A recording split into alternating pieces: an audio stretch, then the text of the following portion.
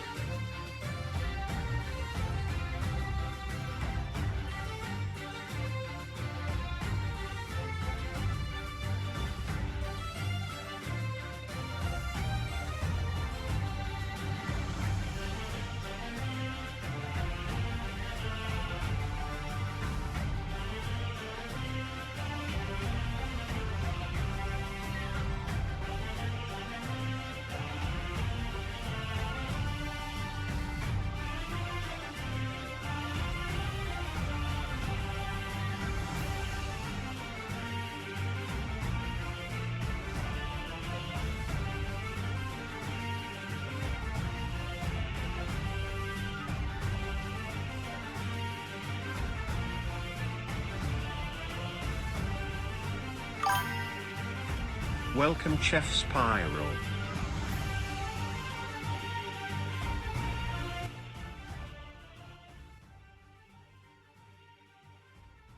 What's up, everyone? How's my bones doing? SilverDFanng, your favorite neighborhood pirate wolf boy. SilverDFanng, how's it going? I repeated my name for some reason. Hi, everyone. You know what? It feels appropriate that I'm in the Golden Girls set today, because I feel like I'm getting Alzheimer's. Rest in peace, all four of you. You were amazing performers and people. I'm just looking around like, rest in peace, rest in peace, rest in peace, rest in peace. How's it going, everyone? So, yeah, no podcasts. I can't give info because I barely have info, because it has been excruciating hard to get a hold of Jade and talk to her voice to voice.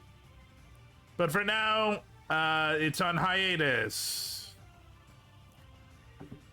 And it really messes up my schedule, because now I don't know what to do on Saturdays, and like, yeah, it's a lot, and it's been a week. It's been a week, everyone. I'm not gonna lie. Welcome Yorick Oved. Ooh. Ooh. Ooh. Ah. Ooh. Ah. Hey, Rio. No, honestly, all of those are actually really good options. And next week, we should do that. This week, I'm watching videos and hanging out with Shy. Because, I need video content for YouTube. And I already promised Shy I would. But next Saturday, absolutely.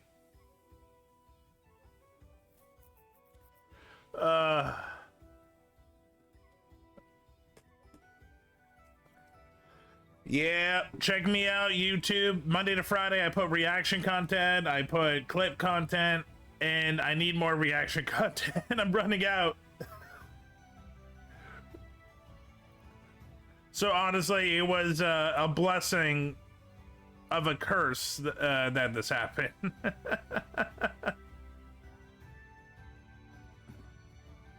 How you doing, my friend? Sorry, big yawn. How you doing, my friend?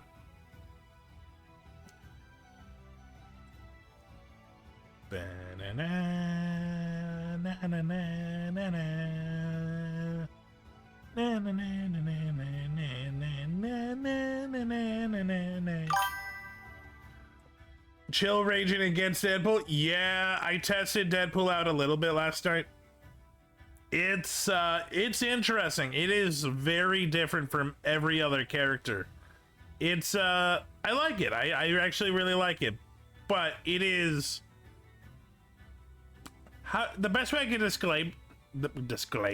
the best way I can describe it, it's like a MOBA character put into a hero shooter. And the reason I say that is you can choose. So Deadpool has an upgrade meter. So he actually, a lot of his abilities are locked until you can upgrade them, including his ultimate. So you can choose when you unlock stuff and in what order. And people that are not used to MOBAs, I think, are going to have issues because it is, well, first of all, it's not a great MOBA system because, like, literally you can only do it when you're in the game. So literally you're just there with your stat bar quickly reading, like, what you should do. It's, I like it, but it's going to annoy a lot of people. I think it already annoys people that he's a Vanguard. And honestly, I get it. The problem is, he should be a DPS, but we have so many DPS. But like, literally, he plays like a DPS that they just gave like a Vanguard ability with that fucking plushie. Even then, you can call it like a distraction. But like, I guess he's a Vanguard, like 4 is a Vanguard, but 4 at least can heal himself. I don't know, man. I have opinions. Warning, engine temp has reached critical. Are you sure you want to continue? Yeah, sure, why not? What do I have to lose if my engine blows up? Okay. Let's watch some videos.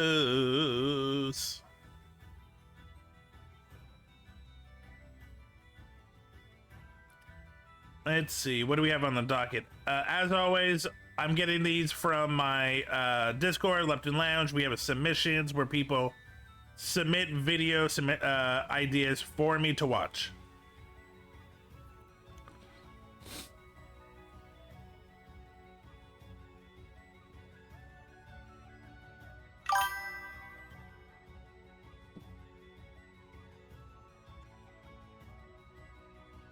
One second.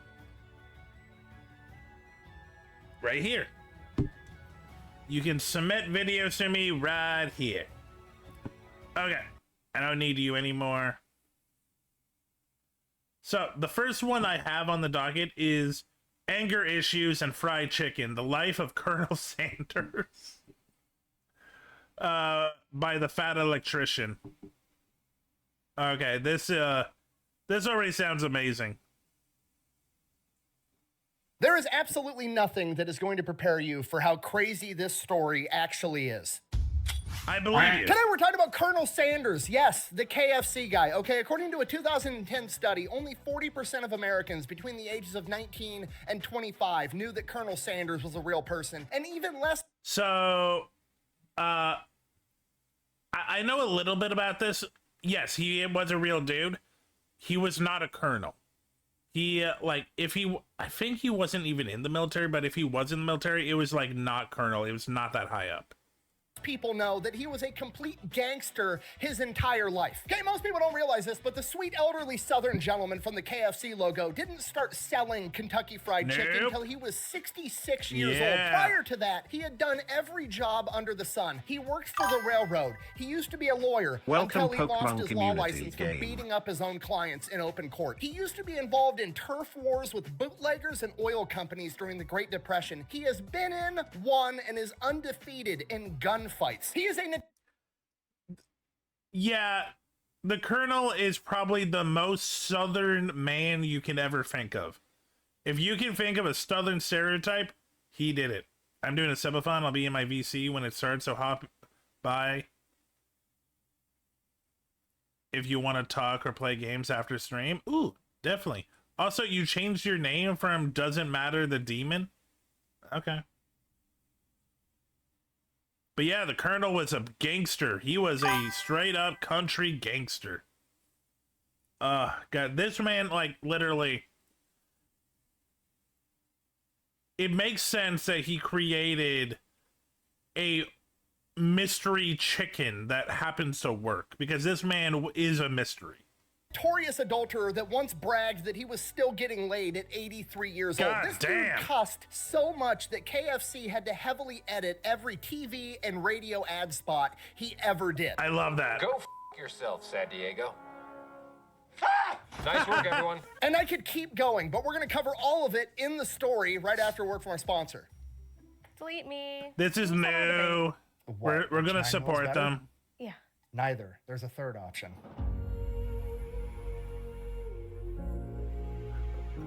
A third gun has appeared. Oh. Didn't know you were packing.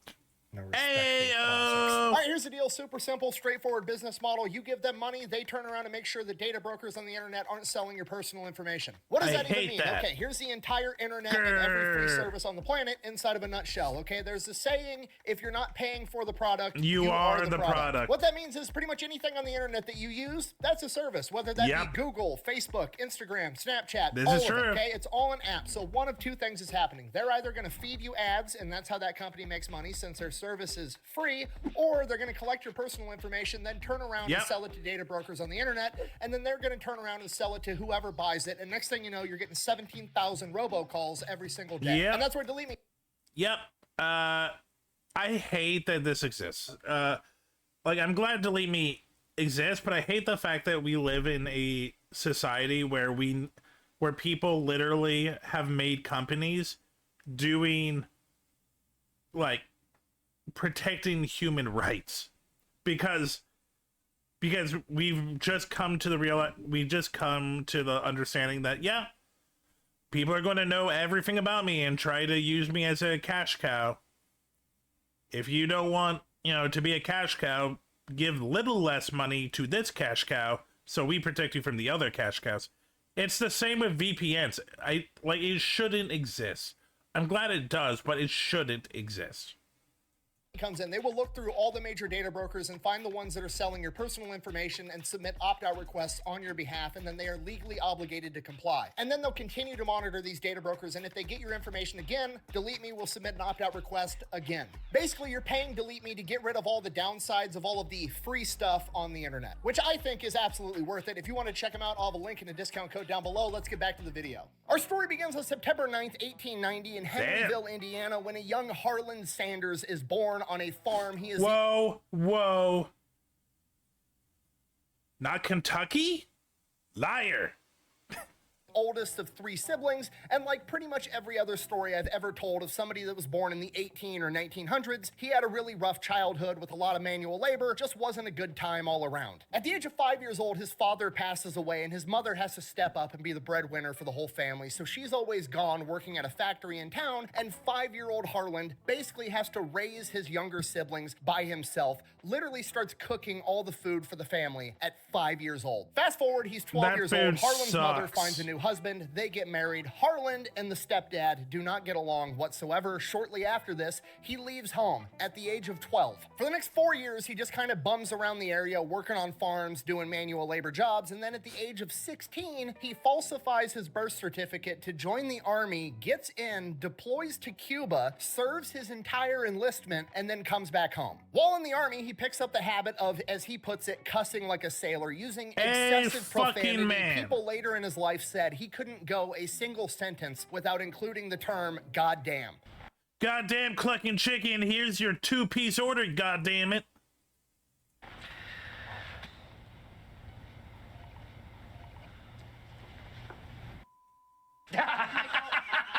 In his own autobiography, he said, and I quote, "I used to cuss the prettiest you ever heard." So 18 years old, goes back home, gets a job with the railroad, starts traveling all over the country, working for the railroad. While he's on the road, he meets a woman by the name of Josephine King. They wind up getting married, start having kids. So Josephine's back home with the kids. He's still working with the railroad. Obviously, he's gone a lot. And while he's gone, he decides he's going to cheat on his wife. I knew it. I haven't watched this, but I knew railroad wife.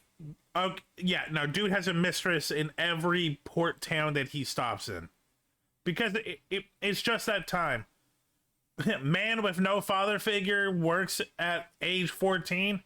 Yeah, this man is fucking and cheating wherever he goes. He doesn't care.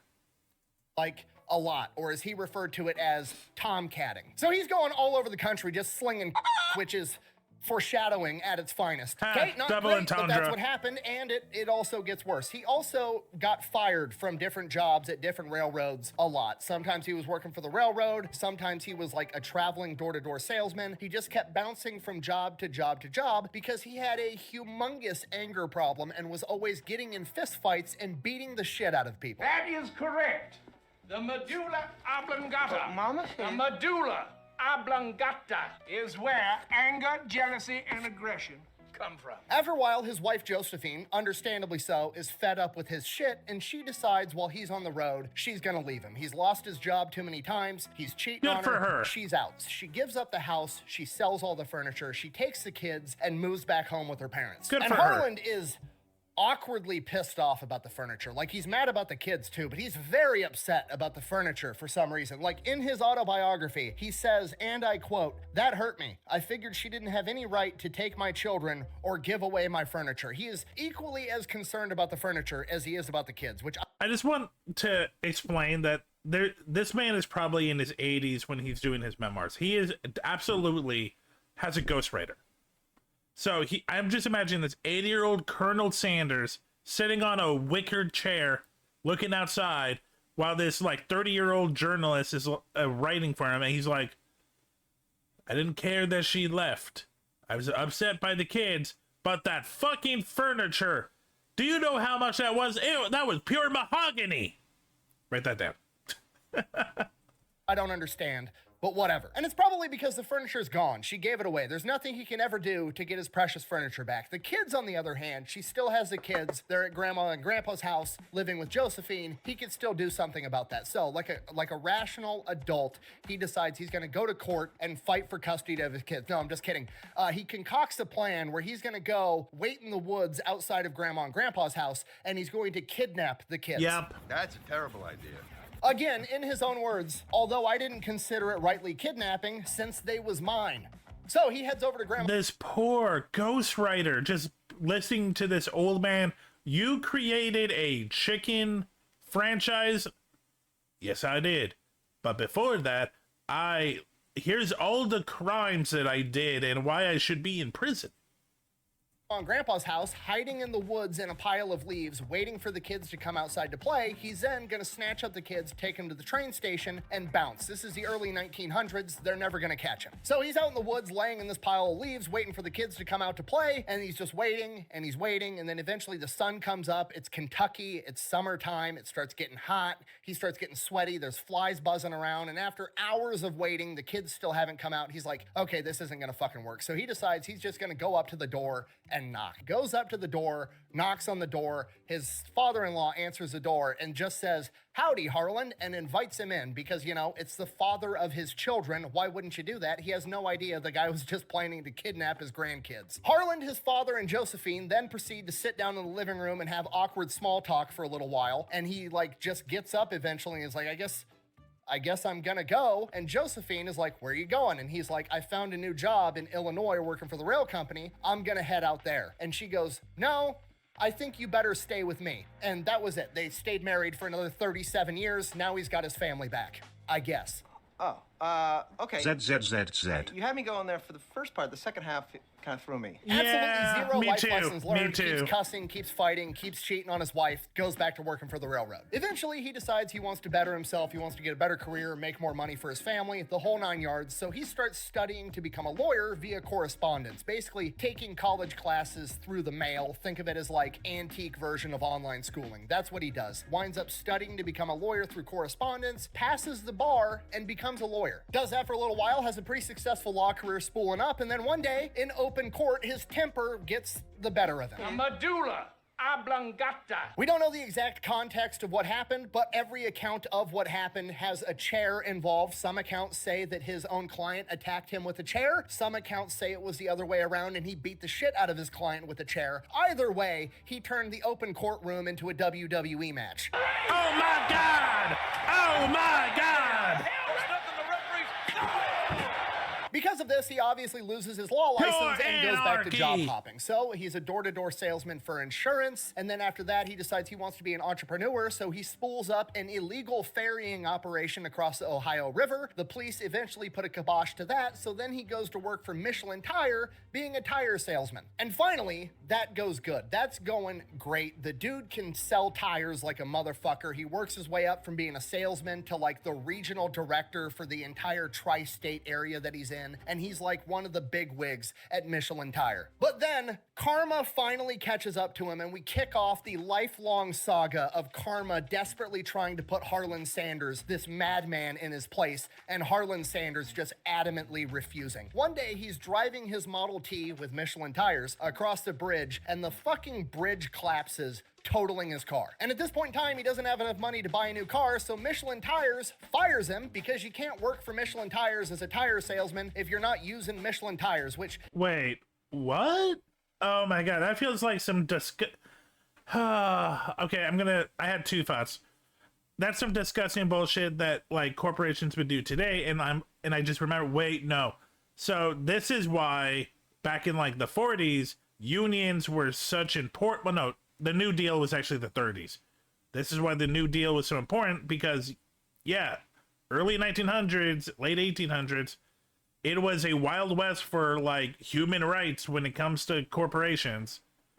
And we kind of just got complacent and forgot history and why that was important. And over the decades, yep, we're back to 1910. Little Jimmy, 8-year-old, get into those gears. We need to oil them up. God damn, people are stupid. is kind of fucked up, but also, like, there's no Amish electricians, so I get it. Oh, right, because I'm Amish, so I wouldn't know anything about your 69 GTO Judge. 455 big block, Ram Air, 411 Posse, something like that? Weird, that thing must have fallen straight from space. Well, good luck with your future ride, spaceman. So he takes what money he does have and he starts a settling lamp business. Gotta remember, this is like 1820s. Not everybody has electricity in their house with light bulbs, so people are using these little gas lamps to, you know, put on the table to be able to see at night. He starts a business making those. Very quickly, electricity becomes readily available, puts him out of business. Karma is just trying to shut this guy down. So he decides, all right, I'm gonna have to go to the next big town over. I'm gonna have to go get a job, don't have a car, I'm broke. So he hitchhikes to Louisville, Kentucky, and the first car to pick him up tells him his life story, and the guy's like, I actually own a gas station, and I'm looking for somebody to run it for me. You think you can do it? And Harlan Sanders is like, Sure, why not? So he takes over this gas station, starts running it. Somewhere along the line, he comes up with the idea of like, hey, I could be more competitive and I could get all the business from all the truckers if I start selling food at my gas station. True. So he already likes cooking food, and that's what he does. He starts making food, selling it at his gas station, and then he gets all the trucker business as well. The gas station is outrageously successful. Karma kicks in again. The Great Depression happens, shuts this small gas station down, puts him out of business.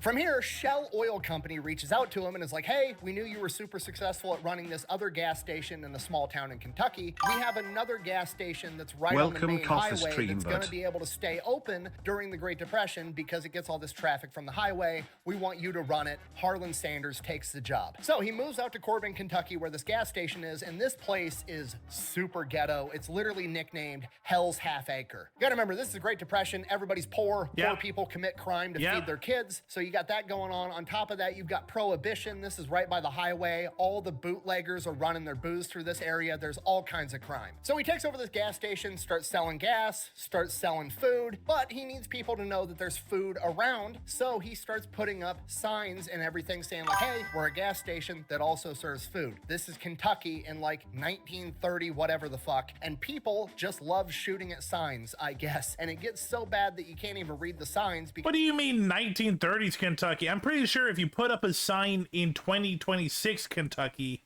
you're still going to get bullet holes. Kentucky, I don't think has evolved since it was created.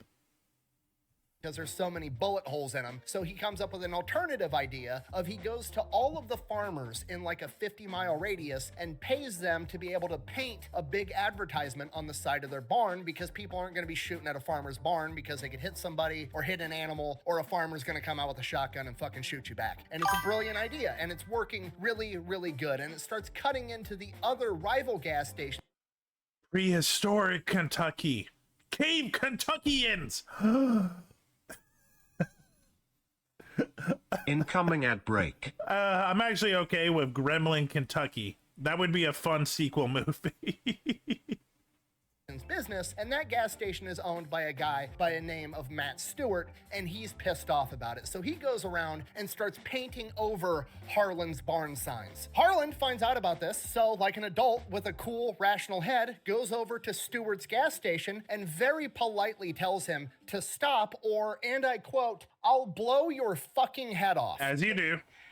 Wow. Okay, Harlan Sanders is not going to tolerate people messing with his money. Playing with my money is like playing with my emotions. A couple weeks later, Harlan's got a big day. Some Shell oil executives, 2 of them, are coming to town to have a meeting with Harlan about how well his gas station is performing. And while they're sitting in the gas station having a meeting, talking about how great of a job Harlan's doing, one of the employees comes in and lets him know, hey, Matt Stewart is out on the side of the road right now painting over one of your advertisements on farmer so-and-so's barn. At which point, Harlan says, I told that motherfucker what I was gonna do, so he grabs his gun. The Shell oil executives also grab guns, and they go out and confront Matt Stewart. As soon as they get out of the car, Matt Stewart draws a gun, fires at them, killing one of the Shell oil executives, to which Harlan Sanders then shoots him in the shoulder, drops him on the ground, disarms him, and waits for the police to come arrest him. Harlan is found innocent because it was self-defense, and Matt Stewart now gets convicted of murder and would later be assassinated in prison.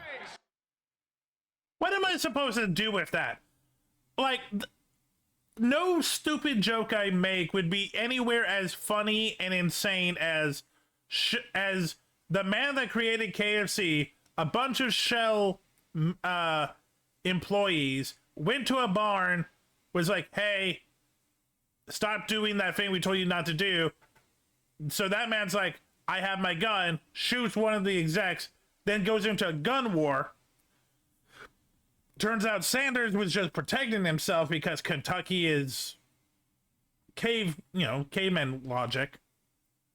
But the man that was protecting his own place and like literally people showed up with guns to kill him, dies in prison. What am I supposed to do with that? Reality is already insane.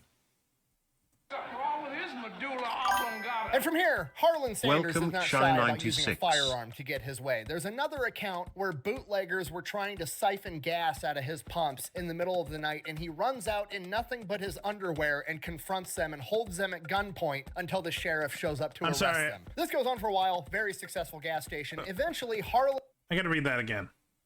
There are two types of men: those who fear having to fight a home intruder naked, those who intend to. People who sleep naked, do you all ever think about emergencies? What if someone breaks in?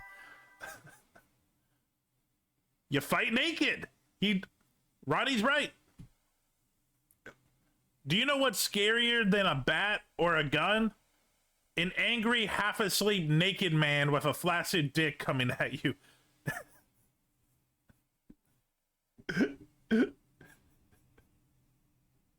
And he runs out in nothing but his underwear and confronts them and holds them at gunpoint until the sheriff shows up to arrest them. This goes on for a while. Very successful gas station. Eventually, Harlan ends up owning the gas station himself, at which point he kicks it into overdrive. Now he's going around tearing down signs from the competition and putting up his own signs instead. The exact thing that he was pissed off at doing, but now he's going to do it to other people. And then, just like what happened with him, one of the other rival gas station owners runs out to confront him, at which point he pulls out a gun and tells them to get back in their fucking car. And they do. Medulla oblongata.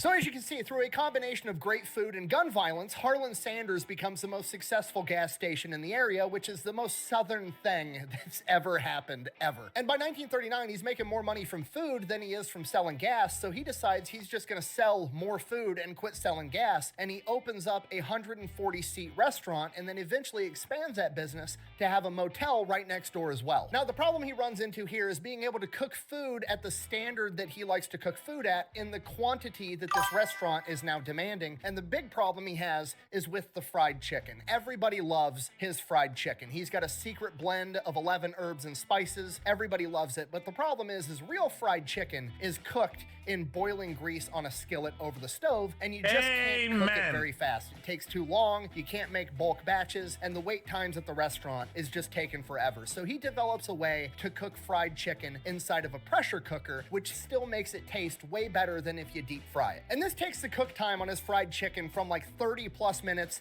down to 7. I'll be honest, if you've ever seen a pressure cooked deep fryer, they're fucking insane.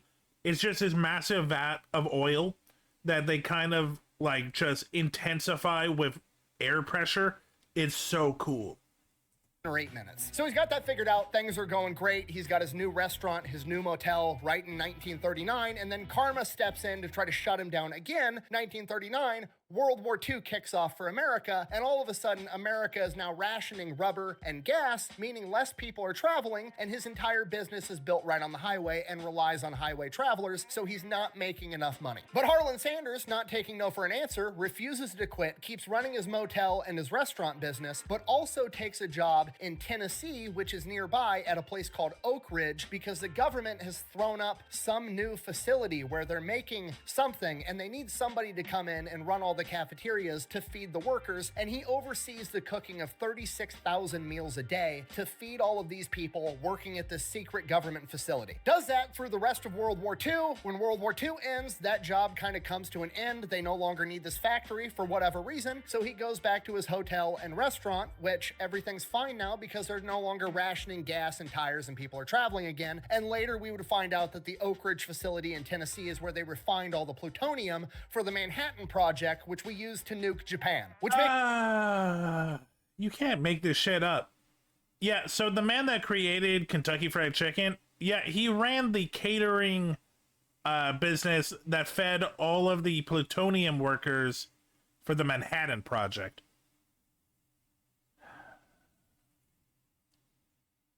America is weird. Makes it kind of awkward that it's a Christmas tradition in Japan to order KFC, but whatever. So, oh my god, I didn't even think about that. Oh my god. Here, honey, let's eat chicken, KFC chicken on this holiday that we don't really care about, brought to us by Americans after they shot us with a bomb. Like, oh my god. America has no understanding of human rights. Yeah. Where was the scene when Oppenheimer went to the factories and Colonel Sanders gave him a 2-piece of chicken? I wanted that. That should have been right after his 10-minute imaginary scene of him cheating on his wife and like talking to all of these officials while fucking his mistress. That should have been that, and then right after Colonel Sanders' chicken.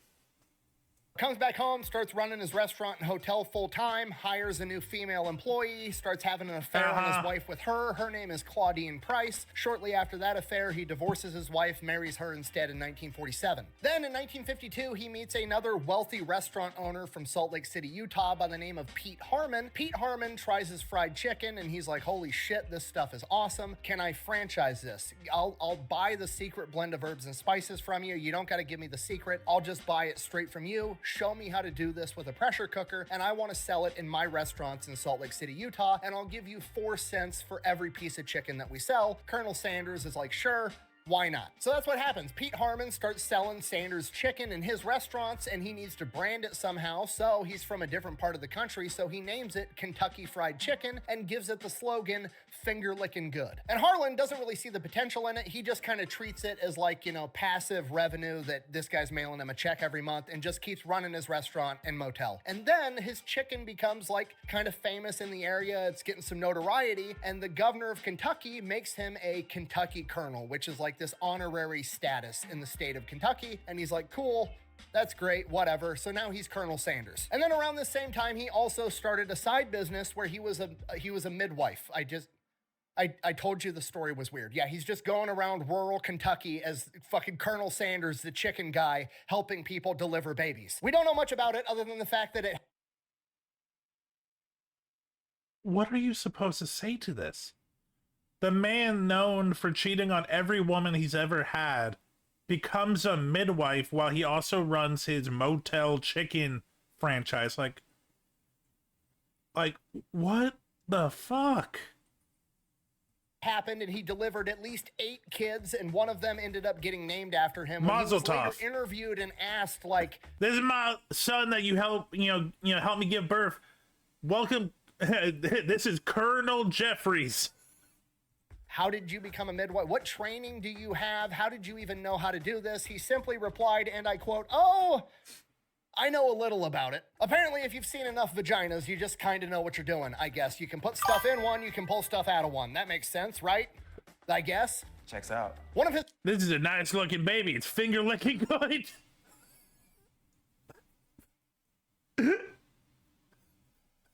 personal acquaintances later in life actually joked that he got involved in being a midwife because he was concerned that the kids were his. Which brings me to his next side gig that he started after being a midwife, which was being a vampire hunter. No, I'm just kidding, but the fact that you believe me for a second speaks volumes about this guy. Buh! Are you gonna talk about his pet crow? Buh! God, fine. Okay, look, Colonel Sanders has plenty of character flaws. However, there is a multiple humongous myths on the internet that he was like a prolific racist, ranging from he was a member of the KKK, which is not true, to he stole the secret blend of herbs and spices from his house servant when he was a child, which also isn't true. The dude grew up extremely poor. He didn't have servants in his house in the 1800s. And then there's the myth that he had a pet crow in his original restaurant, and the pet crow's name was Jim. Get it? Jim Crow in the South in the 1950s. No, that never happened. I have searched and scoured. There is no... Look, yeah, white man in the South, I get it. Not every white man in the South was racist. They were complacent, but they weren't racist. He was a philanderer. He was a notorious cheater. He definitely killed a lot of people he really shouldn't. He definitely destroyed a lot of businesses, but he wasn't out and out racist, just complacent. No historical evidence to actually prove this. There's just a bunch of blog posts dating back to the early 2000s that insinuate this shit. That's where it all started from, I'm 99% sure. If on the off chance you have some historical evidence, let me know in the comments down below. I'll pin the comment if I'm wrong, but I highly doubt it. Colonel Sanders, deeply flawed, cheats on his wife, anger issues, not some crazy prolific racist. However. True. But that's not gonna stop karma from coming from him. So, Not his restaurant complacent. and motel both burned down to the ground. Colonel Sanders, not taking no for an answer, rebuilds the restaurant, rebuilds the motel. Shortly after that, it burns down to the ground again. Colonel Sanders and karma are now in a shootout, so he rebuilds the business a second time, and then the government comes in and reroutes the highway and completely shuts him out. That's it, game over. He goes out of business. He is 65 years old, and his only income is his Social Security check, and that's just not enough. And Colonel Sanders is like, not taking no for an answer. So he takes his pressure cooker and his secret blend of herbs and spices, throws it in the trunk, Claudine hops in the car with him, and he just goes from town to failing restaurant, and is like, hey, would you like to be a KFC franchise, a Kentucky Fried Chicken franchise? My chicken is so good, it will save your failing restaurant. And for the next 5 years, at 65 years old through 70 years old, he travels the country getting people to franchise his chicken. Him and his wife are literally sleeping in their car, and he's 65 to 70 years old the entire time. But during that How old is she? How old was the secretary? Fat electrician.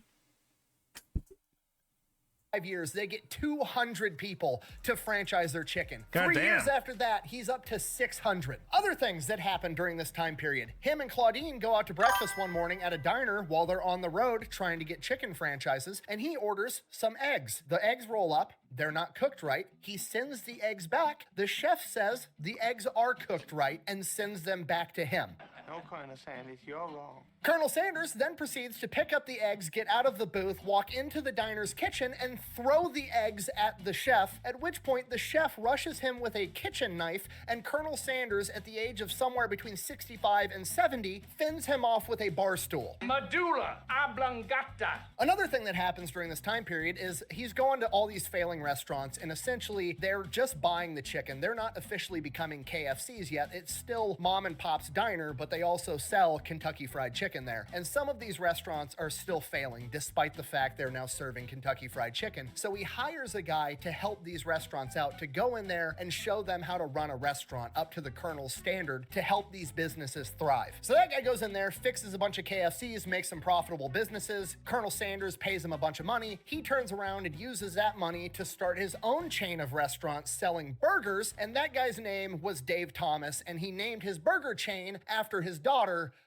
Let's go! Oh my god! Oh my god, this is so insane.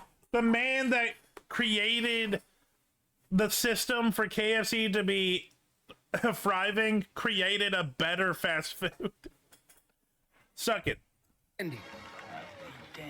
I told you it's a weird story, okay? You were warned. Now, this is also the same time period where he starts really leaning into the Colonel Sanders persona that we know today. He starts marketing himself as Colonel Sanders. People start calling him and knowing him as Colonel Sanders. This is when he started wearing the white suit that we all know today, because his kitchens and KFCs were so cleanly that you could work in the back of the kitchen and not get food product all over you. This is when he started dyeing his mustache and goatee all white and kind of like amping up the Southern accent and the Southern gentleman persona. Then the business model kind of shifts from just franchising the chicken itself and letting these random restaurants serve KFC to having a restaurant that was just what we know as today, a KFC, a place that just sells fried chicken.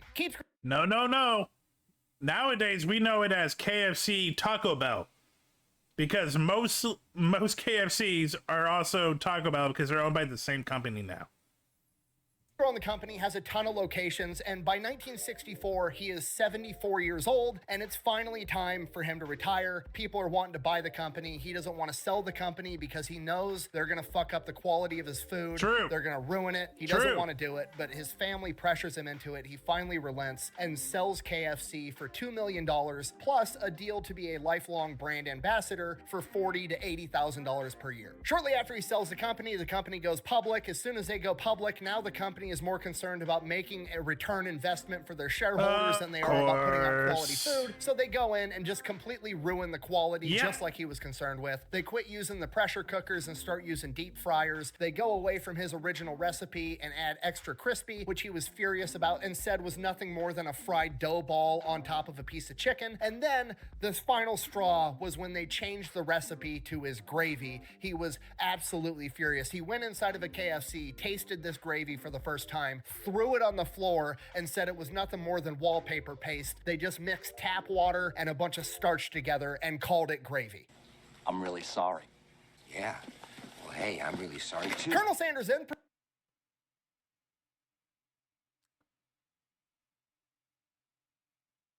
So I think this is the point where I should say something that I've been holding till now. Yeah, I don't like KFC. I think KFC year after year has gotten worse. I think, yeah, the seasoning is great, but like you said, they don't care about the product. It's more gimmicky stuff. It's more just like weird, outlandish stuff, but the taste of it is not good. I prefer Popeyes. I like Popeyes. Heck, I like Church's more.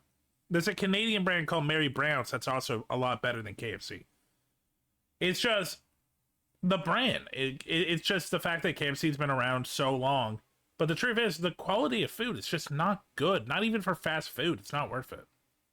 Proceeds to spend the rest of his life until he's 90 years old talking so much shit about KFC ruining his recipes, they had to sue him to get him to stop. He was a royal pain in the ass for KFC until he passed away from pneumonia at the age of 90. And that is the story of Colonel Sanders. Yes, he was real. Yes, all of that is true. Is he a good role model? No. Probably not, but you have to admire his ability to push through adversity and not take no for an answer. Thank you for watching. Best way to support the channel is go buy some merch, maybe drink some Echelon, go check out Pepperbox. Links for all those are over at thefatelectrician.com. Quack bang, out. Holy shit. That man, oh, Colonel Sanders, that man,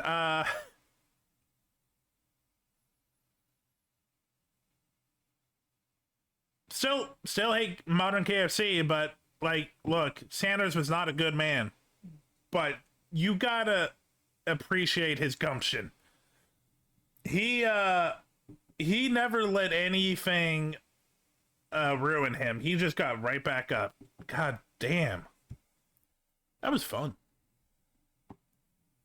Okay, let's see. What's next? Let's do a history one.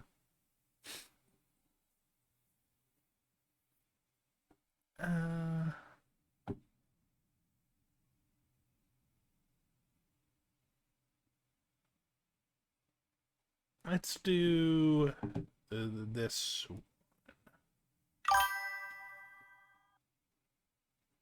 Welcome Cookie Oclate 21. Yeah.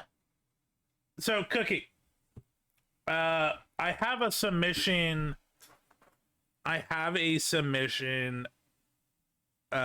Thing in my Discord. Join my Discord. There it is. Put the submission in the thing. I will watch it.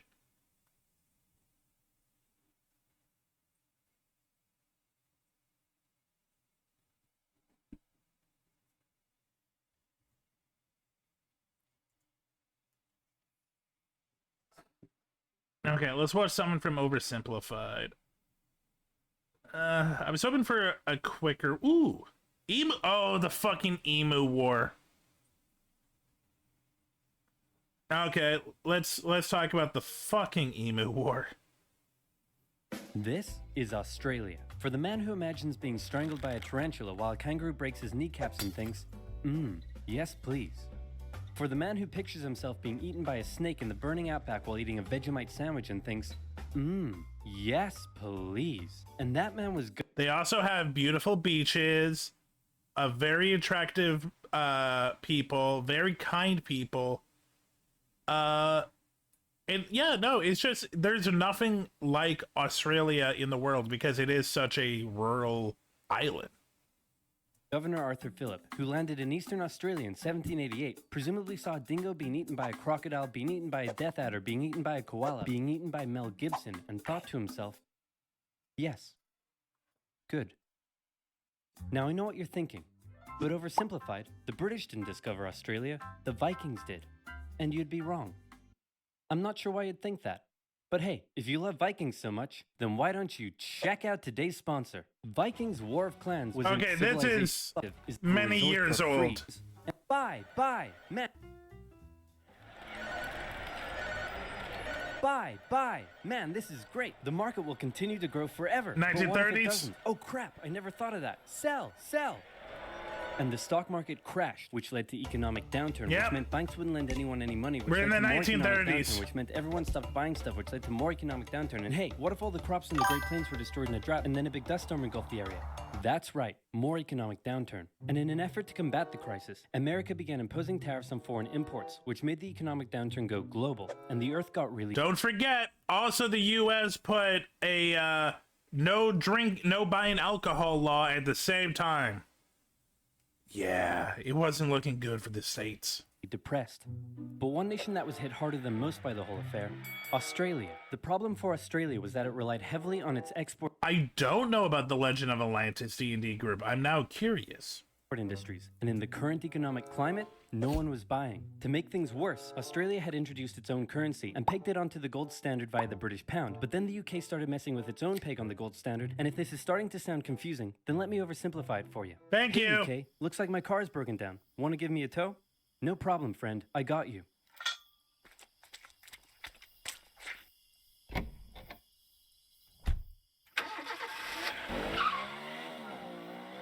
I understand now. Thank you, Oversimplify. More economic downturn. The point I'm trying to make is things weren't good, and in particular, it was Australia's farmers that were suffering most. After the First World War, Australia had given returning veterans land for farming, but with the current economic crisis, the farmers just weren't making enough money, and many left to go find work in the cities. But for those who remained, things were about to get even worse. Dun, dun, dun! Before we get into that, Actually, before we get into that, yeah, there's a history of Australian farmers having to struggle against the wildlife. There's a famous one about, I think I watched the video here, but there was a locust outbreak and the farmers thought, hey, you know what we should do? We should bring in this race of frogs to kill the locusts. They did not kill the locusts, but they did start eating the crops themselves, and now they are destroying like 20% of the ecosystem in Australia. Thank you. I will look at that next, Cookie. Cookie. I'm just going to call you Cookie.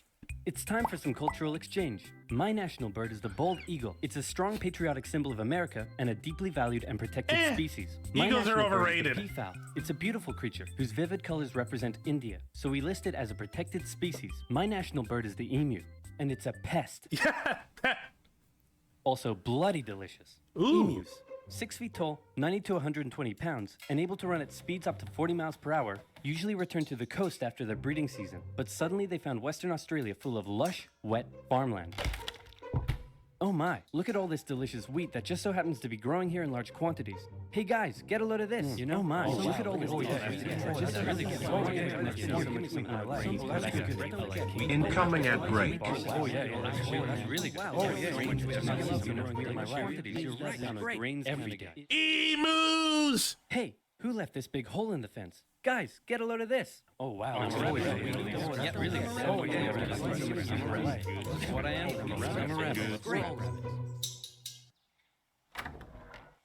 What a lovely morning for some farming. What? Those damned emus, they have it in for me. They're bullies. They're nothing but bullies. Calm down, Bruce. They're just animals. It's not personal. Hey, Farmer Bruce, where did you find that hat? The toilet? Yes. 20,000 emus cost the already struggling farmers millions more pounds in lost crops and damages. The situation couldn't continue like this. Something had to be done. So in 1932, the farmers turned to the government for help. You'd think they'd go to the Minister of Agriculture, but these farmers said no.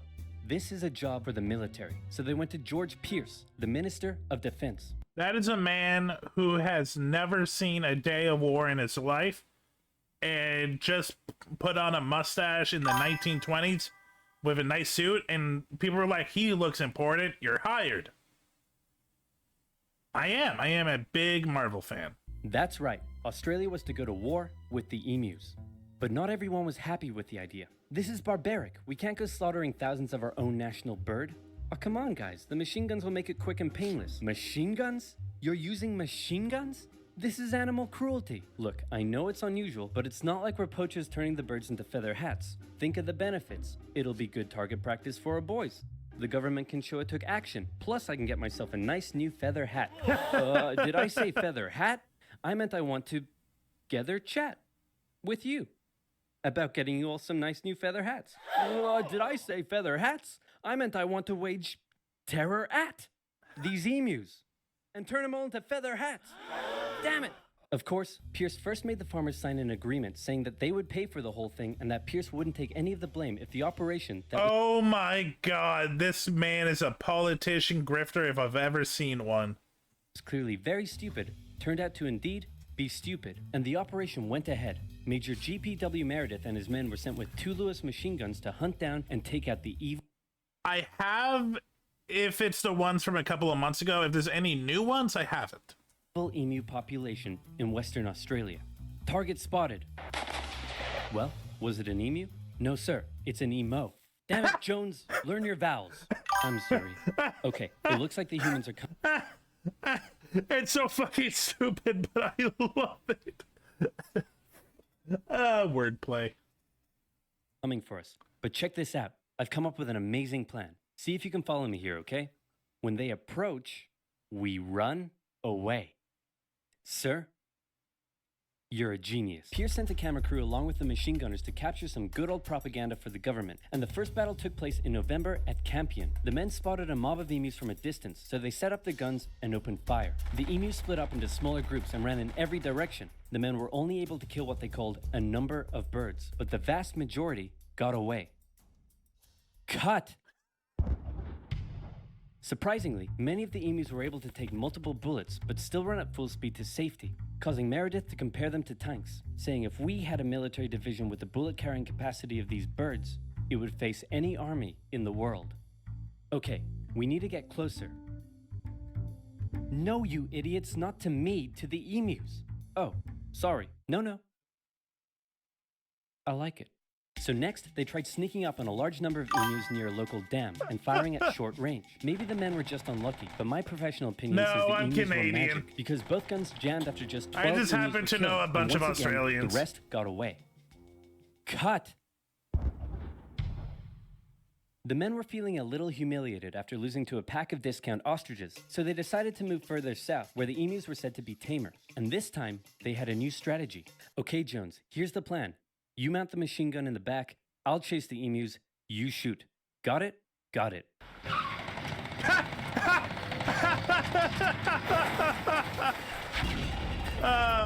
Yeah. I'm gonna shove that camera up your... The operation was a fiasco, and the press... Emotes for emus grouper does Moogle. Yeah.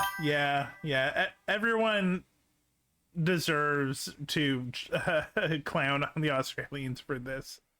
Had a field day. In Parliament, Pierce was lambasted, and an opposition party member suggested that medals should be handed out to the emus, who had won every round so far. Pierce, feeling quite humiliated, called the operation off, but 4 days later the farmers approached again and said, "Hey man, the emus are still eating all our crops. Can you send the army back out here?" And Pierce was like, "Yeah, okay." So the operation was back on for round 2. And this time Meredith and his men had learned the emus' guerrilla tactics and were much more successful, with reports suggesting the men were cutting down 300 emus every week. I hope you boys are getting great footage of this. What on earth are you filming? Despite the success, the media had lost interest in the whole thing. But with 1,000 emus killed, Pierce finally ended the operation and returned to Parliament declaring victory for the humans. So there were 20,000 emus out there destroying crops, and you've killed 1,000. Meaning there's still 19,000 emus out there. Yep. And in addition, you've burned through 10,000 rounds of ammunition. Meaning you wasted 10 rounds per confirmed kill. That's right. Yeah, I'm gonna go ahead and call this one for the emus. At least I got a feather hat. What? So in the end, the emus won the Great Emu War of 1932, and the emus continued to wreak havoc on the farmers for years to come. The government introduced a bounty system, which saw some success. But for a moment, let's take some time to remember the brave men who said goodbye to their families and risked their lives to take on the great, evil emu population in Western Australia. But even more importantly, let's think of the friends they made, the bond they created, and the memories they shared. Take me home to golden fields and sights of days gone by. It's where the heart lies with stories of... Hey, guys, I solved the emu crisis. Really? How? I just made some better fences.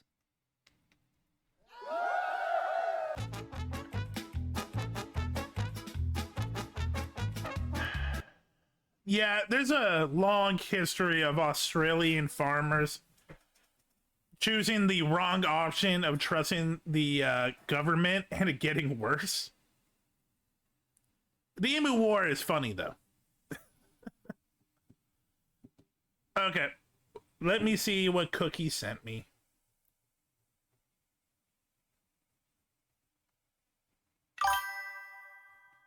Welcome Toby_Zenin56_. Hey Toby, how's it going? We're watching YouTube videos. Okay. I have no idea what this is, so I'm curious.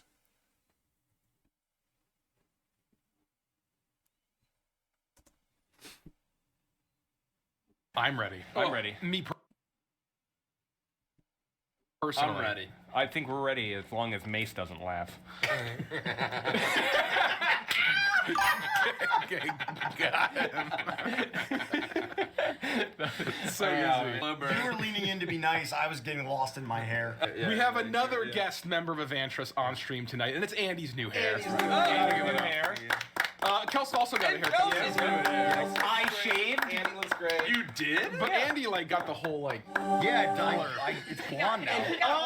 The reason my special announcement, the reason why I look like a greasy again is because it's for a video.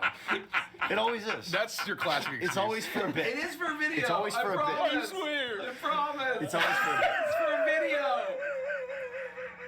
Mace is struggling. Between Mace and I. That was for us. I missed it. I missed it. That was so... You had to be there. It is a crime that I think I was the only one that saw Do I really? Do I sound like Johan? I'm going to show you an Amazon review.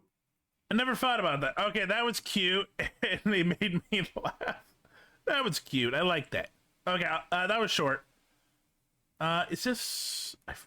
I don't know if I've seen this one. Expendable Return. Okay.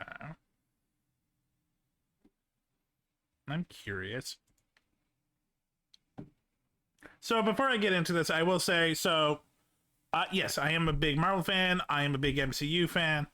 I don't agree with people thinking, oh, the MCU is just not good anymore. It's like, no, it's still good. The thing is, it's like 50 movies, and some of them are going to be better than others. Also, Feige really needs to take a step back. Every movie should not feel the same. And when it feels less like a Feige movie, and the director and writers are allowed to do their own thing, it's better. I respect what Feige has done, but like, not everything needs to have the same Feige vibe. Doomsday, I'm hesitant about, because for anyone that doesn't know, it wasn't supposed to be Avengers Doomsday. It was supposed to be Avengers Kang's Empire, but the guy who was playing Kang the Conqueror turned out to be a felon. So they pivoted to alternate universe, Robert Downey Jr. as Doctor Doom. I still think it's a cool idea, but let's see.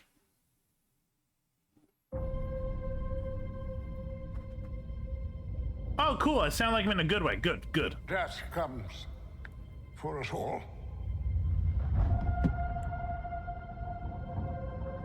That's all I know for sure. The question isn't, are you prepared to die? The question is, who will you be when you close your eyes?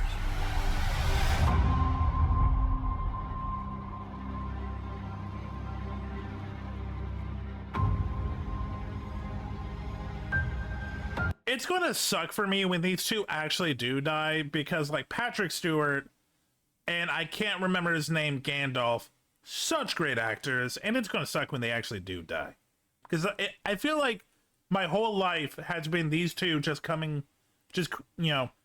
creating these amazing characters of my childhood and my adult life.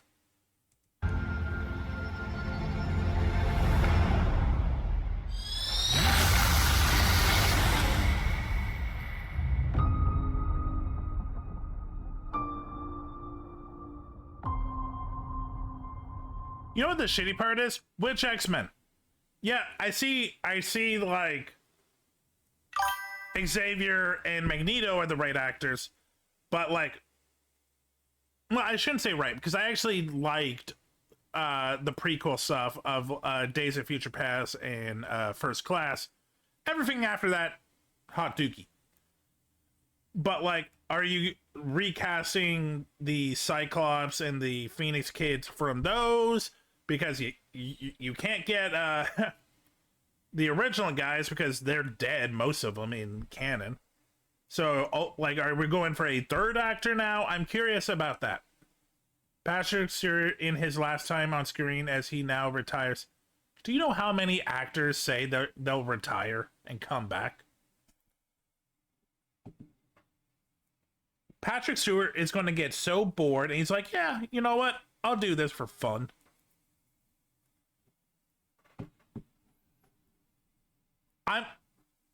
I'm hesitant, but I am looking forward to it.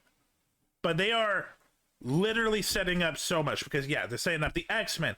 They're setting up Fantastic Four, which I still haven't seen that movie because I've heard mixed results. Thunderbolts was fun. I actually like Thunderbolts. But yeah, they set up the Thunderbolts. They set up Fantastic Four. They set up the Avengers. They set up X-Men, Deadpool, other Wolverine. Whatever Loki is doing with that time travel bureau, the Young Avengers. Who else? In Marvels, that they met like a like different dimension where like the community of people, and we got like another Professor X, we got another Captain Marvel, we got like another. This is so much, and I don't see all of these characters doing well. But I'm hopeful. I am hopeful. Oh, hey, there's another one.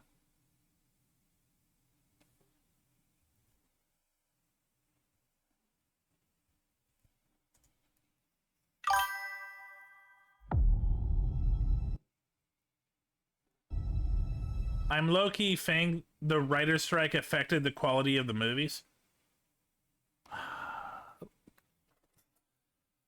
The writer's strike was like most of 2004, right? Not 2004, 2024.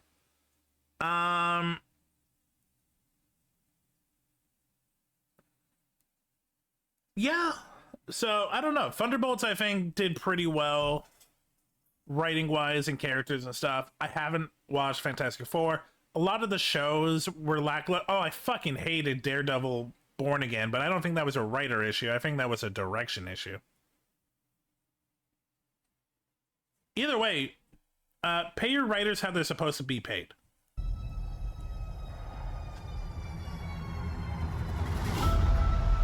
Shuri! I've lost everyone that matters to me.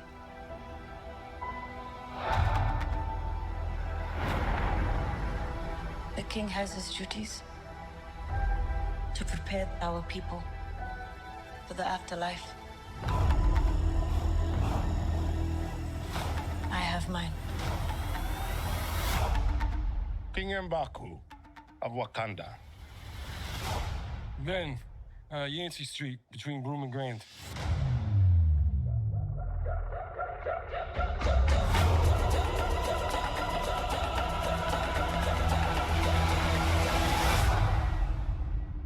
What about the Atlanteans? You showed Namor.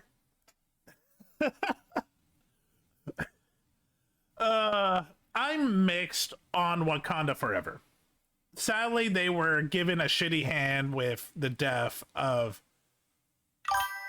their main actor, Chadwick Boseman. I think elements of it were good, but yeah, it was a lot of death and a lot of dancing funerals. Poor Shuri. Namor was cool, but I think Namor and the Atlanteans got overshadowed by Chadwick Boseman's death and the death of the Queen, and yeah. I plan on watching Fantastic Four. Like, I have Disney Plus. I just didn't care enough to watch it in theaters, and I just need to sit down and watch it. I plan to. There's I don't think there is an MCU movie that I haven't, like, oh wait, no, there's one. There's one other one I haven't watched that I don't know if I'm going to go back and watch, and that's Captain America: Brave New World. But everything else I have seen, movie-wise. TV show, I got a couple of gaps. Okay, you know what? I'm just curious. MCU movie schedule.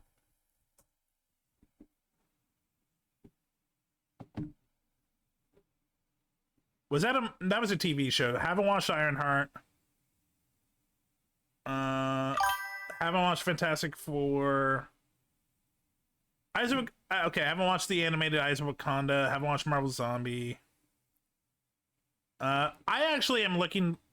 Wonder Man got pushed back, if I remember right. I actually am looking forward to Wonder Man. Spider-Man Beyond the Spider-Verse hasn't come out yet. Spider-Noir hasn't come out. Wow, so much shit got pushed back. Spider-Woman Season 2 hasn't come out yet. Armor Wars hasn't happened. Damn.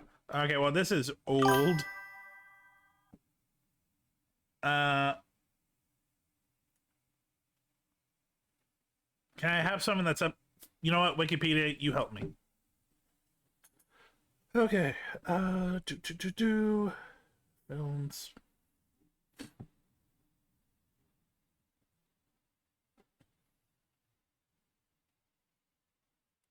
Okay, I've seen everything in phase 1, seen everything in phase 2, phase 3. I've seen everything. Yep. Phase 4, seen it. Okay, phase 5. Seen it. Haven't seen it. And then phase 6, haven't watched Fantastic Four yet. Brave New Day comes out in July now. Okay. It's in post-production.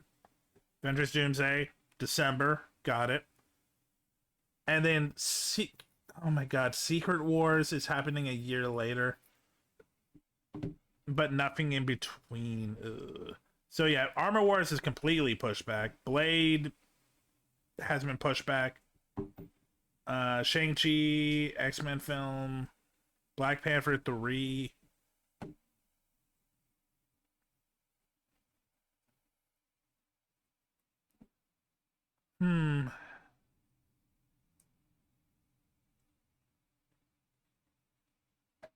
I don't know, man.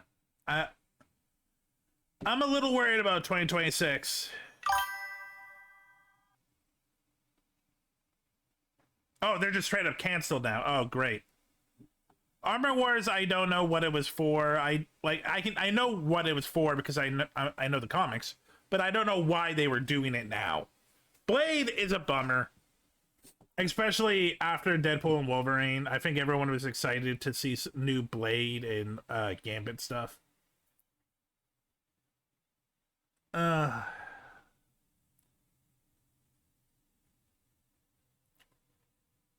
Vision Quest? When did late 2026. Okay, so they're doing another show. They're doing Vision Quest, probably to find Vision, which I think that's also been pushed back a lot. Hated this. Oh, wait, so Wonder Man's a TV show now. Okay, and comes out later this month. I'll probably watch Wonder Man. Marvel Zombies is a cool concept I just never really cared about. Ice Wakanda doesn't really matter to me.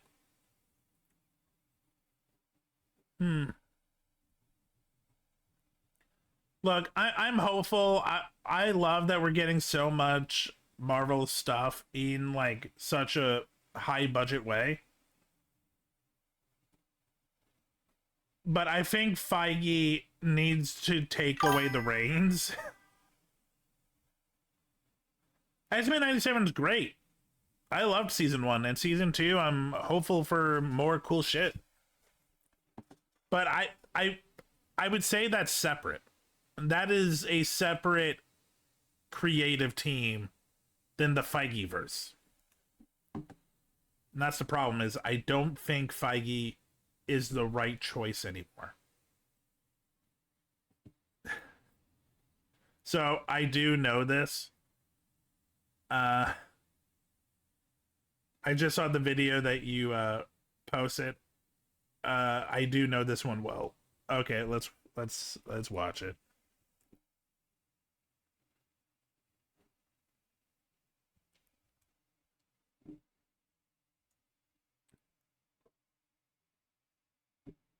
So this is last year. This is stand-up comedian Gabriel Iglesias. I'm a big fan. This is during his, I believe it's either Hawaii or ZZZZ or like Still Fluffy tour. And he's talking about all the countries that he's been to recently, and this one is about Australia. That isn't a joke, that's the truth. I think people forget in their own little bubbles and their own little cultural systems that other cultures exist. Australia is a really good example of an isolated... refreshing. Thanks, Chef Spiral. An isolated pop culture. Isolated culture that has their own everything. Way of speaking, way of doing things, way of communicating. And it gets them in trouble when they bring it to the world. I have a friend named Lucian, and Lucian has definitely got in trouble, not because he meant to hurt someone, but just because he's Australian. And some people say, why would he do that? Because he lives in a different culture. Just like you are offended because of how you grew up, he doesn't understand why you're offended because he grew up in a different culture. It's funny how people, it's like, why would you say that racist thing? Because he didn't know. And he apologized as soon as he realized it was. Like, I'm not going to say what happened, but like, and I'm not trying to defend it, but like, this is so, I'm using him as an example because this is something I think a lot of people online don't realize, is you're talking to other people from different countries with different perspectives. Just like you wouldn't want to be offended, they also did not understand this reference because we don't even think of Foster's in Australia. We don't even know what fucking it goes on longer. Like there's a part of it that's like him in the TSA with the knife. It's great. I love Fluffy, man. Oh my god. So I do know this one. They made a movie about his stand-up bit and this story. This is legendary in the stand-up world. If you haven't, oh, you're in for a treat.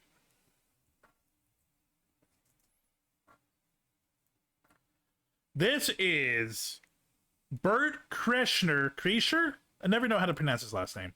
Talking about the origins of the machine. When I was 22, I got involved with the Russian mafia. Here's how it happened. I went to school at Florida State. I was not a very good student. I was there like 7 years. I was there in most of the 90s. I was in college longer than grunge music was around. Now, you might be wondering, why is he shirtless? The answer is Florida University graduate.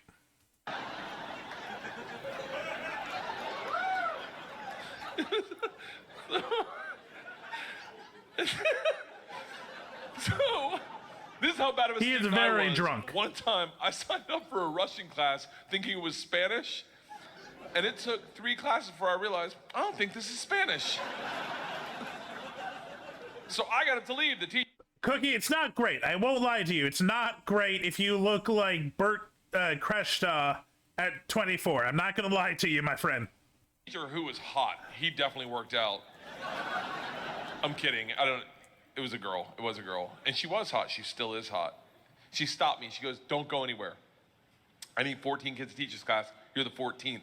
I need to teach this class in order to get my master's. So, if you sit back down, you don't have to do anything all semester, and I'll just give you a C. I was like, Happy early birthday, Strasbutia, Blue. bitches, I'm back. So I took Russian 1, 2, 3, and 4, never learned a word. Think about what I'm saying. I took 2 years of a language, took 4 semesters of my college career, 4 semesters. Russian 4 was taught in Russian. Do you have any idea what it's like to go to a class and sit there like an immigrant at the DMV all day? Like,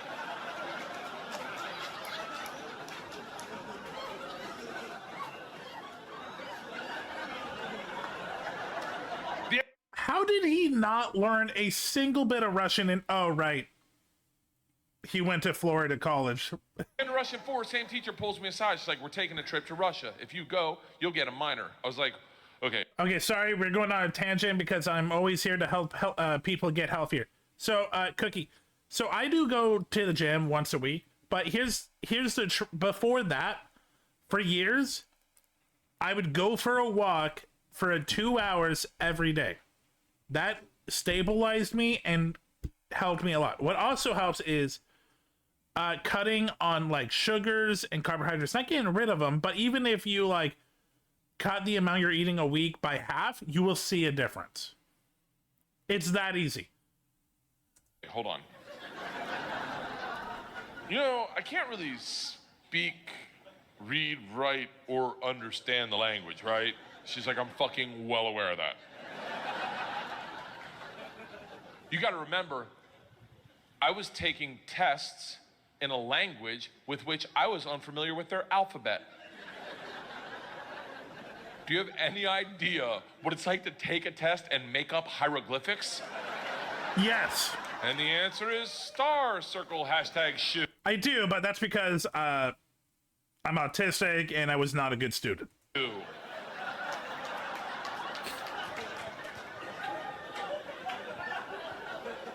She goes, it doesn't matter. We need kids to make this trip happen. And if you go with all the classes you've taken and the ones you will take, you will get a minor. And I was like, oh, that's all you had to say. Let's go to Russia and fuck some minors.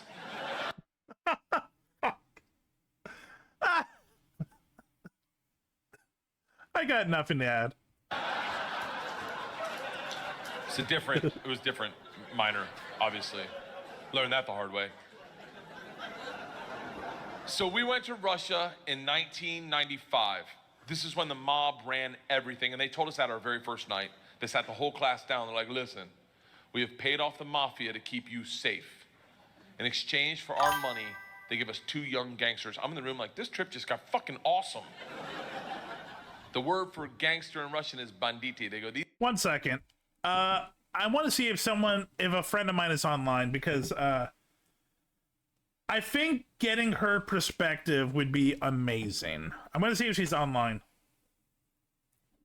and if she can join us.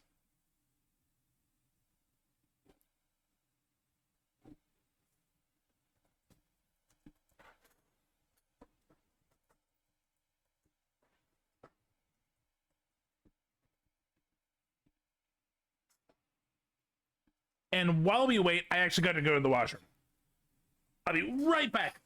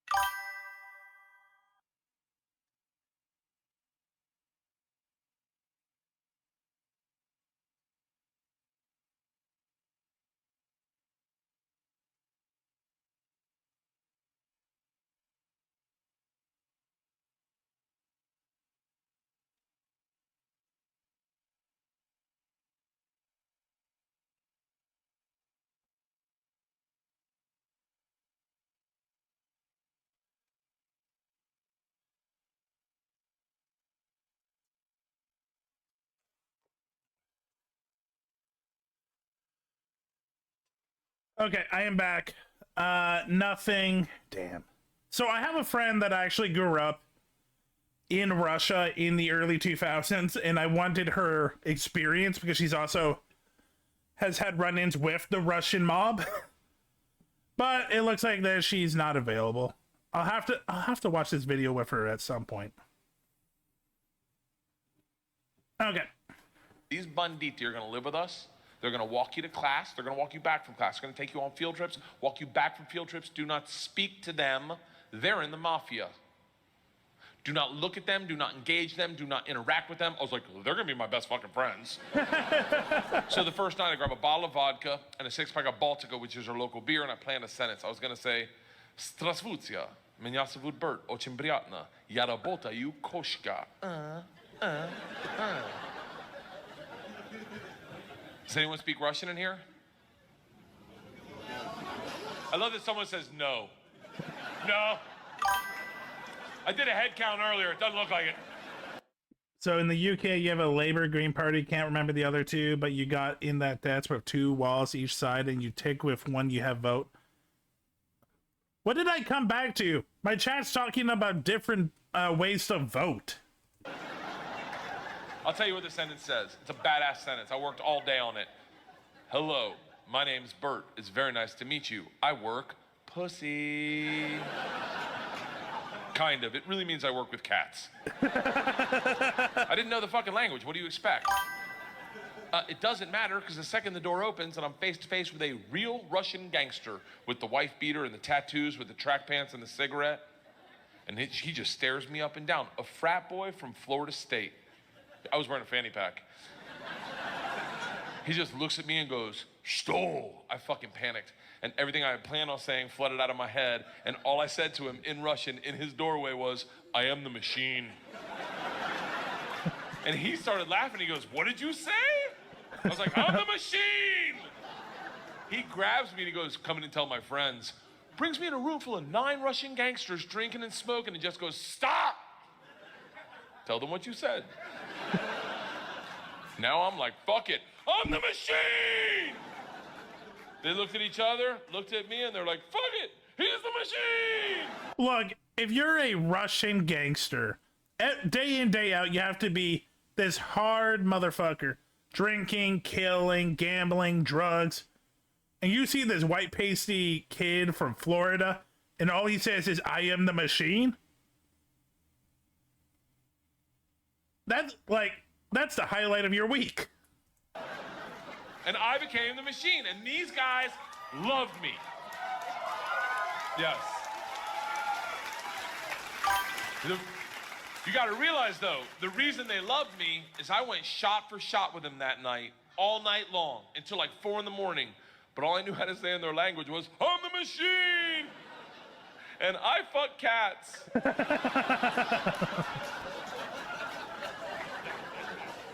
So, we did everything together. We, like the guy that answered the door, he mixes it up. "I'm the cat. Fuck machines." I'm the cat fuck machine. Oh. His name was Igor. He was like my best friend. We did everything together. We ran a pool hall scam. We stole a boat. It was literally the best summer of my life. And then one day, the whole class is taking a trip to Moscow. It's an overnight train trip. And I say to Igor, I go, "This is going to be a blast. We got to be in the same cabin." And he goes, "I can't go." I said, "Why not?" And he goes, "Different mafia runs train, different mafia runs Moscow." I said, "Well, hold on. What's that mean for me?" And he goes, "Don't worry. I set up banditi. I tell them about you. They'll take care of you." Sure enough, we get to the train station, and he introduces me to my 2 new gangsters, Igor and Igor.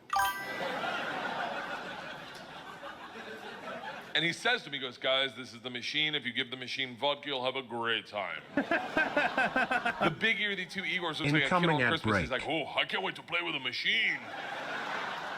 He grabs me and he goes, "The machine doesn't sit in coach. The machine sits in first class with us." I'm like, that's what I'm fucking talking about. We go to first class and it is pimped out with booze, food, and here's the real gangster part. Second the train takes off out of the station, everyone that works on the train comes in to pay their respects. The conductor walked in, rips off the stars and stripes to his shirt, places them on my lap and goes, "This is a present for the machine. It would be an honor to do a shot of vodka with the machine. I'm 22 years old thinking, these machine stories might have gotten out of control. Nah, the machine! We drink all the booze in an hour, and Big Igor stands up and he goes, machine, we go to the bar cart to get more vodka. I'm like, fuck it, I'm in the mob, I'll do whatever the fuck I want. We roll into the bar cart like a big dick in a locker room, just, not that I've ever been that guy, but I've seen it. Just smack. You know the look where everyone looks like, oh shit, okay. Oh, someone's here, okay, all right. Igor looks at me, and in Russian he says, machine, go behind the bar and grab bread. In Russian. And I understood him. For a second, I'm like, I'm fucking learning. 4 semesters, 2 years of Russian, he learns nothing. 2 weeks with Russian mob, you learned everything. I'm learning the language my way, not through flashcards and textbooks, but by joining the mafia. I get behind the bar, I'm like, Igor, I know what you said. He's like, go for your machine. Can the machine find cheese? And I was like, Sir, cheese, I got it. Give me another one. And he's like, grab vodka. I was like, I already know that one. Give me another one. He's like, grab the money. I'm like, huh? He goes, grab the fucking money. And I realized at that instant, we're robbing the bar cart. And I'm the one doing it, hooked on phonics style. I grab the money, walk out. 2 of my classmates see me and they're like, you're in so much trouble.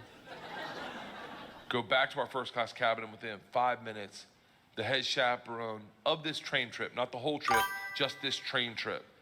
She was an English teacher who did not speak Russian, who hated me before I robbed the train. She comes over to our first class cabin and swings the door open with that like liberal arts confidence, just.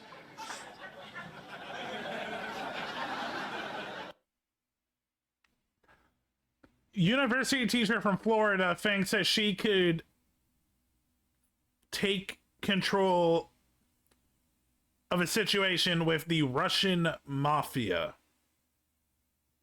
Yep, that is American individualism at its best. This shit is over. You're done. You're done. Stand up right now. You stand up. You're done. Stand up. And Big Igor looks at me confused, then smiles, takes a big sip of vodka, spits it in her eyes, and goes, no one talks to the machine like that. Shuts the door in her face, and goes, fuck that bitch, this is Russia.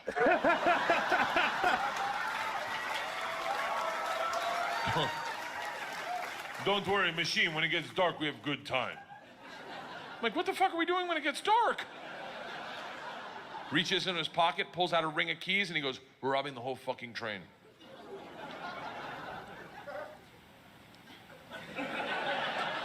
I'm a good person. I don't cheat, this is why, let me tell you, I don't cheat on my wife. I don't cheat on my wife because one morning, our whole family was in bed, the dogs, the cats, the girls, my wife, and we were just giggling, and it was pure, it was perfect.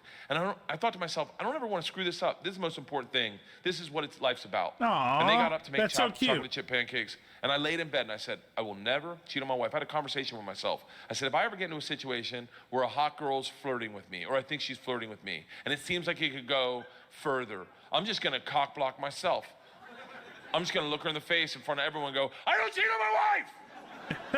Now, I may be wrong. She may not be hitting on me.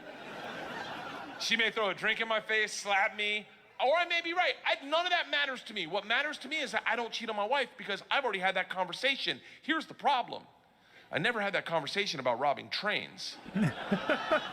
So when presented the opportunity, I thought I'd be like, not me. I'm gonna go back and work on my verbs. But apparently, when presented the opportunity, I'm the guy that's like, fuck it, let's start with my class. So we robbed them first, while they slept, if that makes it better, and then we robbed the whole train. And if there's any consolation, we robbed me too. My bag was with them. And then we drank all night long. All night long. Like, literally. Well, you know what? At least he robbed from himself as well. Equal right robbery. until 6 in the morning. Top 5 drunkest I've ever been without throwing up in my entire life. We pull into Moscow at 6 a.m. I'm pissed drunk. You ever been so drunk you're like, I know I gotta piss, but I can't find my dick? Nope. Train stops. Been close. Sun's up. I'm hammered.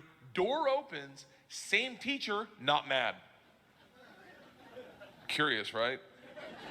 She looks me in the eyes, smiling, and goes, I want to be the one to tell you they've alerted the police. And I look out, and on the platform, my whole class is standing there with a cop, talking. They're upset. They've been robbed. I get it. Apparently, they'd never heard snitches get stitches. Big Igor sees this and is completely unfazed. He's like, don't worry. I talked to police for both of us. I was like, oh, thank God. He cracks a bottle of vodka. I'm like, I wouldn't bring that out to an officer, maybe. Lights a cigarette, walks out to the cop, who's taking a statement. The cop is taking a statement. Igor walks up behind him, grabs him by the arm, spins him around, and goes, fuck you! We fuck you in the mouth! We fuck you in the ass! I'm like, stop with the fucking we shit! Now the cop is just staring at me and I hear him bark out, Pardon, skidye, which I don't even know what that means, but it doesn't sound like, you're okay, stay there. It is a come to Jesus moment where you know you fucked up. All I thought as I walked to the cop, who's standing in front of the class I just robbed. Next to the gangster I robbed them with, my only thought was, this isn't how I plan on spending my second junior year. And the gulag taking hot dicks to the throat. I get 5 steps from the cop, who looks impatient as shit. He takes 2 big-ass steps, grabs me by the arm, spins me away from my class, away from Igor, pulls me right into his face, and he goes, so, I understand you're the machine. Yep. Yep. Yep. Nice.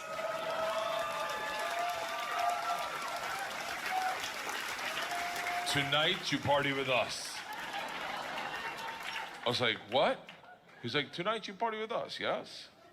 And I looked at him and I was like, wait, I'm not in trouble? And he gets so close to me, I can smell his morning cigarette, and he goes, no. Fuck that bitch, this is Russia.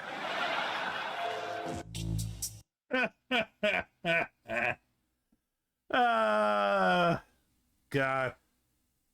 I love it when 2 confident people think that they have the upper hand, and one of them learns really carefully that they are powerless.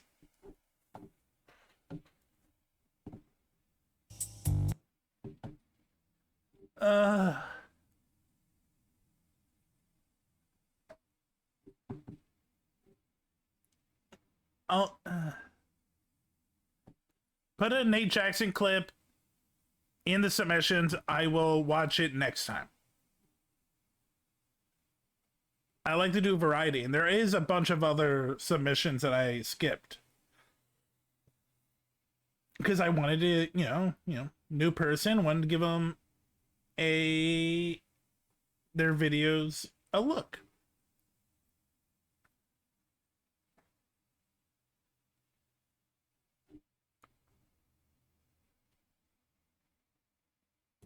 Oh yeah, by the way, we already looked at the gift basket on stream.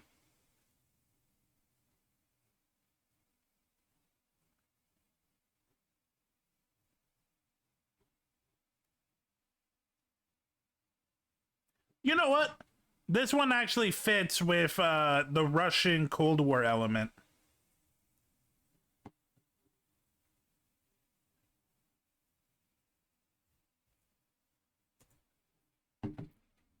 You go back to the fat electrician. In the words of Mike Tyson, USA Broad Street Bullies versus USSR Red Army, the real Miracle on Ice. everybody's got a plan until you punch them in the face. Today we're talking about the Cold War on Ice. Ladies and gentlemen, one of my favorite movies of all time is the Disney movie Miracle. If you've never seen it, the quick and dirty synopsis of the entire movie is basically the Soviet Union Red Army hockey team was undefeated for like ever. They'd won all the Olympic medals. They were winning all the world titles. They were absolutely the best hockey team on the planet, allegedly. Yet the 1980s American Olympic hockey team managed to band together a bunch of college students, and they somehow managed to pull off the miracle on ice by, you know, shedding their egos and coming together to work as a team to beat the Soviet Red Army hockey team. It's a great movie. It's very inspiring. It's got a real... It's true, by the way, that actually happened. It is over...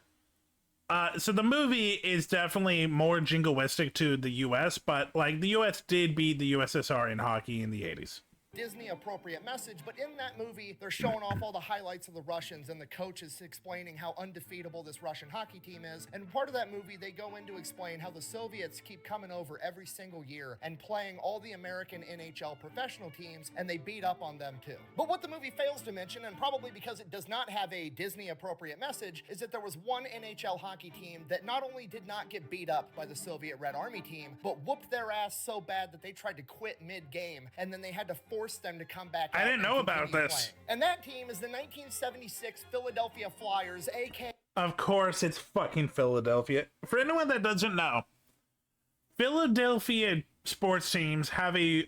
well, sports teams and sports fans have a image to other sports fans, which is they are the worst. They are the worst because they are the rowdiest, the loudest. They take everything too far, and they will fuck shit up. aka the Broad Street Bullies. Nice but to first, meet you. Our sponsor. This I'm video is Doc. brought to you by Henson's Shaving. Huh, why is a guy with a beard promoting a razor company? Buh. Because I gotta separate my beard from my chest hair somehow, homie. Okay, the chest hair is connected to the belly hair, which is connected to some other hair that goes up my back, and then it goes to my head, and then I'm not gonna walk around. What, you think I get this hair without trimming? My whole life living like a circle of hair, okay? Anyways, Henson's Shaving, family-owned precision machining company that was originally making parts for like NASA and the aerospace industry. And then one day they're like, what if we just precision machined a razor that was super nice that you could buy one time, it would last you your whole life. That would be lovely. Instead of buying $18.99 Gillette cartridges, you could spend like $7 on a Fuck you, Gillette razors and be good for a couple of years. So that's what they did. They built a product that looks cooler, it works better, it's actually cheaper than the competition, and the best part of all, it's built with the old school mentality of you're gonna buy this for life. You know, as opposed to the competition that's going out here doing dumb shit like putting gel pads on the razor head so that the razors get all gunked up and disgusting, and then you have to go out and keep buying new refills to shave your face. So if you want to buy the last razor you're ever gonna need, go check out Henson's Shaving. I'm gonna have a link and a discount code down below. Let's get back to the video. But to understand this full story, we need to start from the beginning. In 1967, the NHL was expanding. They were gonna add 6 new hockey teams, and one of those teams that they were gonna add was the Philadelphia Flyers. Now, the men that are responsible for the founding and the financing of the Philadelphia Flyers hockey team are not hockey players. They are just straight up business guys that think that's that this normal. could be a worthwhile venture to make a bunch of money. Now, this might not seem really important, but it actually is the most important part of the story, and it changes the face of hockey as we know it, because you have to realize at the upper echelons of management at this team, there's nobody that's actually in it for the love of the sport, okay? They're all in it for money, and the money comes from winning. Okay, if you're not... So that's actually way too normal, even today.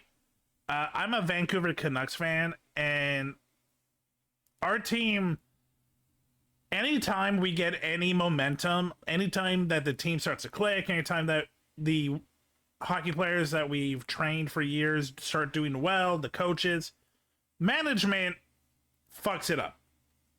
Because they are not fans, they don't actually care, they just want to make money. This season, there is a theory going on that they are tanking the team so hard so they can be last in the standings, because in NHL, if you are the worse you do in the season, the better you are in the draft. Now, if you think, oh, okay, so they get better younger people, kind of, but again, it takes time, and they have the management for the Canucks have a history of the last like 2 decades of training people to their best, then getting rid of them for nothing. Look, sometimes it's hard to be a fan. Picking up on a put down, I'm trying to tell you the Philadelphia Flyers is going to have some real loose morals when it comes to how that winning gets done. Okay, tradition, sportsmanship, put all that shit off to the side. We're trying to make money. I'm talking about this. So they go in, they have their first season, and at this point in time, with all these new hockey teams coming in, there's kind of this stigma around all the new hockey teams that, like, these are the JV teams, they're not actually part of the NHL, they're not as good as the OG NHL teams. And because of that, at this point in time, whenever one of the original NHL teams is playing one of the expansion teams, there's kind of that extra incentive to perform exceptionally well in front of everybody and kind of beat up on the new guy. Despite that, the Flyers go into their second season, and they actually end up making it to the playoffs, where they're going to be playing the St. Louis Blues, and the Blues go in there and literally physically beat the shit out of them, and then that's how they won the hockey game. Good old hockey. Like, write that down. It's hard to play hockey after you get your ass kicked. So at this point, True. the Flyers management proceeds to do what I can only describe as essentially building the Monstars from Space Jam. Those little pipsqueaks just turned into superstars. Suffering succotash. They're monstars. In the draft that year, there's this young hotshot college player that's like really, really good by the name of David Clark. The problem is nobody wants to draft this kid because he's a diabetic, and apparently everybody thinks that that's going to be a huge issue when it comes to him playing hockey. 1970s understanding of health. Diabetic doctors in the country, and they're like, hey, is this true? You know, what's the deal? Is this going to affect his performance? And the doctors are like, no, if he follows his protocol and eats and does what he's supposed to be doing as a diabetic, he's going to be just fine. So the Flyers draft him. So now the Flyers have their star. They have their Peyton Manning. They have their Brett Favre. And the best part is he's got an axe to grind because no other team was willing to stick their neck out for him. So this dude is 100% going out there with a point to prove. So now the Philadelphia Flyers have their star. They have the heart of the team. They have their skill player. What are we going to do next? We're going to treat him like he is an NFL quarterback, and we are just going to build an offensive line to protect him. They go out and hire what I'm going to describe That's a as strategy. the 4 horsemen of violence. Now I'm going to go ahead and read I love off some that. of their stats. Bear in mind, these are career stats, and their careers aren't over yet. So these are not the stats that they have at the current time that they're being brought in, but this is going to give you an idea of who these men are. Also, important context, if you don't know anything about hockey, when you get penalty minutes in hockey, it's essentially you get taken off the ice and you have to go sit in a penalty box, and you're not allowed to play for a certain amount of game time, which, as I'm sure you can imagine from like football or any other sport, you know, if your star running back gets penalized and he's not allowed to play for 3 minutes of game time, it can drastically shape the entire course of the game. So penalty minutes are a big deal. So with that in mind, our first horseman is Andre the Moose DuPont, coming in at 6 foot 200 pounds with 1,191 minutes in the penalty box. Then we've got Don Selesky, aka Big Bird, coming in at 6'3", 210 pounds with 1,129 career penalty minutes. Let's and then go! We've got Bob Kelly, aka the This man looks like he only got into hockey to fuck shit up. Hound, coming in at 5'10", 185 pounds with 1,454 career penalty minutes. I'm gonna have to eat every fucking chicken in this room. You're gonna die for some chickens. Someone is. And then we have our headliner, David Schultz, aka The Hammer, coming in at 6'1", 185 pounds with 2,294 career penalty minutes. Okay, this man still has the record for the most amount of penalty time in a single season. So I know about the Hammer because of that record, and like anytime someone talks about like who is the most brutal, manliest man in hockey, the Hammer does show up. 472 minutes, 8 hours of penalty time in a single season. The man could have watched all 3 Lord of the Rings, the director's cuts, while he was sitting inside the box. In a single season, he once got in 34 fights, okay? A, that's a lot of fights. But B, to put that into perspective, at that point in time, the team average for the rest of the league was 30 fights for the team collectively, and this guy got in 34 fights by himself. He literally once got in a fight while the referee That's a was true on the Philly ice athlete. announcing how many penalty minutes he had to serve for the fight he just got in 30 seconds prior. And as a cherry on top, they hire a new head coach by the name of Freddie the Fog Shiro, a former boxer and philosopher that primarily studies Sun Tzu and Alexander the Great. I love that. I love Flyers that. are basically just planning to go to war, and David Clark is probably the safest man in the NHL at this point. So for the next couple of seasons, the Flyers go out and they literally just start beating the shit out of the enemy team, so much so that they almost immediately get the nickname the Broad Street Bullies, and all the other teams and their fan bases hate the Philadelphia Flyers. It gets so bad that there's like actually newspaper articles and shit where the newspaper is telling locals from different cities whenever the Flyers show up for an away game, The Philadelphia Flyers are coming. Lock up your wives and kids. Had your kids, had your wife. But the management of the Philadelphia Flyers doesn't really give a shit because guess what? All those other teams aren't the ones that are showing up to watch the Philadelphia Flyers game, which is how they make money. The Philadelphia Flyers end up winning more and fighting more, which guess what? Both of those put asses in seats, Yeah. and that makes money, and that's the entire goal. Look, I hate to admit it, but the best part of any hockey match is the fights, and I'm not the only one. A lot of us love the fights. And this time, the Flyers end up having winning seasons every year. They have their first successful playoff series, and Philadelphia falls in love with the Broad Street Bullies. And while the winning and fighting alone is probably enough to fill out an entire stadium, it's more than that because the Broad Street Bullies become like cultural icons in Philadelphia. It becomes well known to all the Flyers fans that after every single home game, the Flyers are going to be going across the street to their bar, Rexy's Bar and Grill, and you can actually go drink with your home team after they win a game. And then every weekend, the Flyers are going out drinking and playing slow pitch softball. So not only could you go and watch your team win and fight, but you could literally go have a beer with them at the bar and then show up on the weekend and play beer softball the entire time. Like Philadelphia falls in love with these dudes. Like these are not just the people That they is look up to. charming. They're like their friends. These guys are family to the entire city. Just because the team's winning doesn't mean that that entire sport's going to become more popular and you're suddenly going to care about hockey because your local team has a good record. Bullshit. Bullshit, okay? I was alive in 2008 when Michael Phelps went over to fucking China and swam really good, and all of a sudden the entire country of the United States pretended that 2008, they cared about swimming. In 2016 or 2021, they got really into gymnastics because of what's her name? Yeah, no. People like winners, and they like to be in with the winners. swimming was awesome. Okay, I was there. I saw it with my own eyes. One day, nobody gave a fuck about swimming. The next day, the news came out and was like, hey, have you guys seen this fucking stoner with arms down to his ankles that can swim faster than most Americans can run? He's winning a bunch of gold medals in the Olympics. Suddenly, swimming was the shit. Okay, don't tell me winning doesn't matter. So things are going great for the Flyers franchise. They've got more money. More money means better players. So they go out and they buy some more skill players to help out David Clark. Actually, there is a Canadian Olympic reference I can talk about.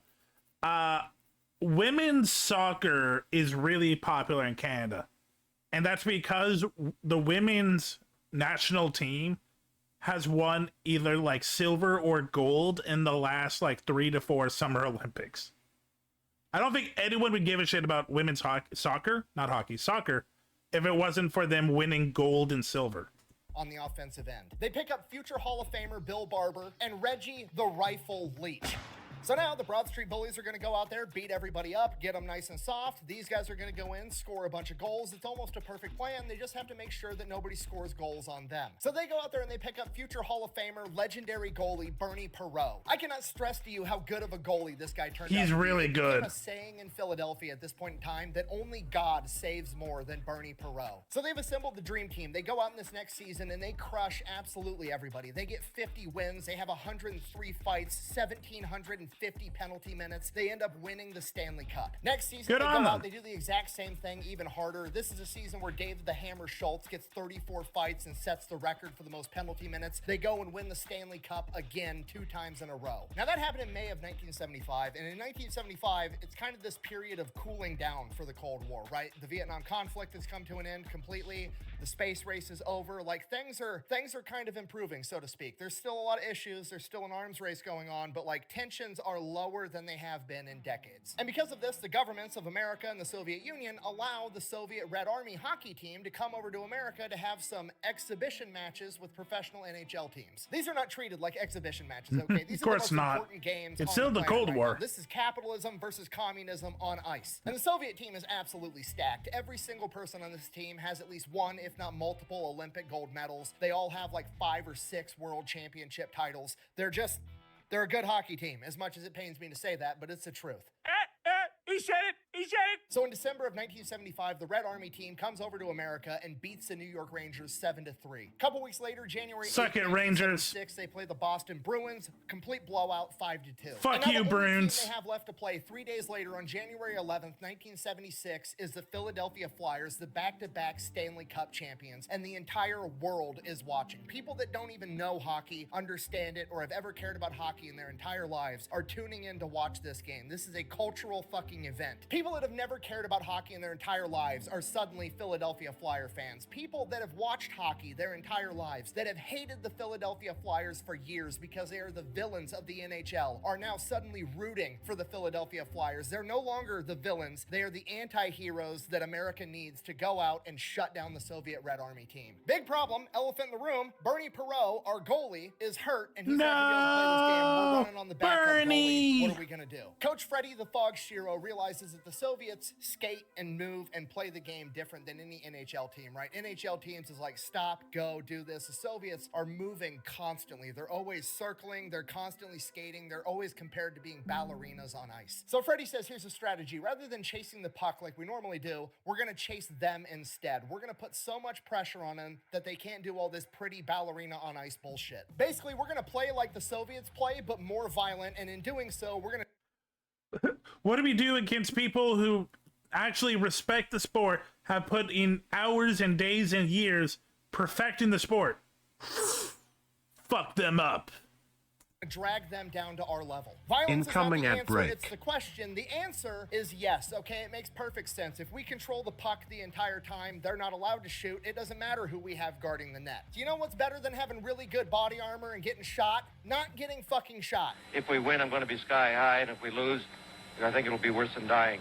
So the Red Army and the Flyers both take to the ice. The Red Army team's all pretty. They have matching, pristine uniforms. They've got their little helmets on. The Philadelphia Flyers come out there, no helmets, no teeth, complete fucking goon squad. They go out there, they stick to the plan. They start beating the shit out of the Soviets. And when I say them, I don't just mean like the big enforcer type dudes like Dave Schultz. No, every single player on the Flyers team is playing super aggressive hockey, even their skill players. The plan is... I think I would love to watch this because this is probably the most exciting kind of hockey.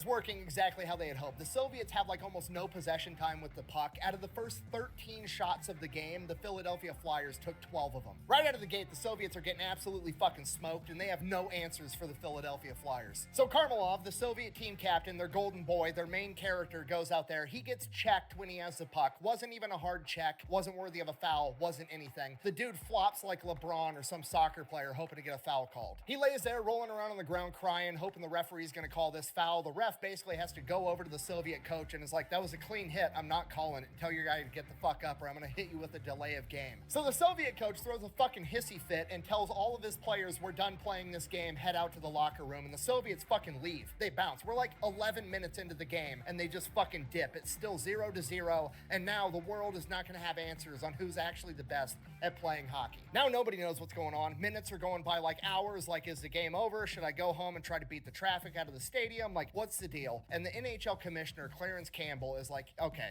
hold on. In a moment of genius, he hates the fucking Philadelphia Flyers, by the way, but he's rooting for them right now, and he wants this game to continue. So he's like, okay, they're communist. They want a moneyless, classless, stateless society.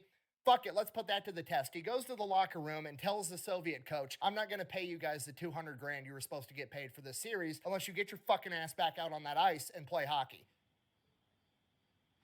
And just like that, the Soviets magically decided that they were going to go back out there and finish this hockey game, okay? Capitalism just won in real life. Let's see if it can win on the ice. The game... That's fucking awesome. Oh my god, I love that. They were so goonish that they made the USSR players have a hissy fit. Starts back up at 17 seconds in. Reggie the Rifle Leach scores the first goal. 5 minutes later, they score another goal. They've had the puck pretty much the entire time. They're absolutely dominating the Soviets. So obviously, how can we add insult to injury? So Joe Watson, one of the lesser-known Philadelphia Flyers, dude was on the team that won the Stanley Cup this year, and he only scored 1 goal the entire season. He goes up, he scores a goal on the Soviet goaltender that is supposedly the greatest goalie on the planet at this point in time. Everybody in the stadium, except for the Soviets, the crowd, the Flyers themselves, goes absolutely fucking nuts. He goes back up to the bench and Freddie the Fog tells... I'm sorry, I gotta see that. Flyers themselves goes absolutely fucking... There, yeah. This is a true hockey fan right here. It is super cold in those rinks. This man shirtless with a hat, just probably piss drunk. The true hockey experience.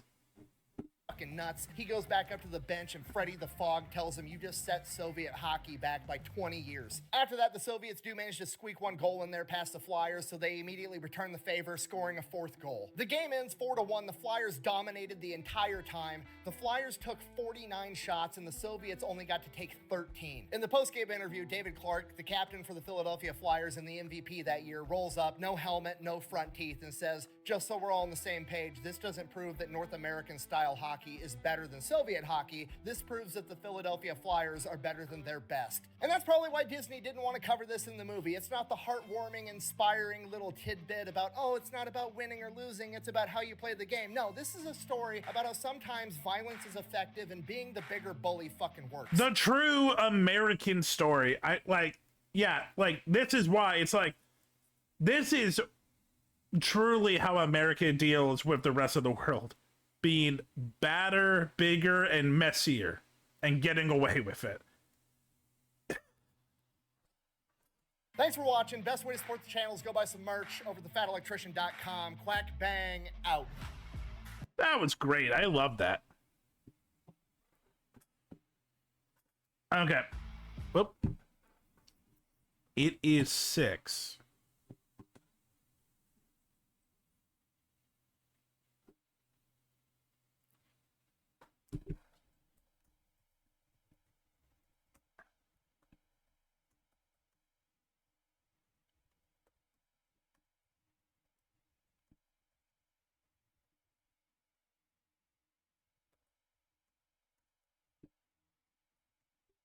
Okay, 1 second. Tuli got back to me. I'm sorry, Shy, but this would be amazing. Okay, I will text you 10 minutes before we are ready. Got it.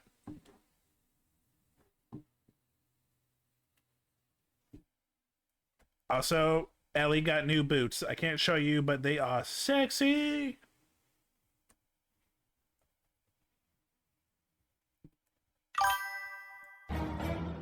Welcome FrostyTools.com. Ba-na-na-na. Ba-ba-na. Na-na-na. Hello, Raiders. My name is SilverDFanng. Kenzie the Goddess raided you. I am a pirate wolf boy variety streamer. What does that mean? I mean to do what I want. Right now we're watching videos, and later I'm going to be playing games with my friend Shy. Hey, Kenzie, what were you up to? What were you doing? Welcome, Kenzie the Goddess. Oh, you're doing art. Nice. What did you draw? Also, for anyone that doesn't know, Kenzie the Goddess is...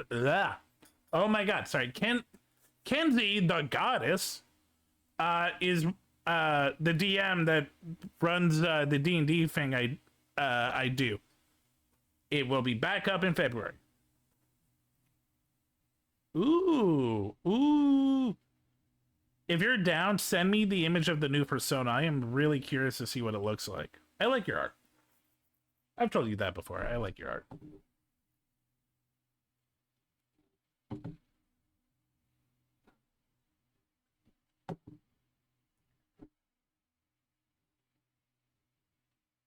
Okay. 1 second. I am going to go into the Lupton Lounge Discord, so maybe Tuli will join. Because I want to see this video with Tuli and get her experience, because I think that'd be amazing. Yes, I'll send her. I need to think of a name, but she is a poodle dragon. Or a poodle mermaid mix. I gotta see this now. I don't even know what a poodle mermaid would look like. Poodle dragon also sounds really cool.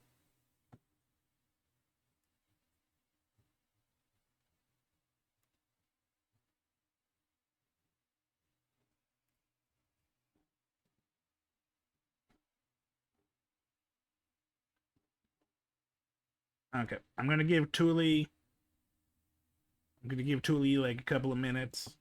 Sorry, but I think this would be a really cool moment, and I really want to watch this with her.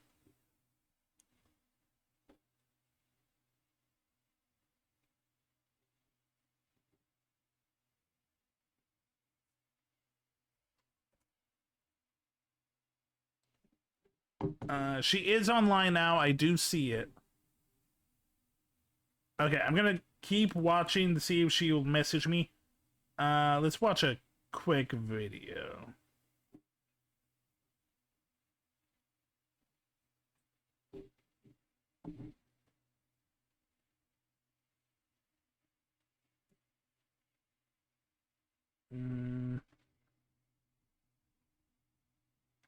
What looks quick? What looks quick?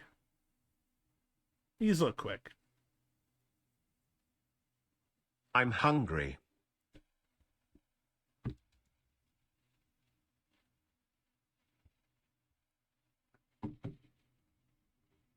It's delicious, Chef Spiral.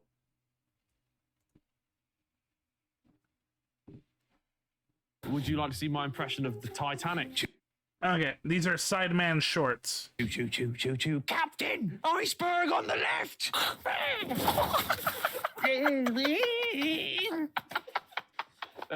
Would you like to see my impression of? I've seen other Sidemen content. I don't know if the Sidemen are for me, man. Let's see if this Sidemen clip will make me laugh. For anyone that doesn't know, the Sidemen are a YouTube collective of British people. I did a nice little prank recently, no? Was it you? It was you. It was him. He did it. So, okay, so on your basically, phones, go on. you know, you can do text replacement. So one day you left your phone out and me and Randy were in the premises. Oh, man. And we did some text replacement. So what does JJ always say in the chat? So I changed his haha, which he always says in the chat no matter what, even if it's not funny, haha, to f me and my soul, I'm desperate for your Okay, that makes me laugh. Later that night, Simon says something. JJ replies, haha. No, he doesn't. He replies, me and my asshole, I'm desperate for your and the whole chat's like, whoa, what the bro?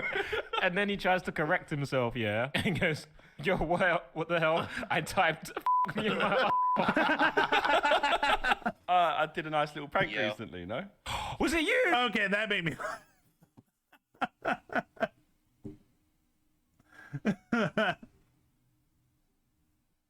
Hello. Hi. Hi. What are we doing? Watching videos. I'm waiting for Tuli to get back because there's a certain video that I watched earlier with chat that I want her experiences on. But for now, we're just watching little short content, waiting for Tuli to get back. Oh wait, I had something in submissions I thought was kind of funny. Or not really funny, but that was kind of cool. It was the Thrift Showdown like animatic thing. It's like 56 seconds long. Yeah, sure. So it's pretty short. Yeah, I'm down. Can you like share your screen on Discord? Yeah. I'm just moving you because they're like right in the middle right now.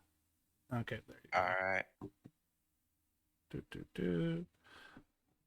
Also, Kenzie, I see it. That is fucking beautiful, and I love it. Another VTuber friend of mine was doing an art stream, and she created this dragon poodle mermaid that is really cute. Okay. Yeah, that's really weird combination of words, but I don't doubt you on it. Look, we're friends with Kenny and Mango. We've heard weirder combinations Well, for our okay, pieces. yeah, I guess that's fair. I just like wasn't expecting that. When it was them, I expect that, but like just randomly, I wouldn't be able to say what you said. Just like that randomly. You get used to saying weird shit when you stream for 3 years. Yeah, I don't doubt it. Did you send it to me? It's in submissions. Yeah. I'm not seeing that. So I'll just like forward it to you, I guess. What was? Oh, I see it. Throw down. Yeah. Okay. Before I show that, here you go. Screen. Okay. What is this? Hey, Zap. Hey, Carp. Hello. Hey, Carp. Hey, Zap. We're watching shorts because I'm waiting for Tuli to get back to me because I have a video I want her knowledge on. But right by the way, you see the interaction with Deadpool? What do you mean? How his skill issue ultimate, what are you at? Ultimate, completely hard counters Jeff in every way imaginable. It counters a lot of people, but yes. Yeah, but like it's especially like nuclear bomb Jeff. I don't understand the Jeff hate, man. Yeah, I agree, Shy. Not my baby boy Jeff. Yeah. Don't hate on Jeff. No, dude, like, he gets annihilated. I was terrible watching representation someone aim with it, and it just annihilated, even though he was hitting somebody. Well, a lot of people that I know that like Jeff are furries. Yo, you know what's funny about it? And That, his like, ability happens to be some. So here's eating. the funny thing about most beam heroes like Jeff. When they're a beam hero shooting their shot, they only take damage when they miss when they let go of their ammo. But Jeff just takes damage nonstop. Throughout the entire every tick of damage that passes with Jeff, she takes damage for it. A Punisher gets annihilated by just resisting. Another one that's especially bad is Star-Lord. Iron Man, the only... Oh. Did he cut out? Cut out. Yeah. Zab, you cut out. Anyway, I think what he was about to say is Deadpool's really cool. His ability is fun. Everything. All right, there we go. Oh, yeah, no, he got annihilated is what I was saying. Sorry, Marvel Rifle hard crashed, and it was, like, tanking my computer. I was talking earlier about Deadpool as well. It is ridiculous. It doesn't feel like any other character. So, every single hero with a beam damage attack, whenever they aim, it doesn't do damage until they let go of their primary fire. Jeff takes damage continuously every tick of his beam attack. Oh, Shy. So Carp's not saying Jeff is a furry. He's saying that a lot of Jeff fans are furries. A lot of people that I know that like Jeff are furries. By the way, the voice actor is actually pretty awesome. Dude, I love the voice actor. Jeff. He's so goofy. Jeff? Oh, he's fucking awesome. People that Yeah. I have like a strange Just a appreciation normal for guy. like, voice actors that just Amazing. make creature noises. Bro, are we Well, gonna yeah, talk no, about he's actually been hanging around the IGDA DC chapter a couple Ooh. times. Yeah. But shout out to my boy Kagi Films though. Okay, now that Tuli's here, I'm sorry. I do want to talk about Deadpool because I have feelings, but I literally asked Tuli so I can watch a video. But first, I did promise Octavia I would watch this 1 minute. So we're going to watch this 1 minute. And then... But thoughts on Kagi being Deadpool though? I think he's going to be a menace, but it's going to take people time to learn him. Oh, Deadpool's really But fun. no, not just, I'm just talking about Kagi being the voice actor. Do you not know who Kagi Film is? The voice actor for Deadpool? I thought the voice actor of Deadpool was Sayu. No, well, do you not know anything about Kagi? Like, I have no idea who Kagi is. Kagi Film. Yeah, I mean, he later became Sayu. Yeah, Alejandro Saab. That's his real name. Yes, but Kagi. Oh, Alejandro Saab? Oh, hell yeah! Yeah. Oh, yeah, wait, I have visual novels Do you with his guys voice. not Hold on. know? Do you guys not know he went by Kagi Films? No. That is his original. Because I know Yeah. I know him as Sayu the VTuber and Alejandro the voice actor that's in everything, and other VTubers are kind of tired of it because it's weird. I know him as Alejandro Saab because he had a whole thing in the early Also, I just found late out he 2010s. Oh, he did a lot of visual novels. Bro, why did he Yeah. his original channel to become a VTuber, bro? Continue being, oh god. Because he wanted to be a cyborg shark who turns into a woman. Did you know you can pet me?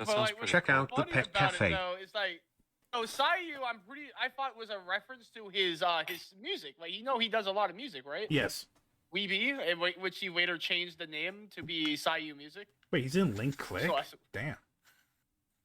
Adam Sandler. Oh, he was in Nomad of Nowhere? Yeah, dude is stacked. Sayu He started off. Sayu gets around. So He's in Wee Baby Bears. So Kagi started off with Dragon Ball commentary. Alejandro. He's a massive Dragon Ball fan. Toby Fox is in Wee Baby Bears.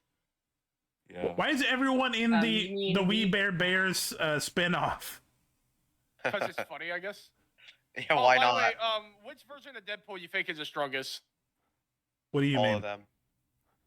Which one do you think is the most busted version of Deadpool? I don't know. I haven't played around enough to know. Oh, okay. I feel like it's the Vanguard one. Yeah, I'm stuck between Vanguard and Healer. DPS Deadpool is just shit. DPS Deadpool's okay. I feel like he's not usually a good pick though. I mean, if you're playing DPS Deadpool, you might as well just play Tank Deadpool because the damage is about the same, but you get double the health. Okay. Okay, guys, I do want to talk more about this, but I am on a time thing on stream.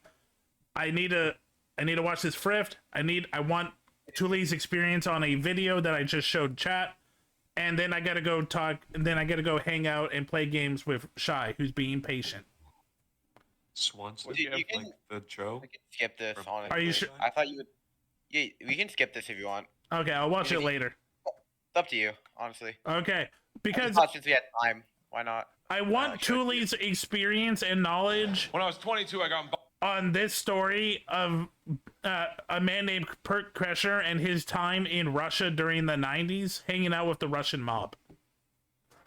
Oh wait, I muted this, but I'm actually kind of interested. Please. First time? I'm actually kind of interested now.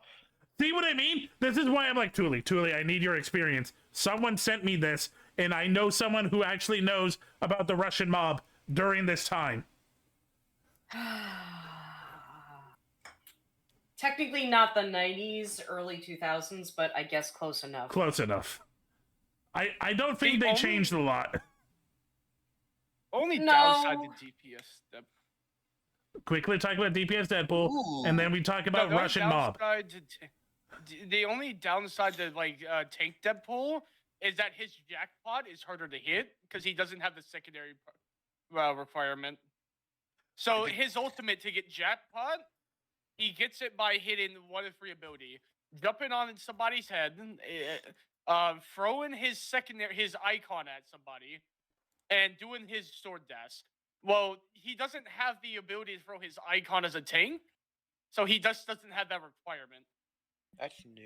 Okay. That is the only downside. Okay. Support Deadpool has the easiest time because you can just jump on teammates' heads. Okay, That's it. I'm looking forward to playing more of them because the little I played of Deadpool was fun. Okay, now we learn more about Thule. Bob with the Russian Mafia. Here's how it happened. Were there any new maps added? Update? I went to Okay, school at hold on, Florida let's State. see I was this. not a very good student. Oh, right. Also, Florida connection. So you stay here. There, like 7 years. I was leaving. I was there. Why in is most this guy of the 90s. also shirtless? He's drunk. Why not? I was in college longer than grunge music was around. Thing. I think that's the drunk thing. Chris I is think it's a Adam Florida man Sandler here, and I hate it. So, pretty sure it's this is not how bad of a Australian student I was. One time, I signed up for a Russian class thinking it was Spanish, and it took 3 classes before I realized I don't think this is Spanish. That's definitely not So I got Spanish. to believe the teacher, who was hot. He definitely worked out. I'm kidding. It was a girl. It was a girl, and she was hot. She still is hot. She stopped me. She goes, "Don't go anywhere. I need 14 kids to teach this class. You're the 14th. I need to teach this class in order to get my master's. So, if you sit back down, you don't have to do anything all semester, and I'll just give you a C." I was like, Strasbourgia, bitches, I'm back. Florida University. So I took Russian 1, 2, 3, and 4, never learned a word. Think about what I'm saying. I took 2 years of a language, took 4 semesters of my college career, four semesters. Russian 4 was taught in Russian. To be fair, yeah, Russian's hard. Oh no, it's very hard because there's an alphabet that's not even the same. Refreshing. Thanks, Blue Fox You know, Overlord. like with French and Spanish in Pasta terms check, of hydrate. English, Thank you, you Blue. can translate. But with Russian, it's using the Cyrillic alphabet. Yeah. Although I will make this argument. For anyone who knows, you'll get it. Once you learn Russian and know Russian, it actually makes way more sense than English. Because the alphabet alone. Really? All of the letters, Yeah, okay, so Right, there's a okay. whole thing where, you know Cutie. how in English there are certain like letters and letters in combination with each other that'll make a sound? In the Russian alphabet, those letters already make those combinations. Ooh, so it's like kanji. I guess maybe like Yeah. there's, for example, there's a letter sh and sh. They're different. They sh, and then you also have like ts and z. Like they're different. Oh, so yeah, no, that is very much like kanji in Japan. I wouldn't say kanji. I'd say it's I wouldn't say actually kanji sounds a lot because more like Cantonese or Mandarin. I just realized Yeah, Kenny? I need to go eat, and also hi, Self. Hi. Well, isn't like modern kanji based off of Chinese Cantonese dialect? Yeah. Kanji itself, it's literally Nice to meet It's an you. entire syllable. I'm Doff. they're literal basically full kind of characters with full meanings. Yeah. Yeah. Incoming ad break. Welcome to learning languages. Like, hiragana is what you're probably thinking of. You're right. You're right. Hiragana, yeah. Yeah. Leche. Okay. Back to Florida University man in the 90s learning Russian. Do you have any Being idea around what it's like to learning go to a Russian. class and sit there like an immigrant at the DMV all day? Like,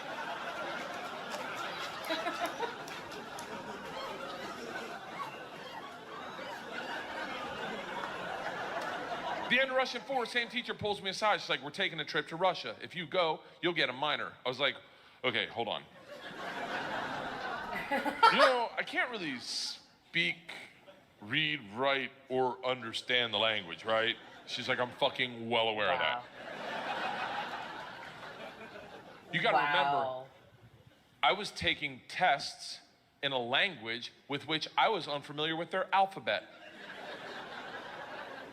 Do you have any idea what it's like to take a test and make up hieroglyphics?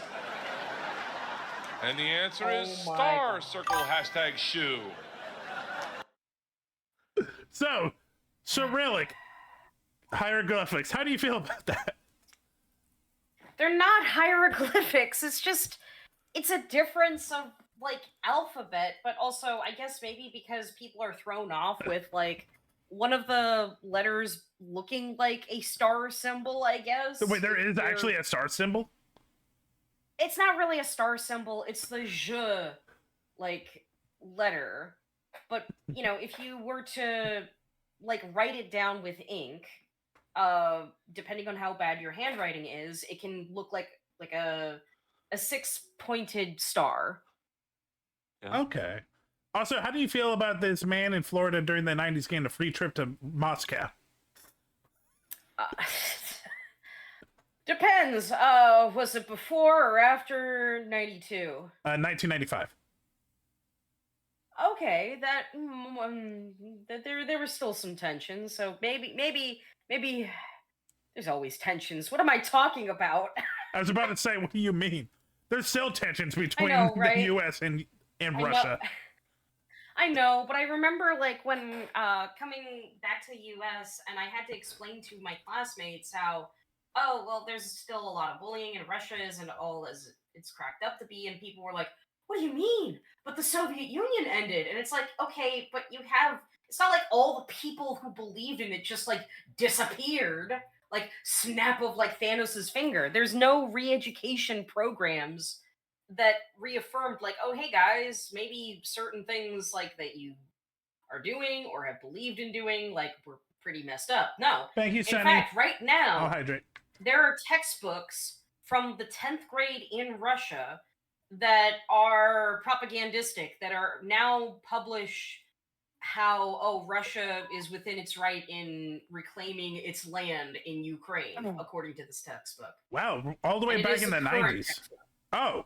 Ooh. Not even now. No, it's now. It's Oh, now. now, it's It's now. a textbook now. Ooh. Yeah. Ugh. Ugh. It's funny you bring that up because I think we're going to get an element of just because the USSR is gone doesn't mean Russia's better.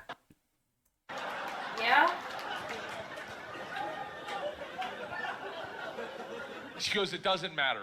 We need kids to make this trip happen. And if you go with all the classes you've taken and the ones you will take, dude, you will get a minor. And I was like, oh, that's all you had to say. Let's go to Russia and fuck some minors. It was different minor, obviously. Learned that the hard way. So we went to Russia in 1995. This is when the mob ran everything, and they told us at our very... Hi, Vero, come in. I'm watching Bert Crash his time in Moscow with an actual Russian who was in Russia in the early 2000s. Whoa, wait. Did you just say that he went to Moscow? Oh, hell, that's even worse. Hold on. Okay, play that baby. First night, Play that they sat baby. the whole class down. They're like, listen, we have paid off the mafia to keep you safe. In exchange for our money, they give us 2 young gangsters. I'm in the room like, this trip just got fucking awesome. The word for gangster in Russian is banditi. They go, these... Oh, also, we got a man from Florida, and this man's from Florida. Banditi are going to live with us. They're going to walk you to class. They're going to walk you back from class. They're going to take you on field trips, walk you back from field trips. Do not speak to them. They're in the mafia. I'm sorry, I just realized, shirtless man from Florida. God damn it, the amount of times Zap comes in with no shirt. God damn, this is the best commentary I could get. I got a Russian and a shirtless man from Florida. Someone could have broken into your house and stole all of your shirts and you wouldn't know until like 8 months later. Like, why would I want to sit at home after working all day in a hot shirt? I got the best commentary. And to answer your question, This is Vera, why you're ugly. I made it to Goldenrod I'm sorry. City. Hold on, that was mean. That was so mean. I am so sorry. Why you're ugly? I am so sorry. I'm We so love you. sorry. We love you, Zap. At least do a comedy sketch. Just remember, Zap, out of all of us, you're the one in a relationship. Wait, what's happening? I'm losing. I'm out of context. It's truly called Zap ugly. No, come on, no, stop. But it was in a friendly way. Oh my god, that is fucking hilarious. But yeah, I'm in Goldenrod It's like City, when I call Vera. you table. And I'm still playing it. It's fun. It's addicting. Okay. You knew who I was talking to. Florida man, Russia. Them, do not interact with them. I was like, they're going to be my best fucking friends. So the first night, I grab a bottle of vodka and a 6-pack of Baltica, which is our local beer, and I planned a sentence. I was going to say, Strasvutia, меня зовут Bert, очень приятно. Я работаю кошка. He will say. Whoa! So wait. He will say it for the non-Russians. Does anyone speak Russian in here? I love that someone says no. No. I did a head count earlier. It doesn't look like it. I'll tell you what the sentence says. It's a badass sentence. I worked all day on it. Hello, my name's Bert. It's very nice to meet you. I work pussy. Kind of. It really means I work with cats. What's the word? Yeah, that's the thing that's kind of like funny. Is like, what? Is there a Russian word for pussy? Yeah, but I'm all ears. I personally don't know it. Aww. It's been years, okay? I didn't know the fucking language. What do you expect? It doesn't matter, because the second the door opens and I'm face to face with a real Russian gangster with the wife beater and the tattoos with the track pants and the cigarette, and he just stares me up and down. A frat boy from Florida State. I was wearing a fanny pack. He just looks at me and goes, "Sto!" I fucking panicked. And everything I had planned on saying flooded out of my head. And all I said to him in Russian in his doorway was, "I am the machine." And he started laughing. He goes, "What did you say?" Get it. I was like, "I'm the machine." Oh, it gets better. Okay. He grabs me and he goes, "Come in and tell my friends." Brings me in a room full of 9 Russian gangsters drinking and smoking and just goes, "Stop! Tell them what you said." Now I'm like, I know why. I'm the machine. They looked at each other, looked at me, and they're like, "Fuck it, he's the machine." I do hope he explains the joke. It's. And I became the machine, and these guys loved me. Wait, there's a second joke to the machine. I think we all. Wait, what? Yeah, that's it. Now he's just friends with the Russian mob. Oh, wait, no. There's a reason why. Okay. So remember earlier he said that, like, oh, ya работает кошки. So Does sound familiar? what happened is he basically, in his panic, he said that, like, oh, he only said ya работа. Okay. But, okay, fun fact. The verb for working is работает. Я работаю, so because of how close it is in as a that word to robot, and fun fact, the origin of the word robot actually comes from the Slavic language. I kid you not. Because it comes from, like, an automaton that works, where basically it's condensed down to a robot. So the verb работать, it's very close to robot. So but the thing is that he basically is saying я работа. He didn't say я работа кошка. He basically didn't. He failed to have the other word put in there to indicate that, oh, I am working. What are you working on? Because otherwise it sounds like, for other context, there in the Russian language, there's no, I'm trying to remember what the term is, but there's no, what was it? There's no particles in sentences. So no the. Basically, there's no an, so that's why if you make a certain sentence, and in English we can kind of think, oh, this is an incomplete sentence, but if you don't mention the full thing, that's a complete sentence. So they're laughing There's at no him. They're laughing because he just said machine. He basically did say that I am a machine. No, like there are pronouns, though those do exist. It's just that he didn't say he failed to say I am working with cats. Oh, so because he failed to have the koshki at the end of the sentence. So he's the cat. No, he's just saying that he is the robot. Welcome, That's it. K-Theatable Queen. In order for you to say that you are working, я работаю кошки, or I did, or я работаю это эти кошки. We're learning Russian gangster and Russian community with Thule and drunk man from Florida. And I'm playing Deadpool. With another Florida man playing Deadpool. You're not playing with me. in 2 weeks. In 2 weeks. By the way, we need to set something up, Carb, so I can actually meet you both. Oh shit! Yeah, right. Yeah. Anyway, that's for a different talk. Back to half-naked Florida man in Moscow. Yeah. You got to realize, though, the reason you can't say it with a straight face. Don't say it at all. Kai, the funny part is, so Kai says, who would win, gang Russian man or Florida man? The answer is they become best friends. Loved me is I went shot for shot with him that night, all night long, until like 4 a.m. But all I knew how to say in their language was, I'm the machine! And I fuck cats.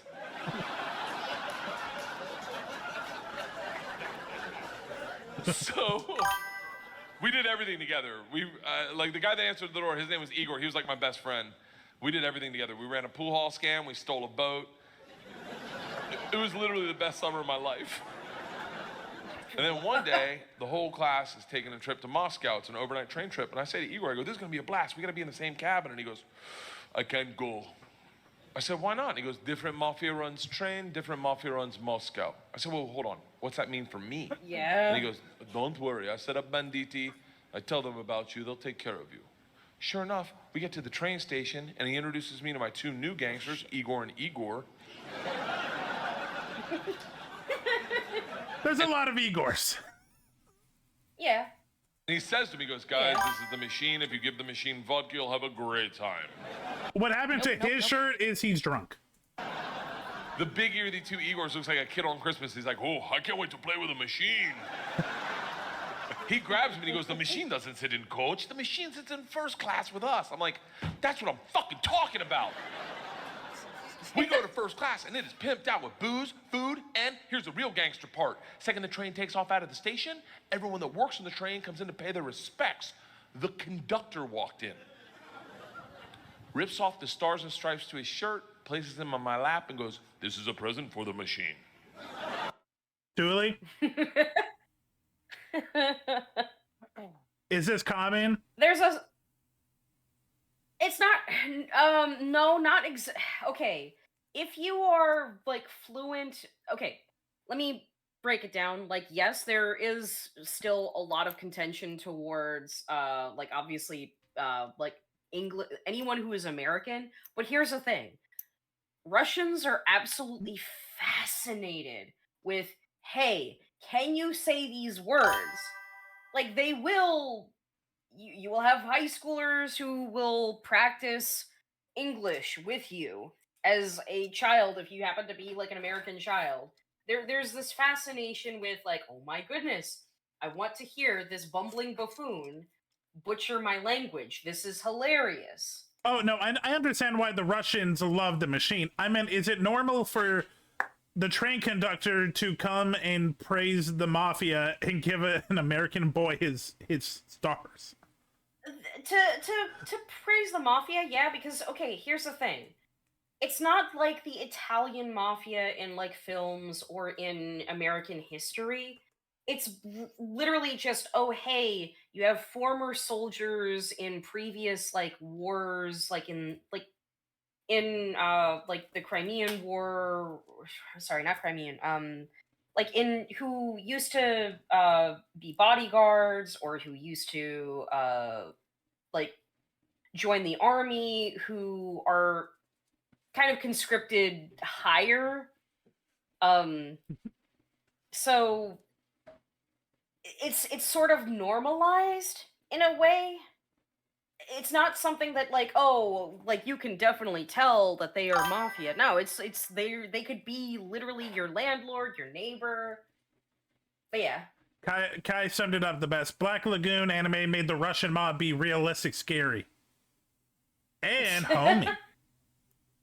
Oh no, they actually are very like scary. I mean, they are homey. They will invite you to their house with like 3 floors and a room entirely dedicated to billiards and to show off their pool and all that. And Russian mafia loves pool. well, they basically want to establish like, hey, you know, you are indebted to us, and you know, like this is what we have at stake, and you know, we can be buddy. What's that? Oh, you didn't pay us very well. And Chad, this is part of the reason why I asked Thule, because Thule's not just Russian. Thule also has experience with Russian mafia. Thule is why the Russian mafia. No. We left.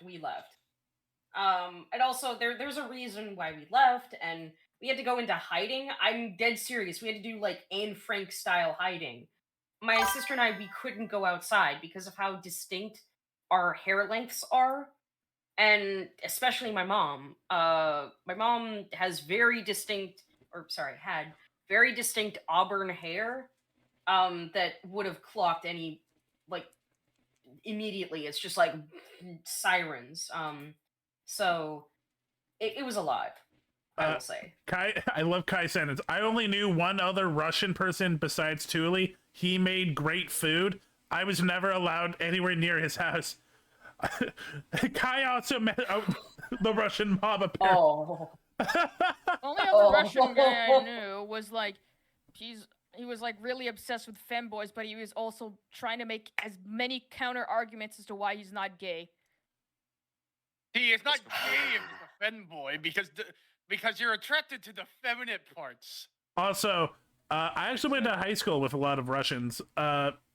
Don't know why, but like in the mid 2010s, a lot of Russian immigrants in West Coast Canada. Okay, let me ask you this question: how common are birch trees up in Canada where you are? Good amount, right, Carp? There you go. There you go. Everywhere. That's all I see.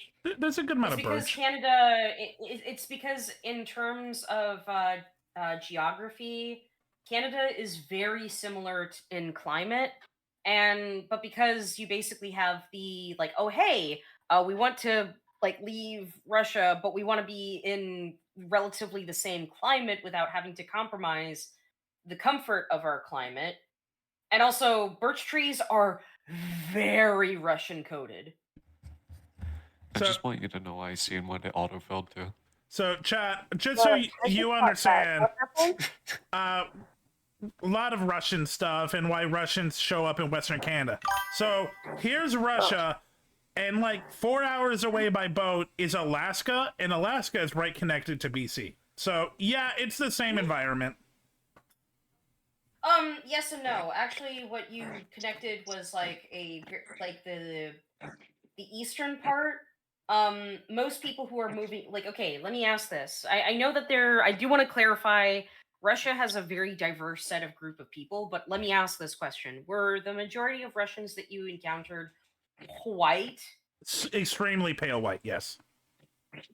They're from the East Coast, or sorry, the West Coast, not East Coast. Oh. It's slightly close. It's not like full Canadian blasted winters. Like, I mean, Canada has summers, obviously, but there's a very particular climate where people do not want to compromise the climate of seeing the Berioza and the chanterelles. So they want to see that same environment in Canada and still have their dachas there. Oh, okay.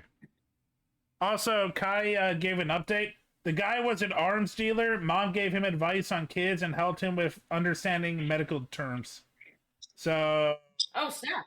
Yeah, might have been connected to the Russian mob. Now, Now I want to hear from the Florida man. How easy is it to befriend the mafia, Zap? I know it's easy to friend. I know it's easy to friend Russians. I've friended Tully. It would be an honor to do a shot of vodka with the machine. Another thing that's easy for him is 22 years losing old bitches. thinking, huh, these machine stories. Yes. Wait, what you said to her? I didn't hear you. What about bitches? Yes, Mango? I just want you to know I saw what it autofilled to when you looked up an image of Russia. What did it autofill? I don't know. When you typed in Orient.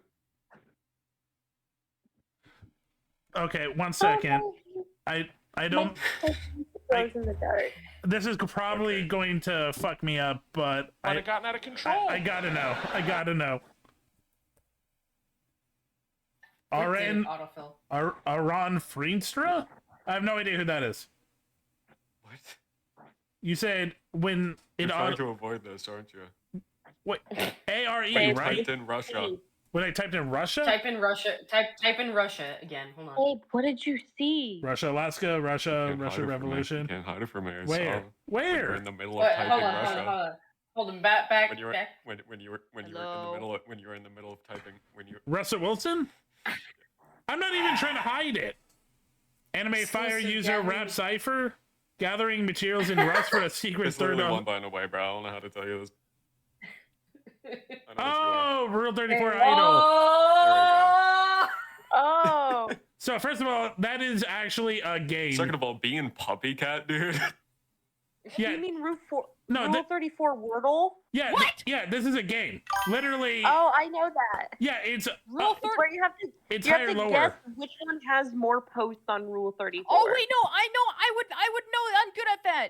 Yeah, this is a fun game. I play it on my phone when I'm bored. Anyway, the VTuber Haruka Kariba, we need more fan art. Get on it. The other two. What? So, it's funny that you bring that up, Mango, because I only looked up the Bee and Puppy Cat on Rule 34 when we were watching it on Netflix, and I got bored. Yeah, because you're weird. Anyway, back to Russia, man. Speaking of bored, Keep watching the video, bro. We drink all the booze in an Stop hour. And touching Big Igor Deadpool's stands up and he dick. goes, "Machine, we go to the bar cart to get more vodka." I'm like, Zap, "Fuck it, hello. I'm the mob. I'll take the vodka I want." Play Rule 34 Idol. We roll into the bar cart like a big dick in a locker room. Just not that I've ever been that guy, but I've seen it. Just smack. You know the look where everyone looks like, "Oh shit, okay." Oh, someone's here. Okay, all right. as well as get Ryan Reynolds here so you can. suck Igor his looks dick. at me, and in Russian he says, "Machine, go behind the bar and grab bread." In Russian. And I understood him.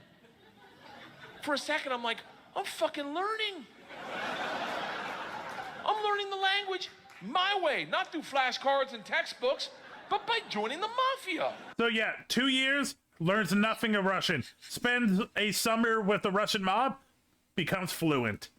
God Or it's bless like a combination America. of Adam Sandler and Kevin James, and it scares me. YN ex mafia boss CEO or something. I don't know.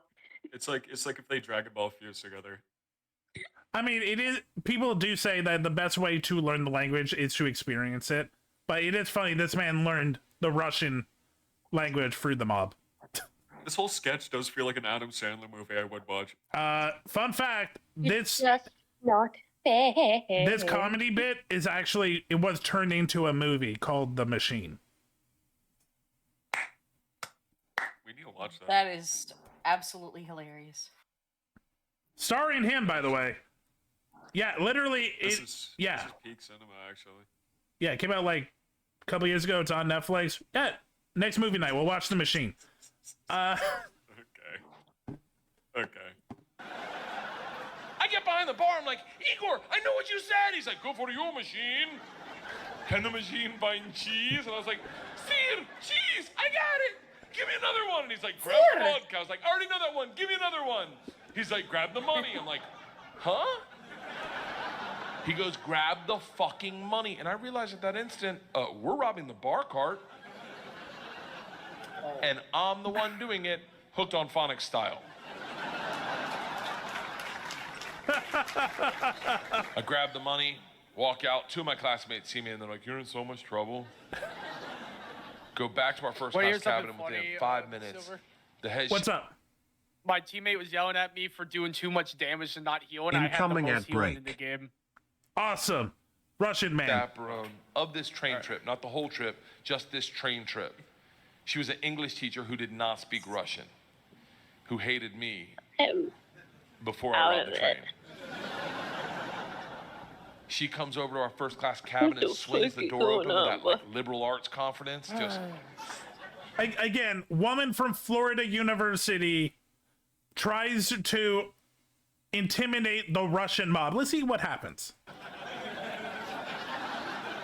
Oh yeah. this shit is over. What? You're done. You're done. Stand up right now. You stand up. How you're done. Stand man, I up. had to Big get looks at me on confused, IDB. then smiles, takes a big sip of vodka, spits it in her eyes, and goes, "No one talks to the machine like that." Shuts the door in her face and goes, Meow. "Fuck that bitch. This is Russia." Julie? I'm gonna go. Hi. Hi. There's a lot of like brutalism. Very cutie patootie. But yeah. That Checks is out. that is Russia.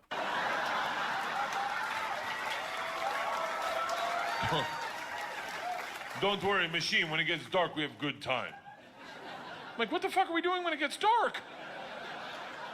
Reaches in his pocket, pulls out a ring of keys, and he goes, "We're robbing the whole fucking train." No. Is it normal for the Russian mob in charge of the train to rob the train? This sounds fucking heat. I want to watch the movie now. Babe, you're peak. You're peak. I'm not You're gonna lie, that's super. actually kind of a plot twist. Because,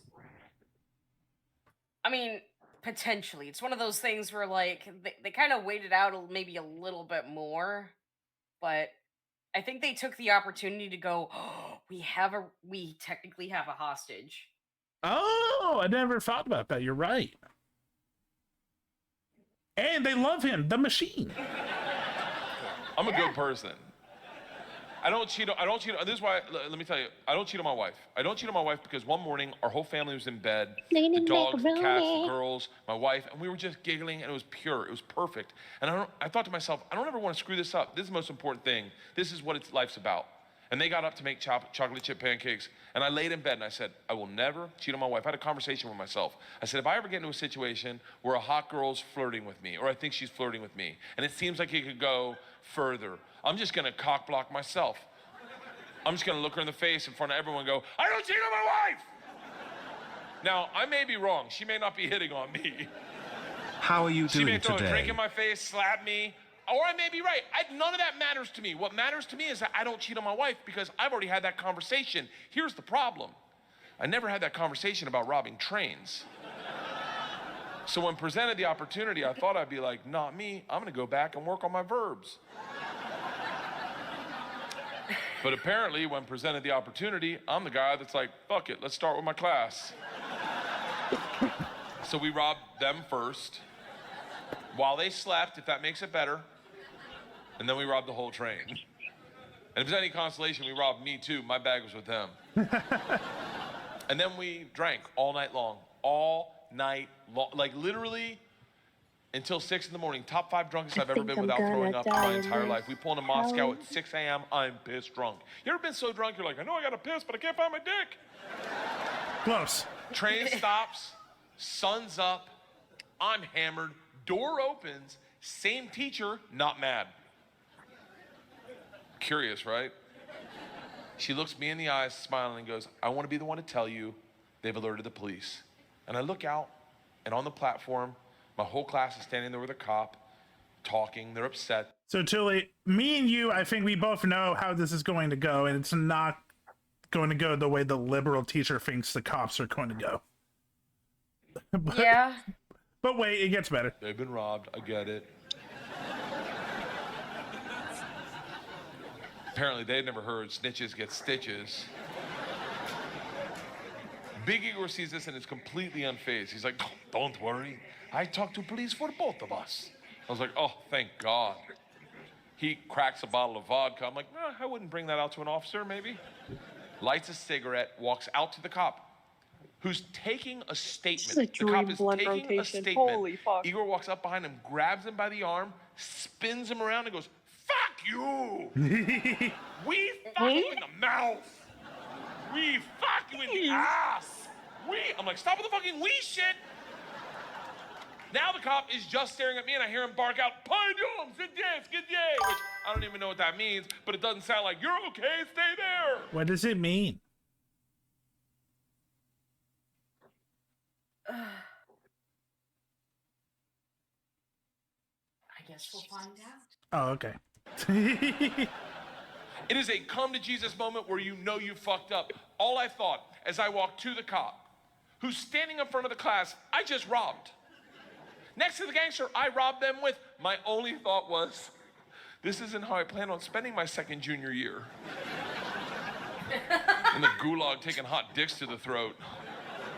I get 5 steps from the cop, who looks impatient as shit. He takes 2 big ass steps, grabs me by the arm, spins me away from my class, away from Igor, pulls me right into his face, and he goes, so, I understand you're the machine. Yeah. Nice. Yeah. It gets better.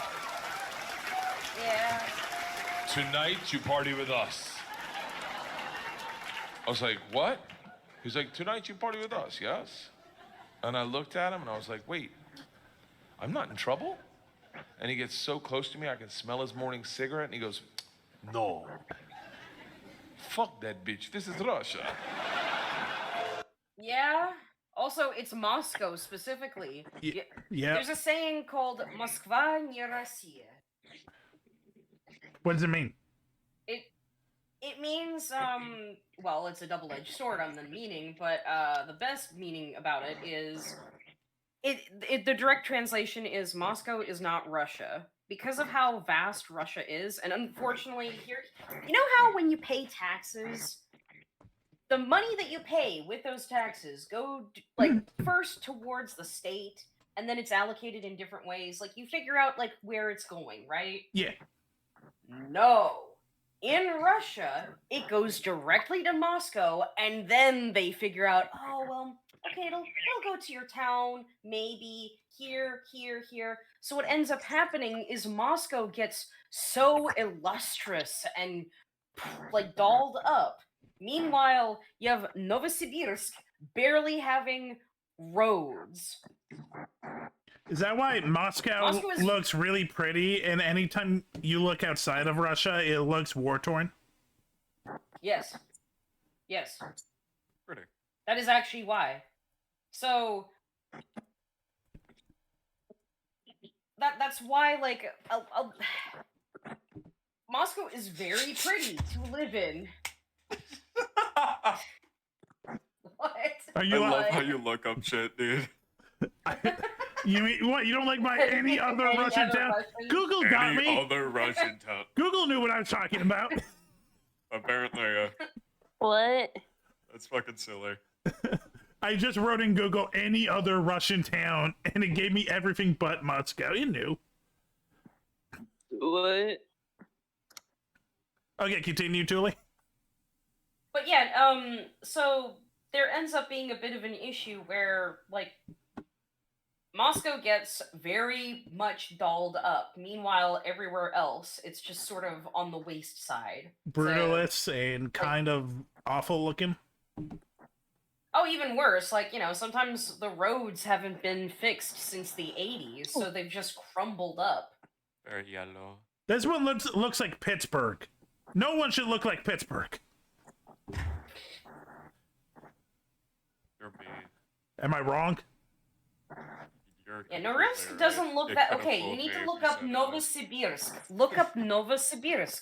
Tell me how to spell that. No. No. V. Oh, wait. Let's use this one. No. Vri. Se. Se. Birsk. Birsk. Russia. There we go. Well, this one makes it look all shiny. But No, that is not how it looks. No, there are some outskirts in it that are really, really bad. So, I mean, this looks... Yeah, this looks meh. This okay, and... Uh, There's, what was it? Oh, no, Chelyabinsk. I'm sorry, that's what I was, that's what I was thinking of. Chelyabinsk. okay. The Look up first one was like fucking Gary's mod. That just scares me. It really does. Yeah. Okay, time to spell another Russian city. Say it again. Gary's mod. Che.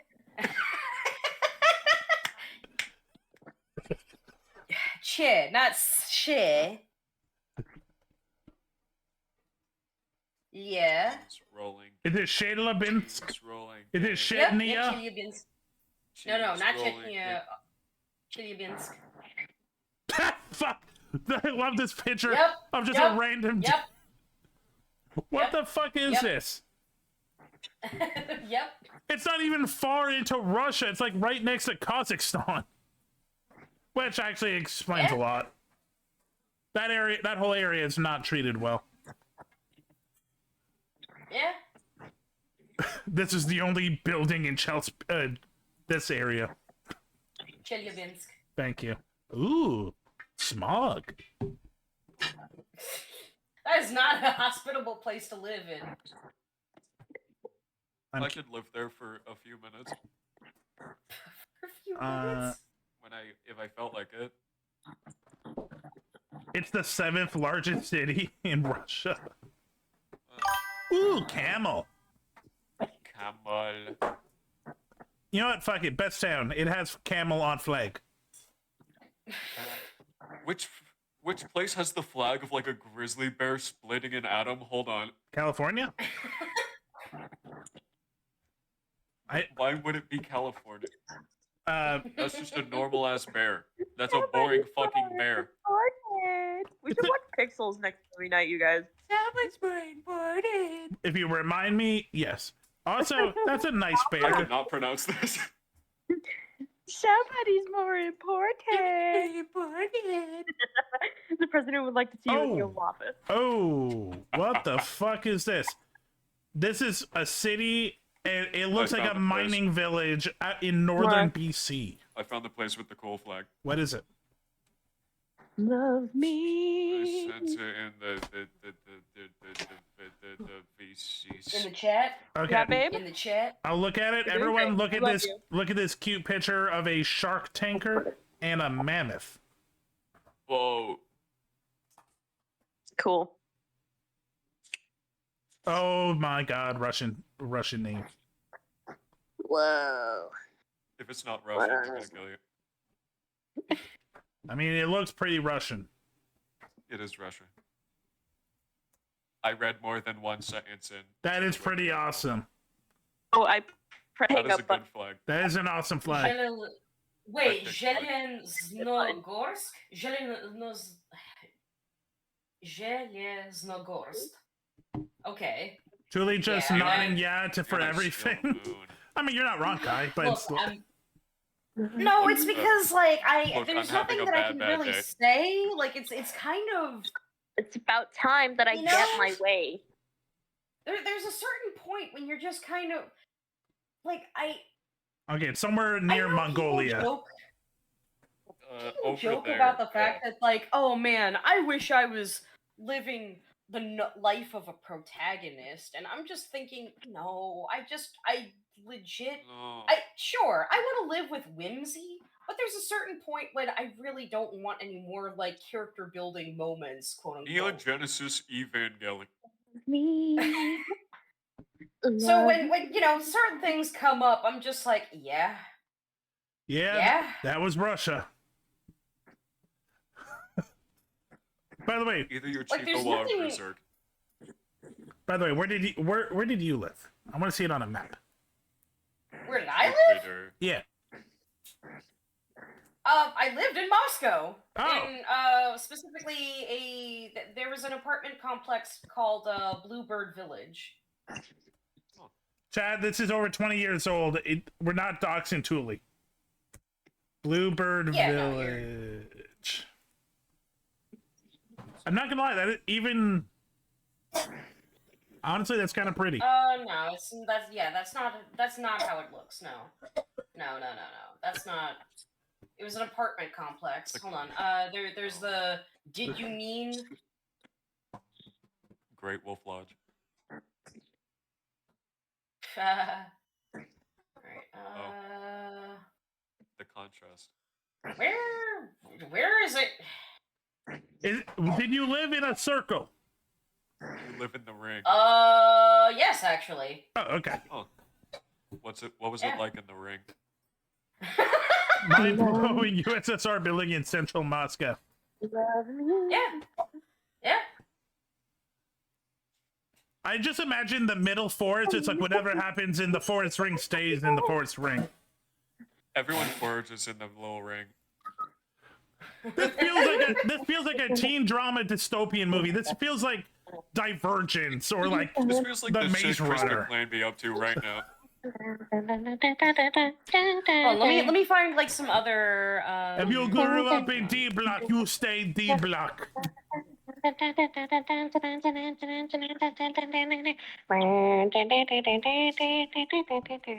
me find. Maybe I'm not silly thinking. with it.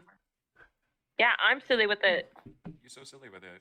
What the hell are you? You so silly with it, babe. Mind blowing. Mind blowing these nuts. It's so great here. Ah. Okay.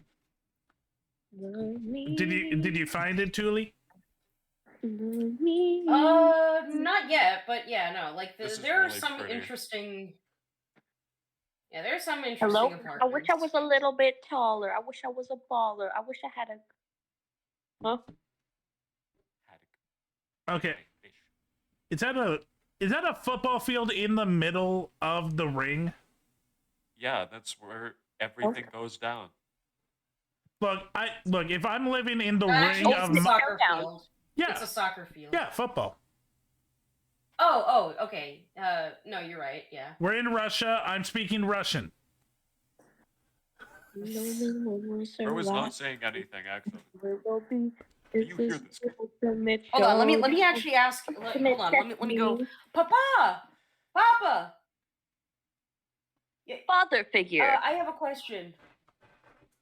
What city did we live in Russia? Like at one point,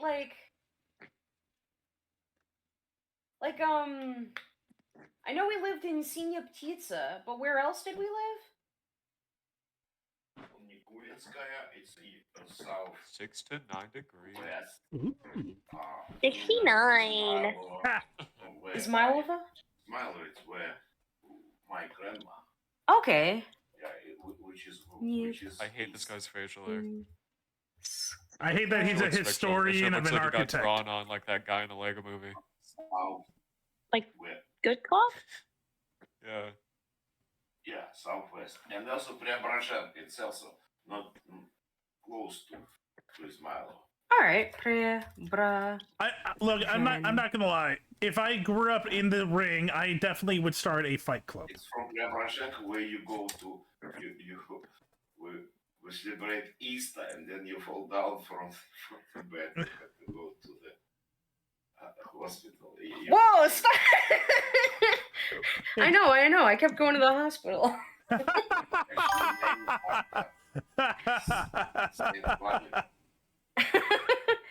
Julie's being called out by Russian dad.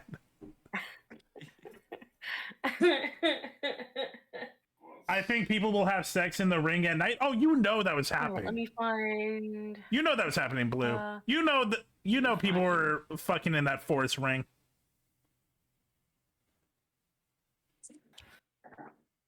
I'm fascinated by the ring. You want to I want to go to Moscow, not look at any of the like architecture. I'm like, yeah, that's cool. Show me the ring. Show me the ring. Me when I'm fucking short and anemic and in a cave. The box is okay, call me out then. Like, goddamn. You have a cool cave and you don't eat exclusively fish.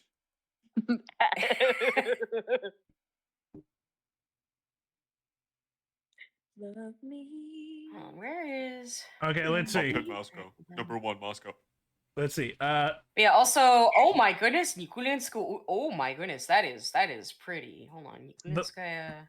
The Lenin. Okay. No. There's like a. Okay, I'll mention like what I have seen and seen. Okay. All I know is none of this is the fucking ring.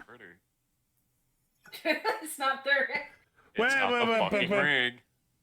We're taking calls on the wish line to make all your wishes come true. Oh, Alexander Sergeyevich Pushkin.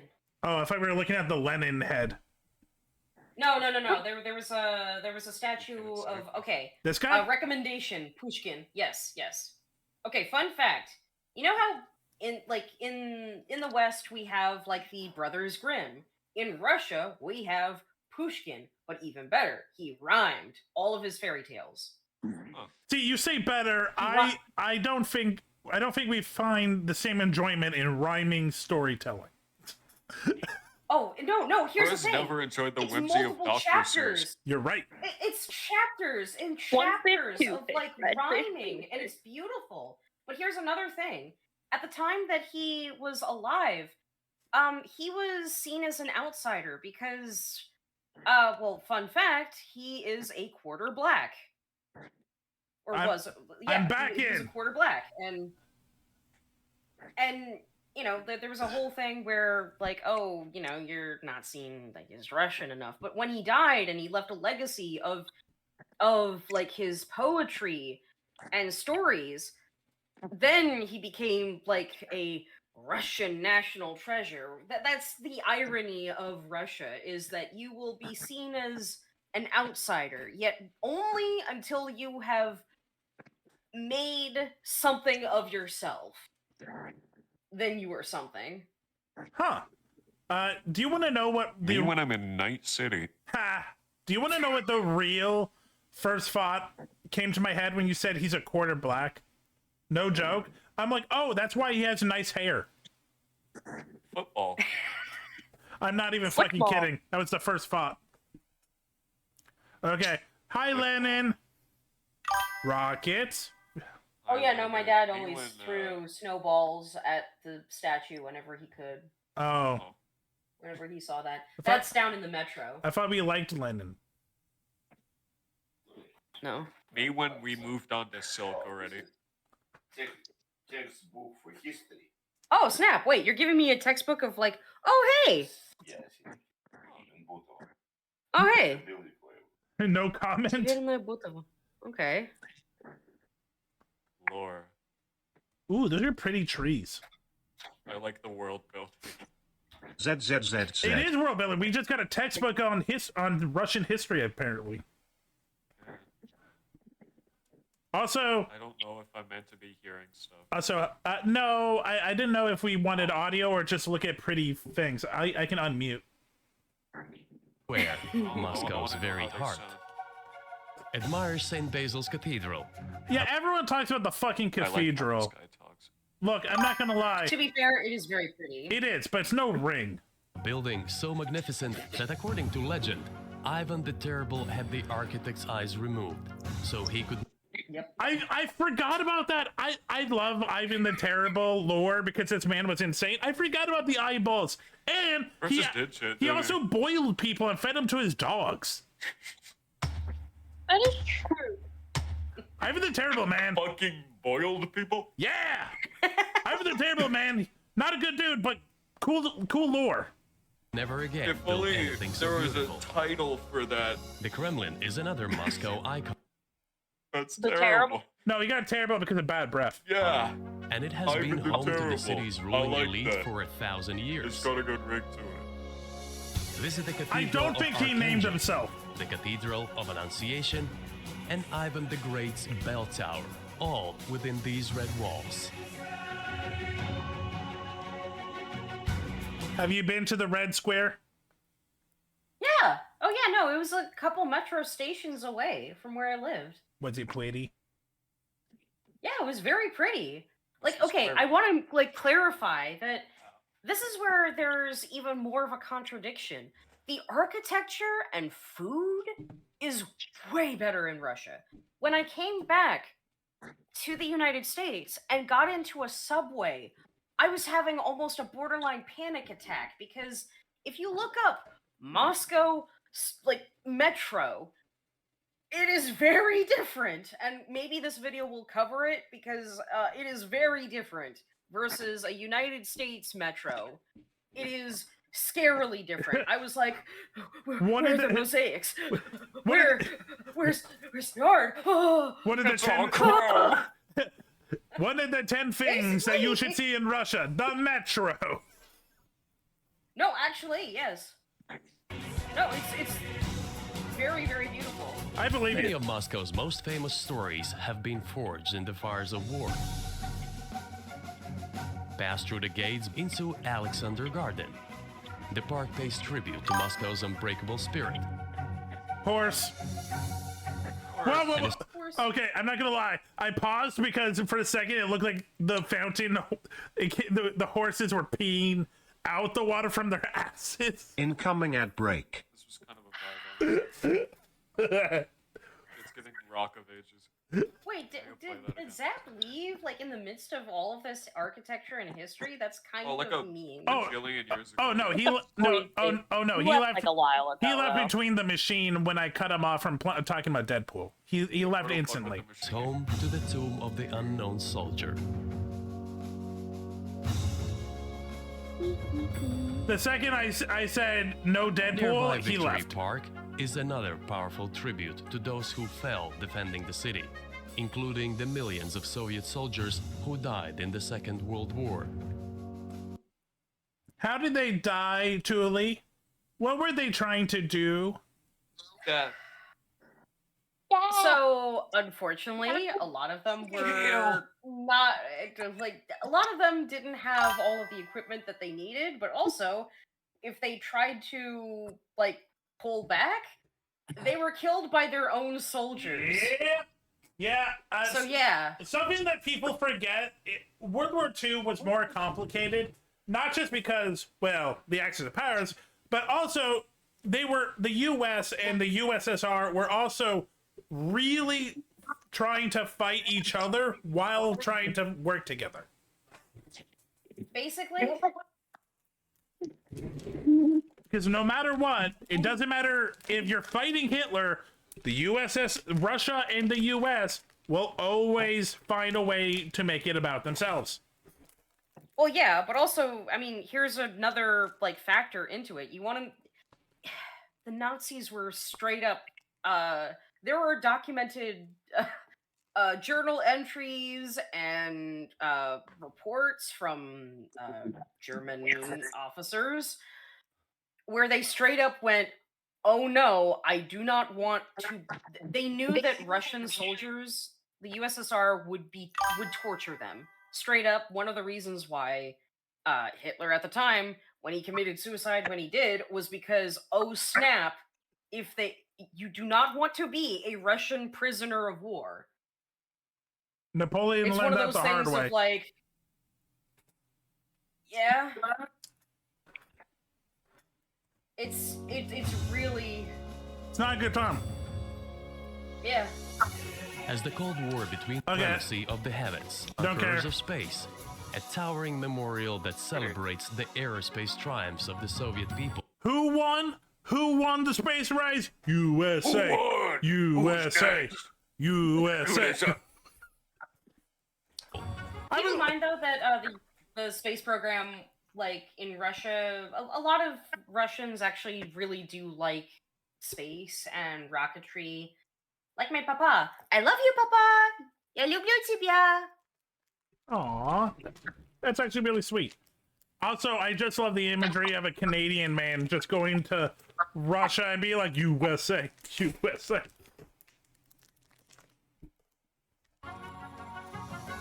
And then dying. Yeah. Learn more about the space race and the epic contest between the world's superpowers at the Memorial Museum of Cosmonauts. Okay. That cosmonaut had a nice suit, I'm not gonna lie. Yeah.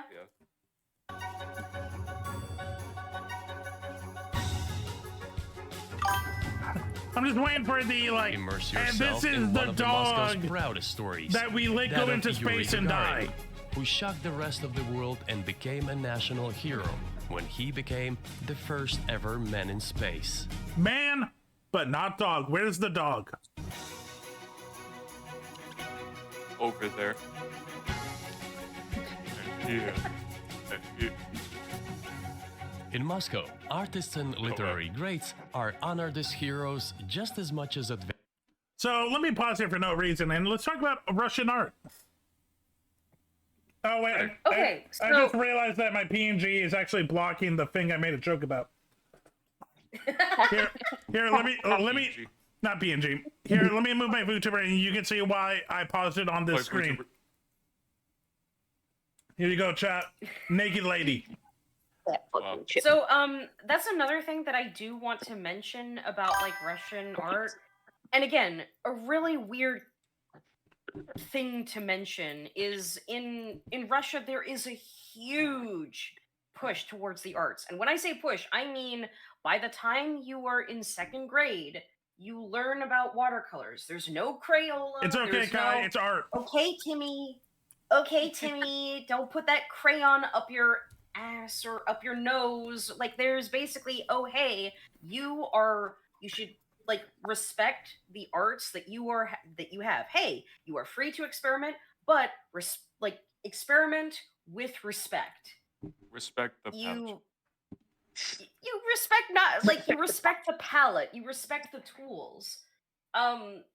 Also, another thing to keep in mind is that a lot of the watercolors that they provided in the schools, or you also had to buy, they're imported directly from Japan, so they're really high quality. Like, the pigments are very, very No, that sounds awesome. high quality. I actually have a couple that are still fresh from Russia, somewhere in like upstairs in my room. So They're very good. This is a beautiful moment, and honestly, I love it. But Kai made me laugh. You're going to get the Thule treatment. No, I won't, and that makes it even funnier because that means I can show naked chubby lady and be fine. Thule can draw her own art and get banned. That's so bullshit. This is bullshit. I am still angry about that because there was nothing that You I should made be. on that model. You should be. Water. Like, It was literally, bullshit. it was just the suggestion of a buttocks. Like, that was. so messed up. Twitch is The idea of Twitch is ass so is weird about what they allow and what they don't allow. Bullshit, this is an outrage. I'm in the fat bitches. Down with the fat bitches. Down with the Hope everyone enjoys it here. Please follow the stream. And by the way, if anyone knows what that picture is, tell me the name so I can send it to Ofeg, because Ofeg would respect it. So I can. It looks like that can't be a Monet, but it is an impressionist piece. Maybe Manet? Not Monet, but Manet, maybe. Mayonnaise. Manet, art, naked lady. That's not gonna narrow it down. Also, you better be careful with that one. Give me a second, chat. Grown ass man looking up naked women. I could go on Facebook right now and just see like a single sentence naked boob Not by gonna some lie. random 60-year-old man. So you can't see this chat, but yeah, Tully's right. It did not narrow it down. Wow. Yeah, it's not. For some context, women are naked sometimes. Chubby naked I'll help lady. you do that. As you're on Twitch and you barely see any. No, did not help. Wait, is it It's this helping. one? This is kind of it. No, but it's not it though. Just because it kind of. I want a freaking ninja star. I like this one because it just has like a girl in the back like puking in a closet. Oh, and a cat. She's getting stuff out. Oh, but no, that's a dog. That's not a cat. That's a dog. It took me a second. Chat, I can't show you because even though it is fine art, Twitch might get upset. Just to know, The art is fine. just to know that Manet loved himself some naked white women. Sure.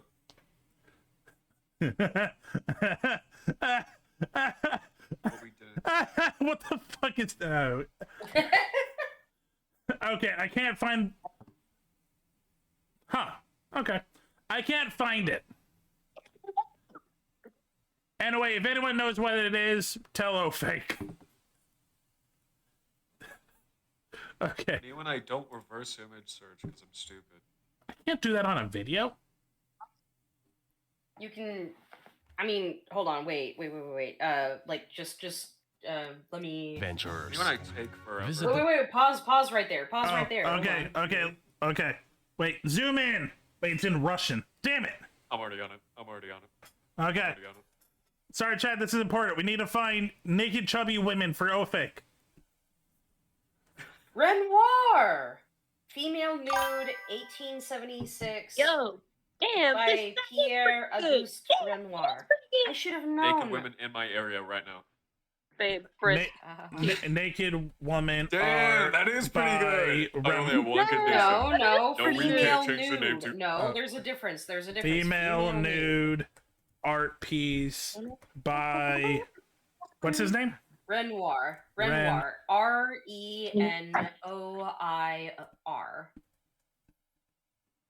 Ah, female nude. Renoir. Renoir. Not Renoir. Me when I'm noiring. Okay, it did that, not me. It did that. Actually, no, I spelled it right. Renoir. Me when it did that. Okay.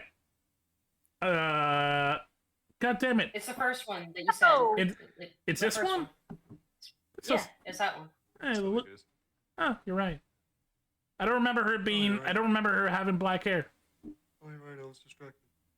Literally, what color was her hair, bro? I wasn't looking.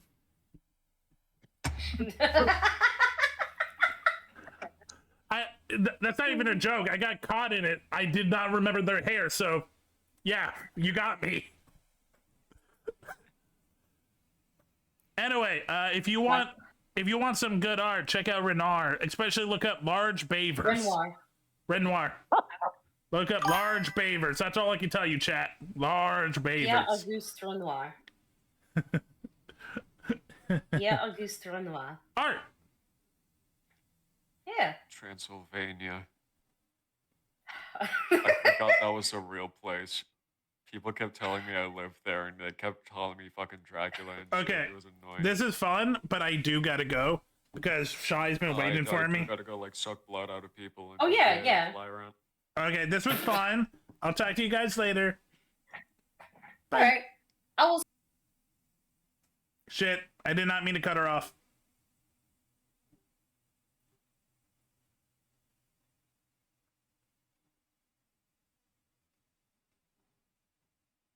I am so late and I am so sorry, Shy.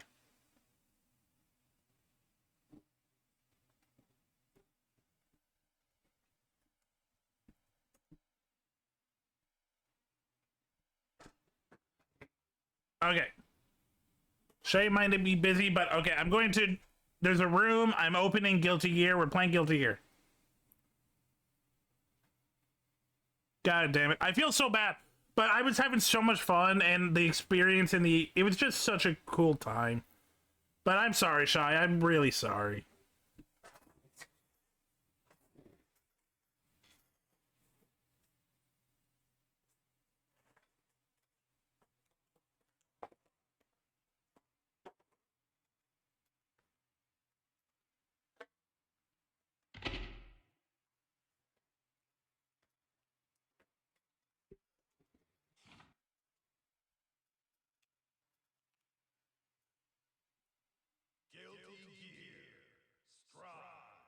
Okay. Getting the controller in.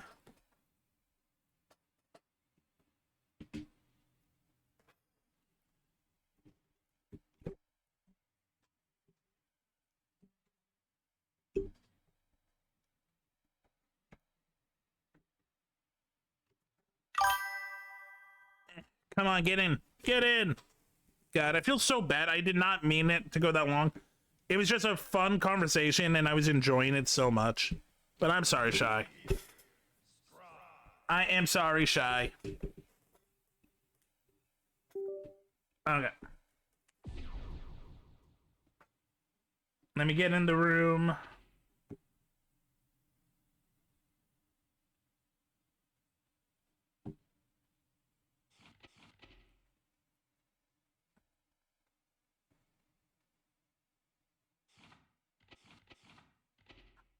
Hi, Shy.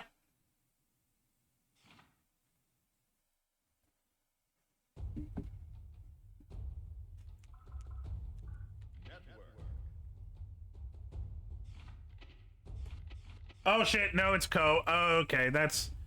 Ooh, okay. Hi, Ko. Sorry that I'm late.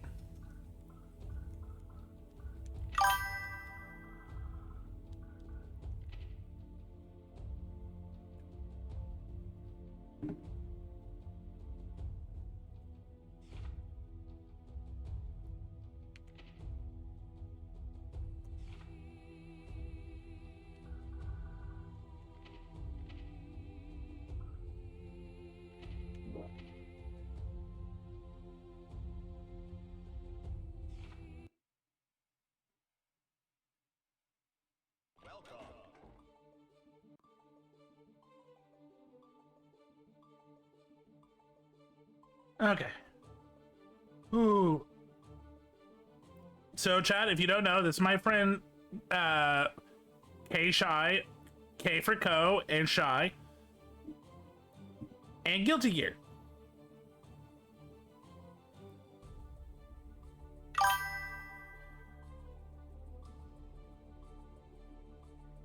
And I'm gonna get a little bit smaller as well. There we go. And this is Guilty Gear.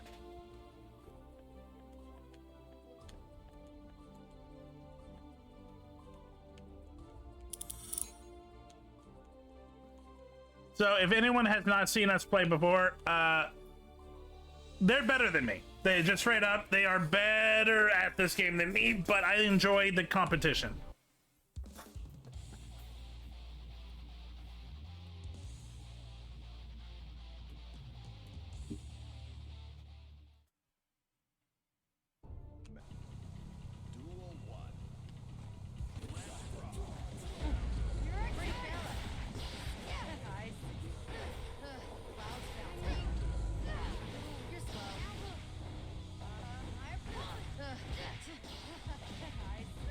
Get off me.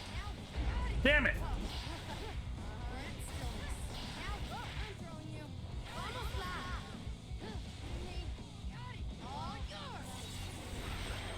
I think this was punishment for being late.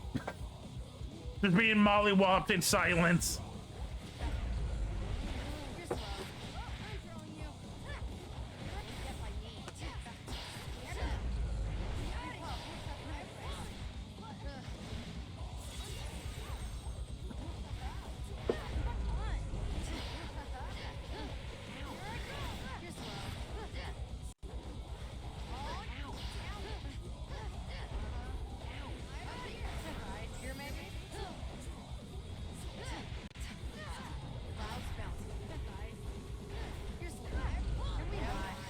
Nope. Ah! God, that was good. Yeah, yeah. Co saw that.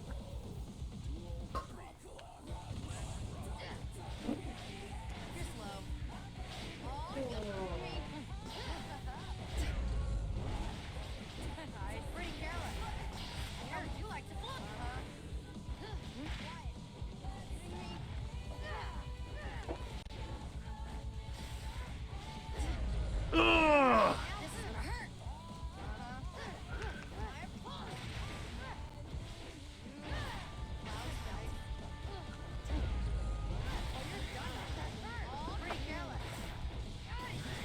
Ooh, that's gonna hurt.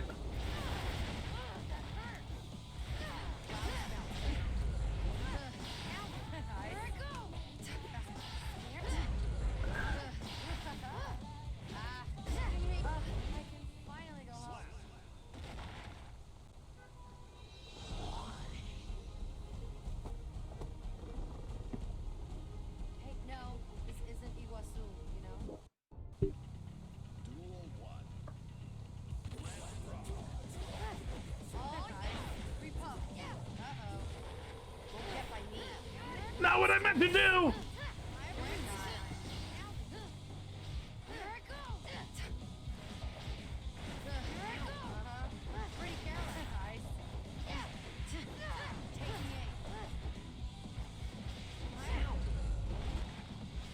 Damn it! I fight you with block high!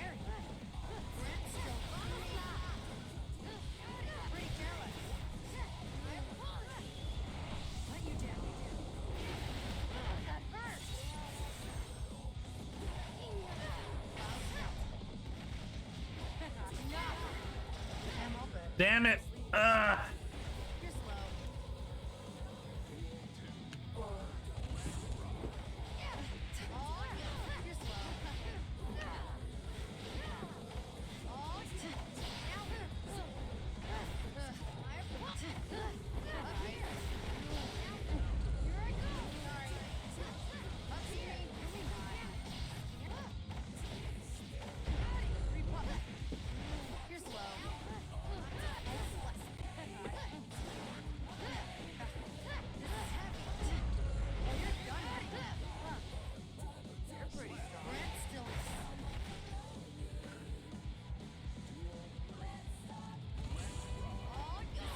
Ugh! God. I should have known better.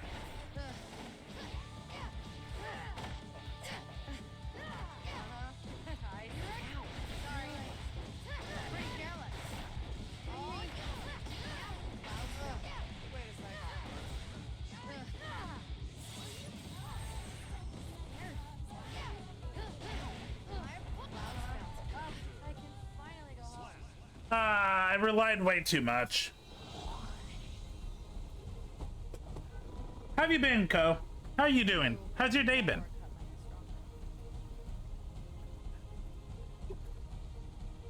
Could be worse, I guess. Oh? But as we were.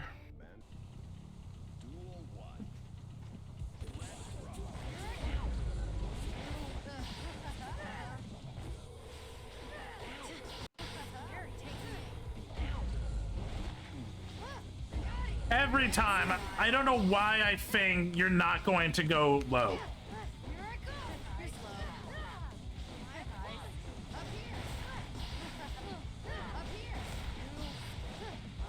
I blocked high. Why?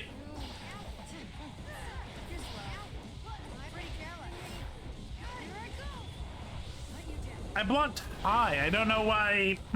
Interesting.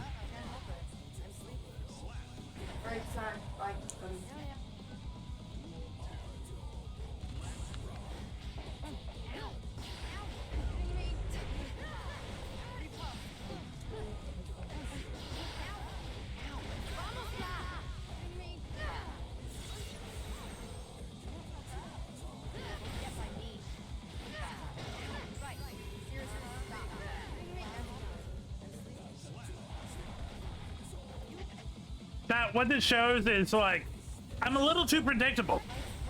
Like me and Ko, we have fought each other, but like, yeah, even then I think I am a little too predictable, which is not good. And it reminds me that I really do got to mix it up, but it's hard to get out of that mentality of instincts. Because when you get like in the middle of it and thinking of so many different things, sometimes you let your brain just go to what you know. But your opponents also know that. Well, I guess some practice paid off. I learned that I have more than one overhead. Do what you want, cause I was practicing the last 4 days. You are a pirate. Your heart fidelity. Being a pirate is a right to be. Do what you want, cause a pirate is free. Once you are a pirate. Hey, Eliza, thank you for becoming one of my boats. Part of the ship, part of the crew. How you doing? Sorry, as you were saying, Ko? I was saying I've been practicing for the last 4 days. Giovanna in particular? Or? Yes. Oh, it shows. Yeah, on Tuesday I learned that, so I thought Giovanna's only reliable overhead was the somersault. I did not realize that her jump H strike also counts as an overhead. A lot easier.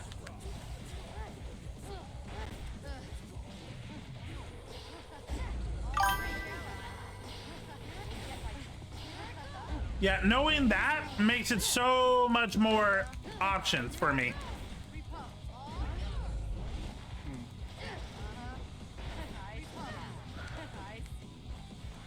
Because yeah, my overhead, my air game was awful.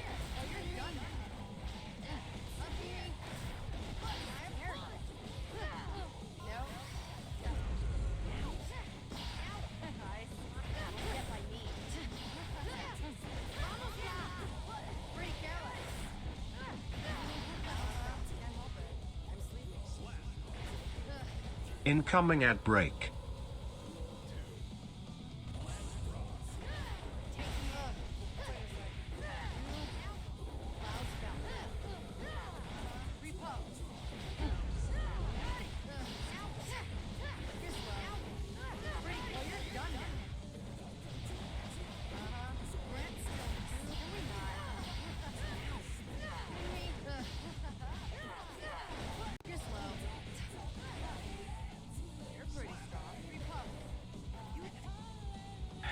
Still rusty, unfortunately.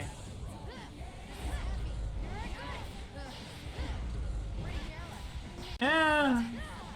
I'm not gonna be here like, wow, well, you're looking so good for me. Like, no, I can see that you are missing a couple of things. I have seen like really good Giovanna players, but like, no, you're doing pretty well.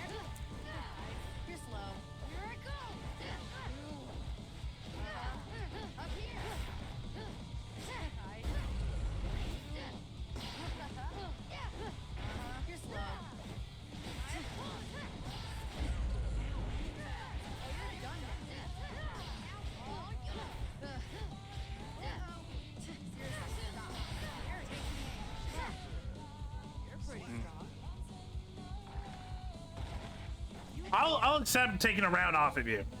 With any character, I don't care. I think you're really good.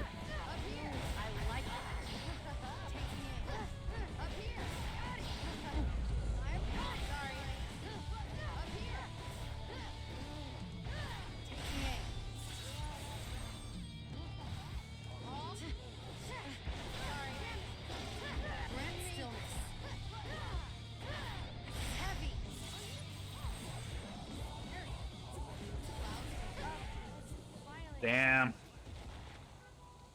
I'm actually happy with that, believe it or not. Getting my ass beat, but I took a round. True, but a jaguar cub might be stronger.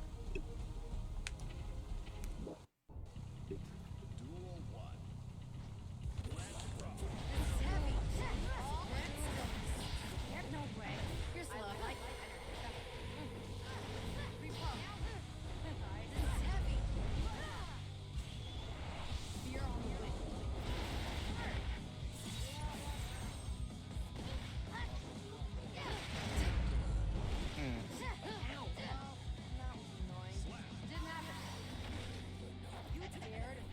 It is annoying I'm missing that. Hmm? God, I wish for some reason, I'm having a hard time doing the drill comfortably on my button. Yeah. Like, for some reason, it takes like an extra step for me to get it right. It's weird.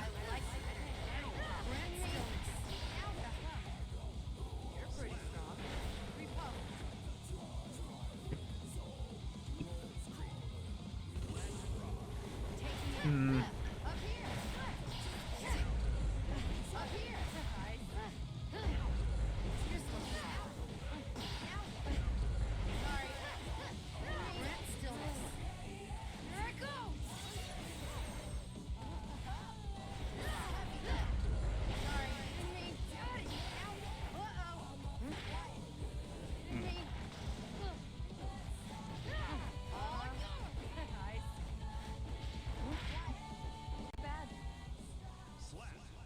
Okay.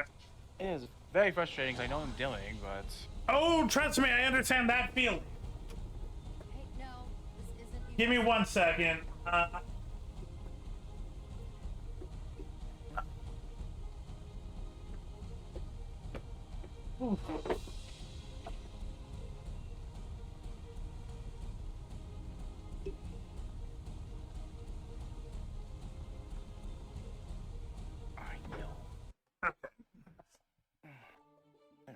So I was playing on my lap because I didn't want to set up my my little.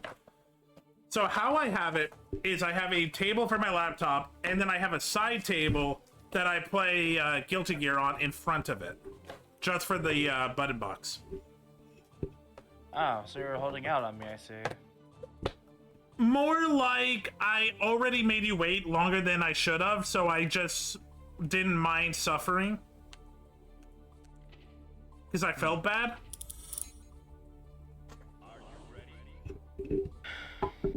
I don't like it when people hold back. Wasn't really holding back. I was... Yeah, I got no answer. I kind of was holding back, not that you say it that way.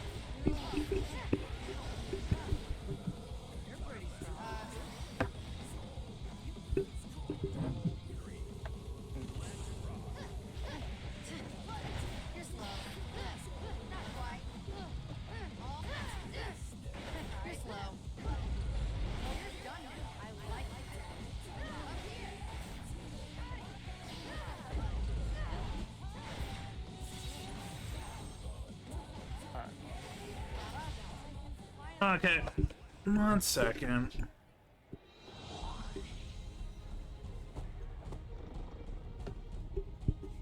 but a jaguar cub might be stronger. was like, don't hold out on me now. Well, I'm not. It's not really holding out. It's just my wires got tangled. Like I don't want to make excuses because you are a better player. It doesn't really matter. I'm just uncomfortable. Fair.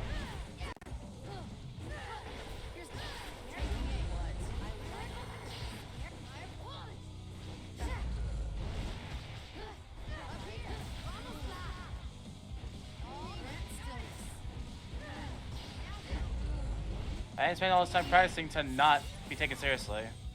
You are being taken serious. I want to make that clear. I'm just saying it's not going to matter if I'm comfortable or not. I see. Because you obviously know what you're doing. Yeah, could I have done a little bit better? But yeah, but at the same point, you still win. So it's not like me taking it easy on you.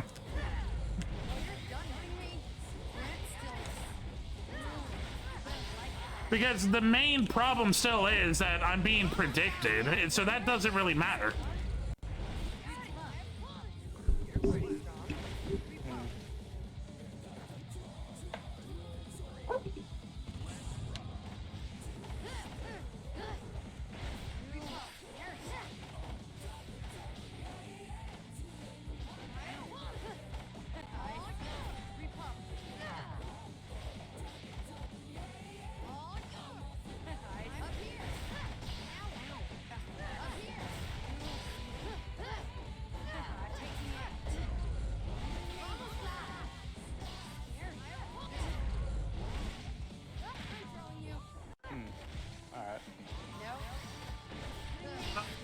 Fuck me. That's not what I wanted to do. True,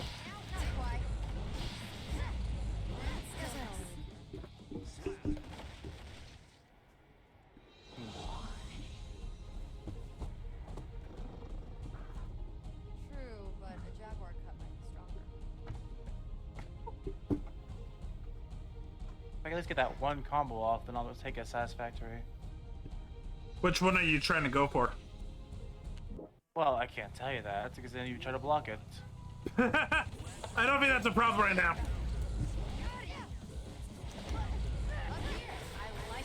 Bad, you keep bursting out of it.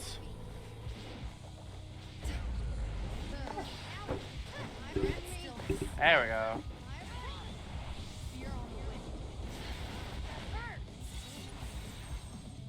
Check out the Pando Pet Cafe to play with me. Alright, I think I can be satisfied with getting that off at least.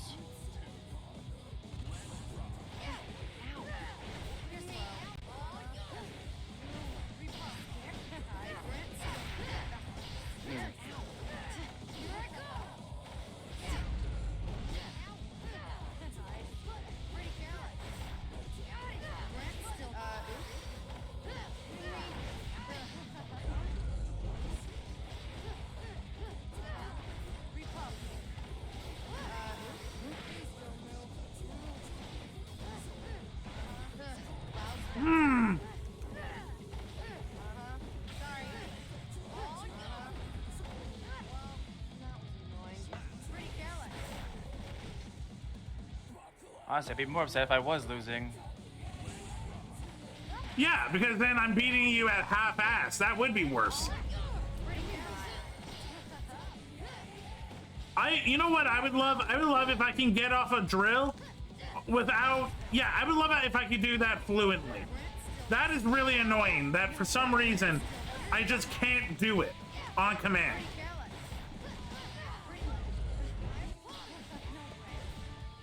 I'm not even lying, I wasn't even paying attention to you for like a second. Mainly because I'm upset with the fucking drill still.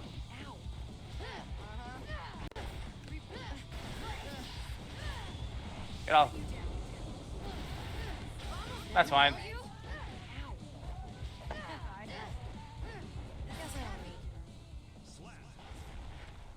God damn it, for some reason a quarter circle is just really kicking my ass and it just won't go off. Ugh. God. If nothing else, I hope you're at least learning something. Oops. From you? No, it's just good practice. Because I've learned what I need to do. It's just now putting it in practice. Ah. And you are a good employee. You're a good opponent. The employee is surprising. You're hired. I think if anything, it's just because you're so good at like, reading a little, but like just keeping me on my toes. It is making me think. And I do wish I knew some of these. I'm like, I don't know how you did that.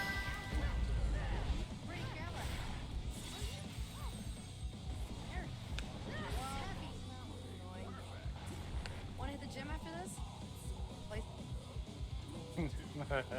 I like that line too. It's a good line.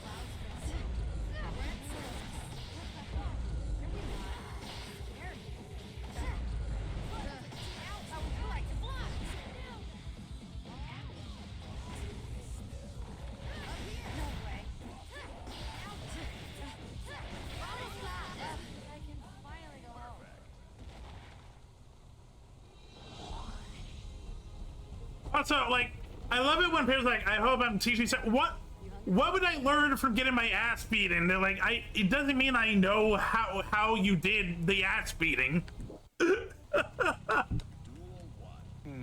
be fair, it's mostly to learn what kind of combos you can go for, too. Well, no, I know the combos. The problem is getting them off. Like, I've practiced them. It's just for some reason I'm having a hard time doing them in a match.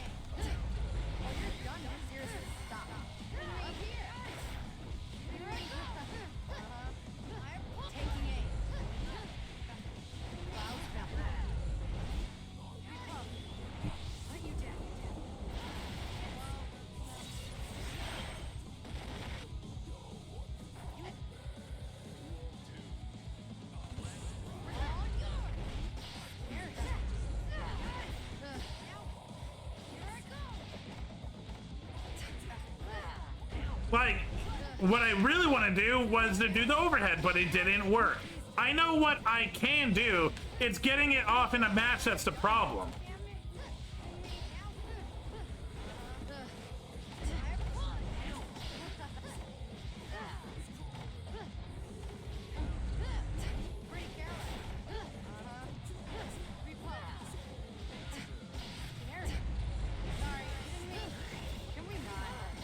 Wrong timing.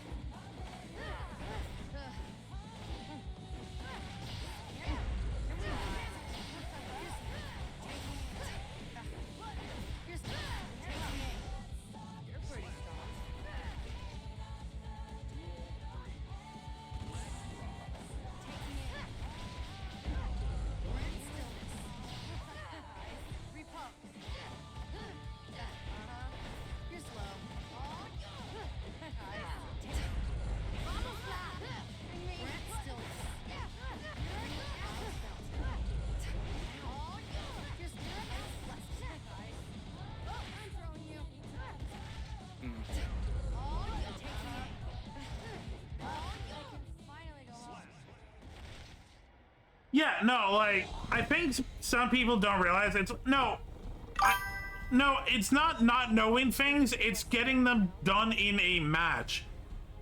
It's not easy just to be like, oh, quarter circle kick, that will do this. Not every time. You miss it by a second or something is off and boom, you're doing a different move. This is the frustrating part for me, is I know what I can do, will it work in a match?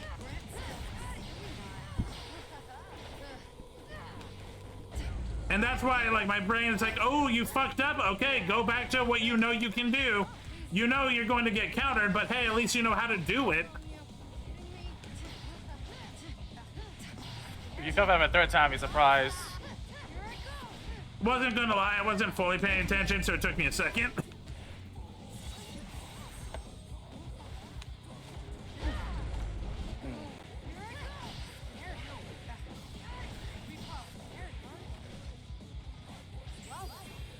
Not what I meant to do.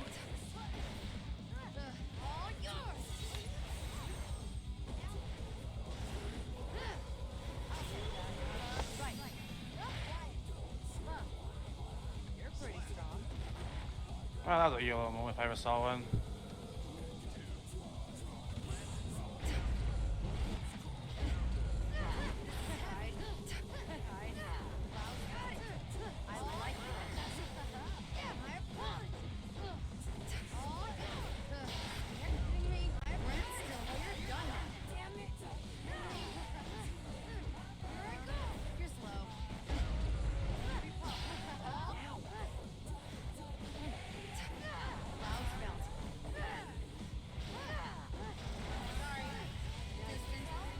Ah.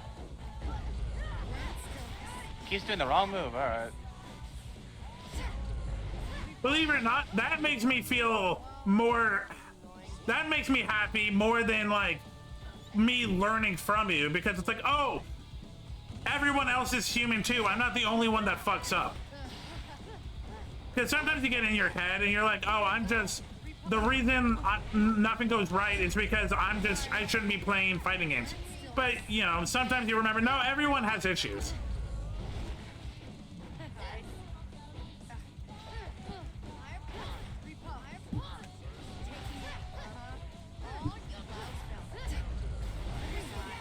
I mean her, never mind.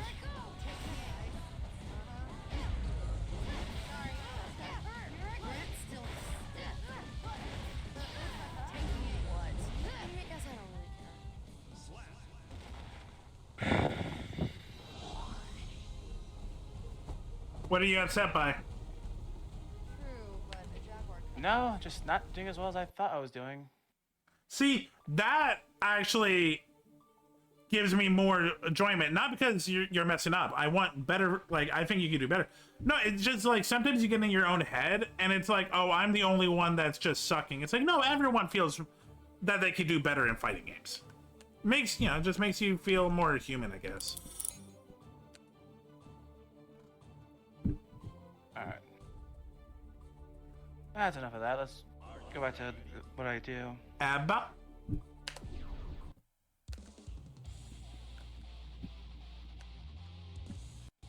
Since you're the ABBA fan, do you know the name of the key? I always forget. Not ringing a bell at the moment, but I know what it is. Yeah, I've learned it multiple times and I forget every time. And he's like a big ass part.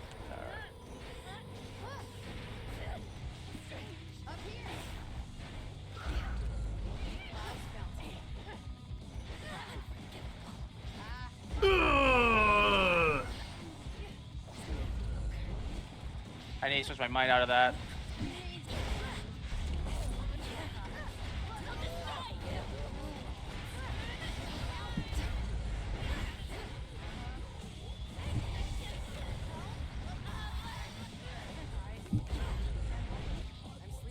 I kept my mind switching to Geo for some reason. Well, you just played him for like a good 30 minutes, so that makes sense.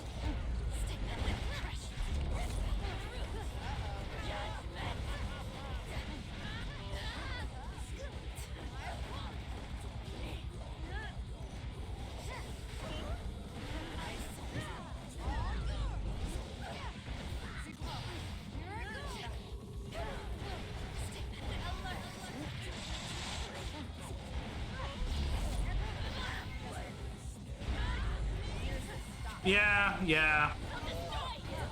That makes sense.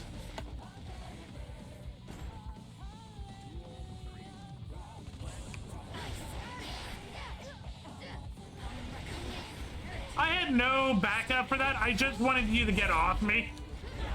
So when it worked, I'm like, now what do I do?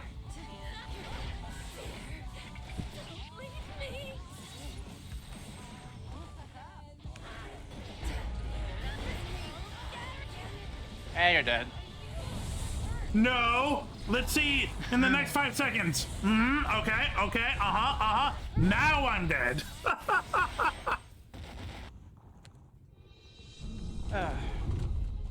Alright. God, it's been like 2 or 3 weeks since I actually played her. Thank God for muscle memory. God, I'm trying to get out of my muscle memory because I don't know, sometimes you pick up bad habits. Oh, I get it. Like, as you know, I do rely on that way too much. It's not that I always want to go for it, it's just like, in the moment, that's just where my brain goes. I messed up my input there. It's okay. I don't know how to counter that shit, so you're good.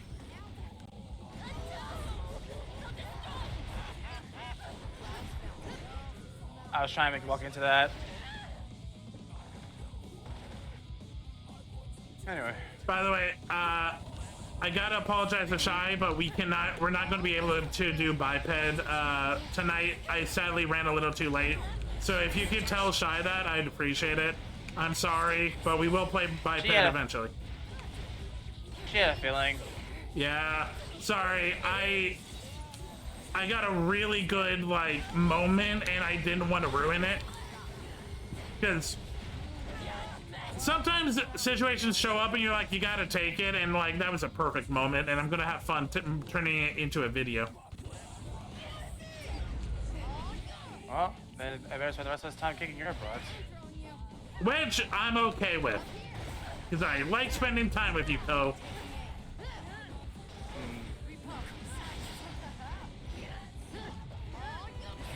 That's how you get Ko to mess up.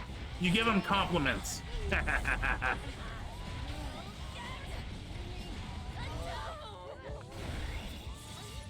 Well, considering I haven't actually fought my main yet, that's not saying much. What is wrong with my inputs? Are you an Eddie player? Are you an Eddie player? Oh wait, no, not Eddie. That's what he used to be called. Zato 1. My bad. Yeah, in lore, Zato used to be Eddie, but then they swapped bodies. Guilty Gear is weird. Oh, ain't that the truth? Chat, we're not kidding. Abba actually is married legally to this key.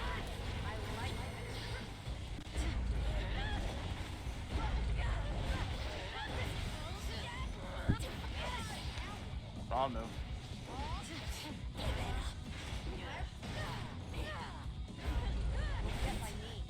What is going on right now?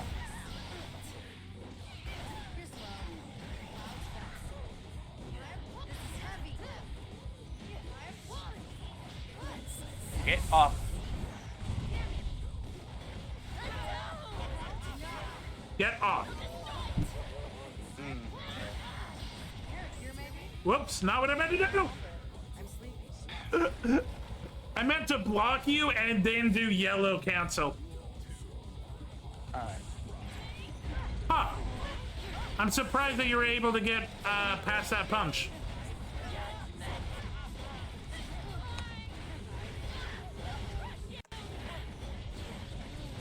Incoming at break. Something's getting in my head. I don't know what it is, but I need to get out.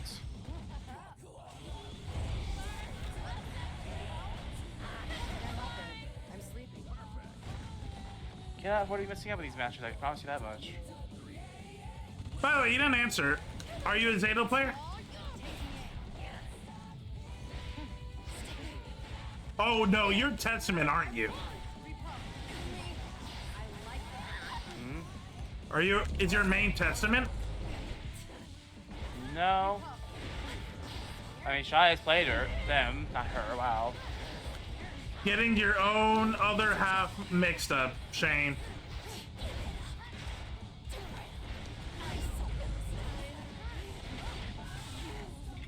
You should have a talking with you.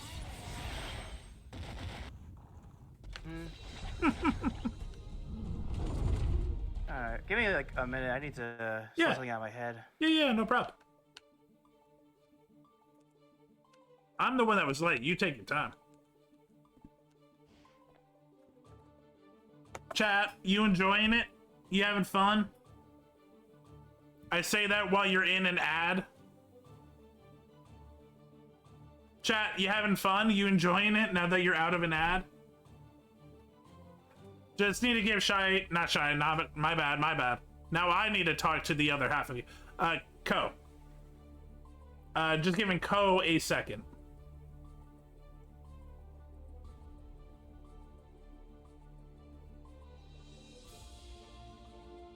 How are you guys doing? You enjoying your Saturday? Ooh, a Watro.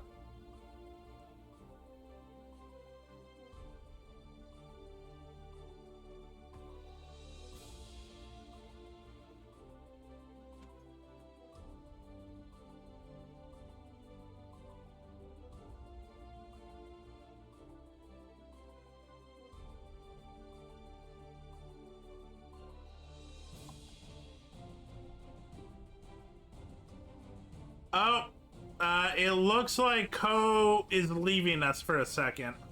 Hi, Shy.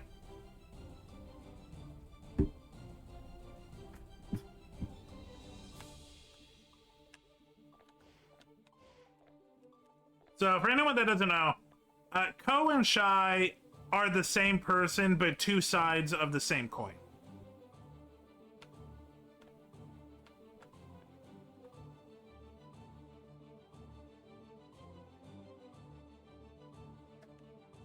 And both of them are good at Guilty Gear and can kick my ass.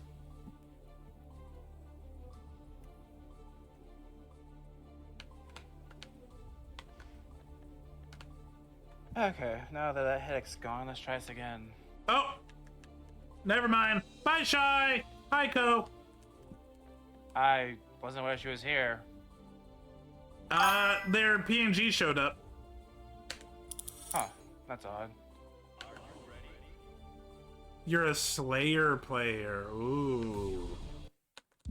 Well, that's more of what's his name's, but I decided why not, since I'm already messing around with stuff. God, I don't like being reminded of that idiot, but let's see how this goes. Duel 1.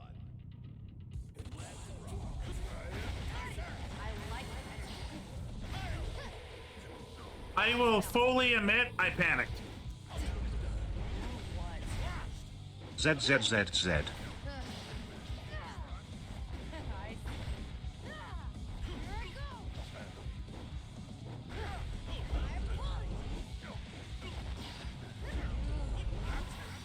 Not? Ah, well, never mind.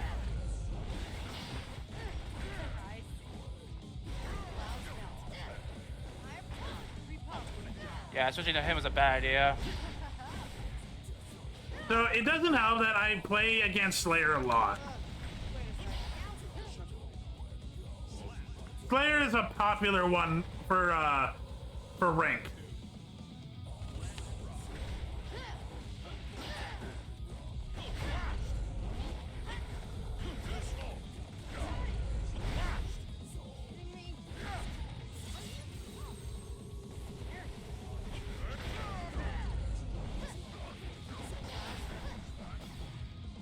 I wonder.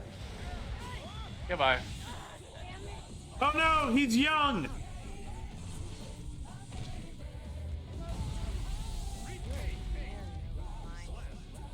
Remind me, does that one take 2 gears of tension?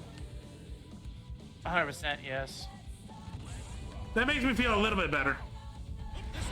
For anyone that doesn't know Guilty Gear too much, so our tension meter is how we do our supers. And a super like that, yeah, it is ridiculously overpowered, but it takes a whole, like, full-on tension meter. Not what I was trying for, alright.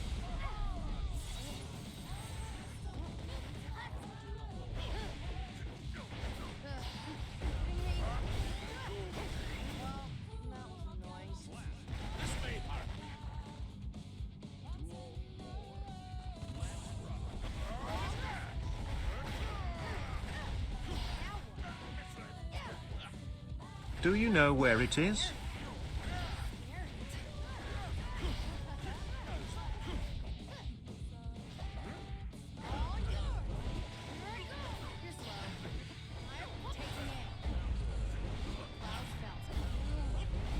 Nah, okay.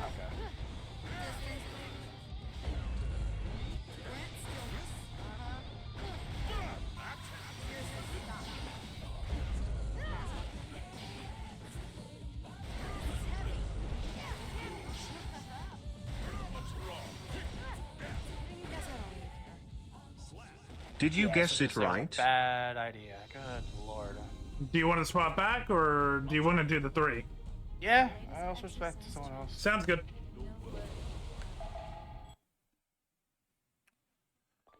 Ooh, I'm impressed with anyone that can play multiple characters. I only can play Giovanna, and I'm afraid to try someone new because, like, I'm afraid to lose what I know. I would love to play other characters. I play around a little bit with Axel, but, like, not enough for me to feel good about bringing it into, like, a match. I also would like to try Johnny. I think Johnny would be cool. It's been a minute. Why not? Oh, that's the wrong. Oh, that's the right costume. Yeah, that's the right costume.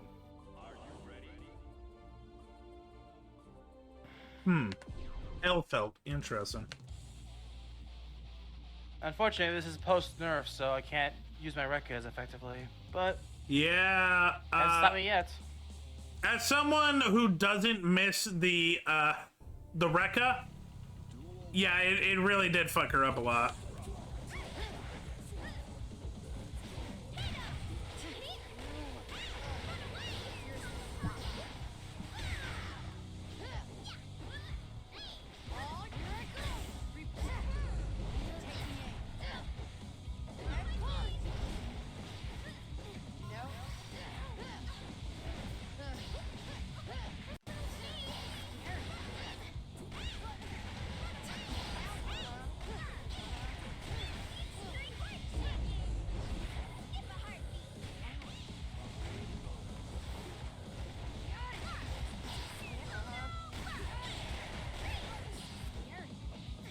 Yeah, I can tell my reaction speeds are slowing down. That was dumb. Should have just gone for a punch. Should have just gone for a punch.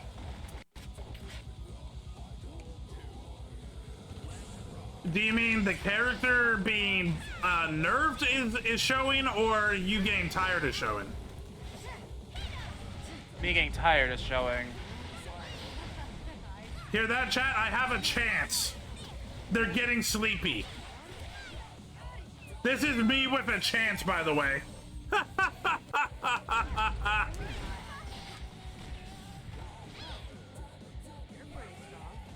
mean, I can still play, obviously.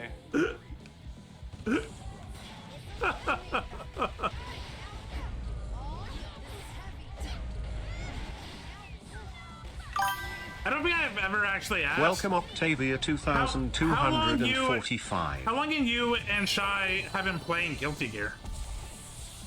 From what I was told, since launch. Okay, it launched in 2017. Refreshing. So I don't Thanks, feel Octavia 2245. I don't feel so bad as someone who's only been playing for a little over a year. Pretty sure it came out in 2021. Nope, 2017. Wait. This game did not come out in 2017. No, you're right. No. What was I thinking? I remember looking something up about Guilty Gear in 2017. No, you're right. It's 2021.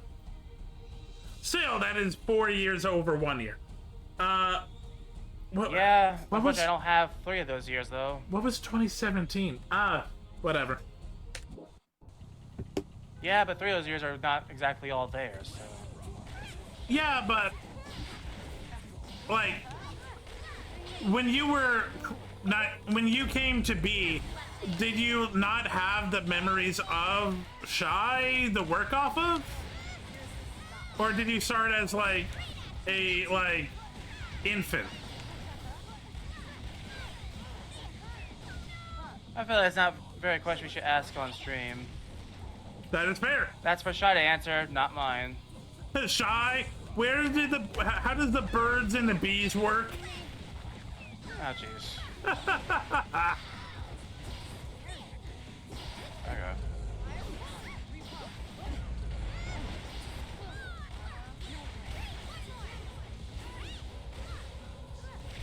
Okay, now I'm getting back into it a bit. But not by much. Oh, you're considered airborne, never mind. Damn it.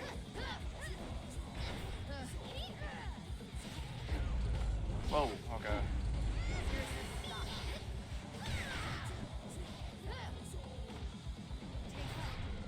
Ah!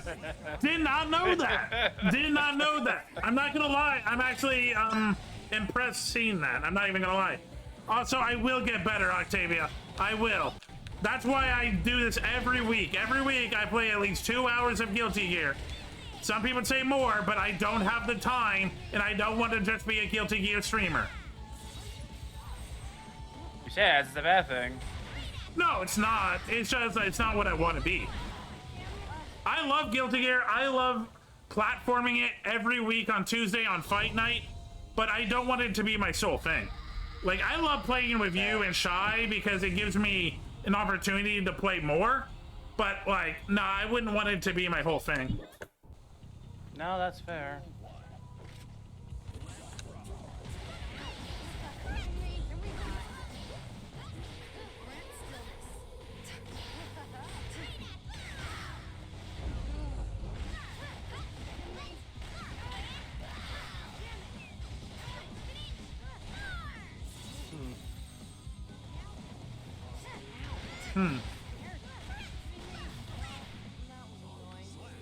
So here's something that you might actually be able to help me. What is a good way to get out of the corner when that's happening? Because I feel like I just don't know what to do. Well, if you don't have reversal, it's kind of hard to get out. Okay. And you don't have one outside of your super. Oh! So, okay, Giovanna literally just should, if they're in the corner, they're kind of screwed. That's actually good to know. I thought I was doing something wrong. No, unless you have a meter to burn, you can't get out of it.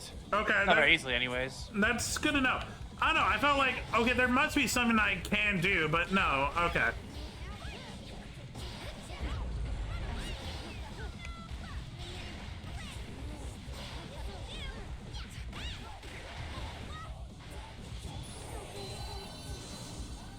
Like, it's not impossible, but it's not something that, like, I should be able to do, like, every time. It's something that, like, it does take effort. meter or burning through resources to get out. Yeah, so it's not like doing, like, a counter punch or a kick. Like, it's literally something that you have to, like, prep. Basically. Okay. That actually makes me feel better because, like, I keep thinking, like, what am I doing wrong? I see other players able to do it. What am I doing wrong? I mean, in the case of the Rekka, you have to guess twice, basically, correctly. Well, that, yeah. Trust me, Well, I played a lot of Alpha. I played against a lot of Alpha. I know about that horrible Rekka. Yeah, but that's a nerf version, so I can't get away with it as often. And even then, it still was a massive risk. They, if I remember right, they made it like you can't just do it instantly over and over, right? You can only do it 3 times. Yeah. And you are punishable on hit unless you do a finisher.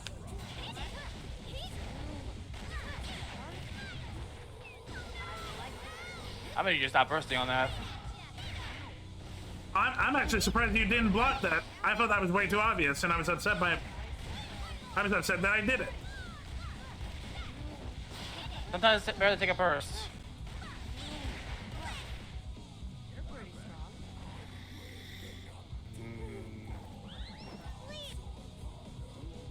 Oh, God. Anyway. Ow. Just walked right into that one. Yeah, I'm realizing that my depth perception in this game is awful. I thought I was in range. I'm hungry.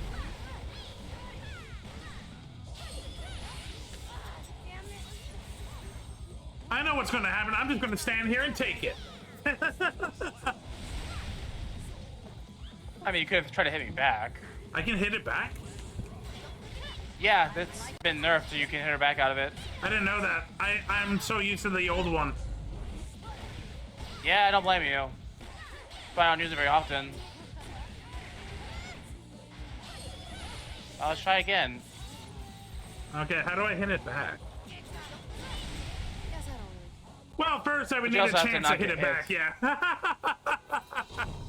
It only goes away if I get hit, which is really dumb in my opinion, but I digress. Well, that's how a lot of the, that's how all of the summons usually work for all the other characters.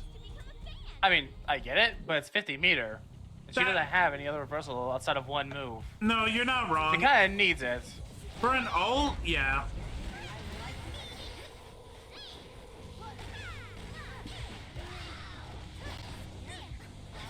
Too late.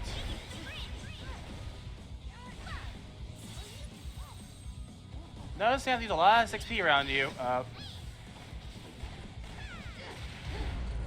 Oh my god. Honestly, it's because I thought I was getting way too dependent on it, and I didn't want to feel like I was being obvious. I am using this opportunity to try to get out of the mindset of my instincts.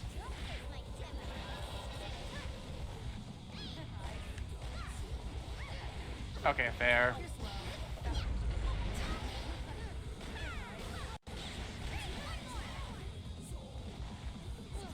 Oh my god. Oh, goodness. I'm not gonna lie, I did that on purpose. It didn't go fully as I wanted, but I'm glad that the cool move did go off.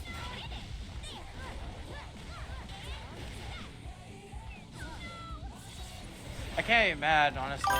Annoyed, yes, but not really mad.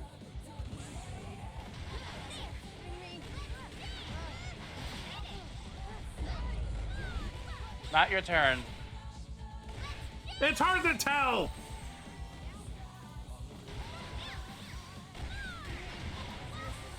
I can't nerf that, never mind. It's hard to tell sometimes, man. It's never your turn while I'm wrecking. Well, you're not helping. Oh, you mean when you're wrecking? Okay, I thought you were just saying when I'm around, it's never your turn, fool. I'm like, well, that's not helpful. But yeah, you're wrecking, yeah.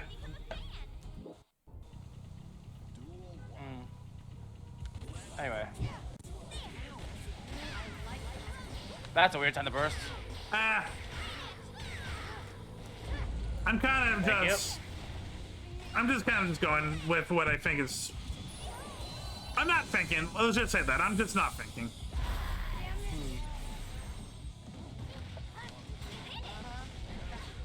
Wow, I did that horribly mistimed.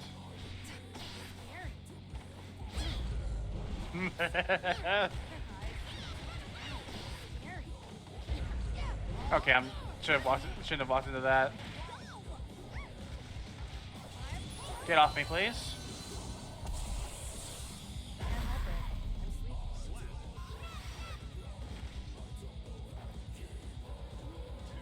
Sometimes I will reversal.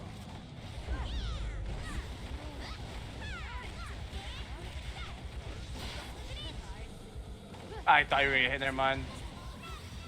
No, Nope. I'm kind of... Right now, I'm trying to read you just to see, like, what looks like I can get through it. Oh. I was trying to pull back. I'm sorry. Alright, fair. I had a feeling that that might have worked. Alright. Huh. I wanted to see if it can work on, like, if it goes through you. That was not what I wanted, but I'll take it.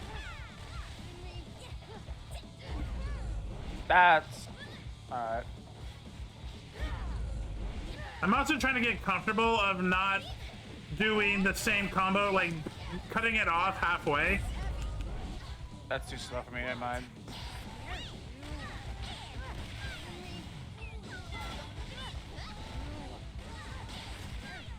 I'm just surprised I got through, alright. You thought I was going to burst, didn't you? No, I was trying to... I thought it was the gravity was going to take over, so it would miss. Jesus, okay. Do you want to know what I tried? Right to the goal. Do you want to know what I wanted to do there? I tried to fucking grab you. I don't know why I'm like... to the gun.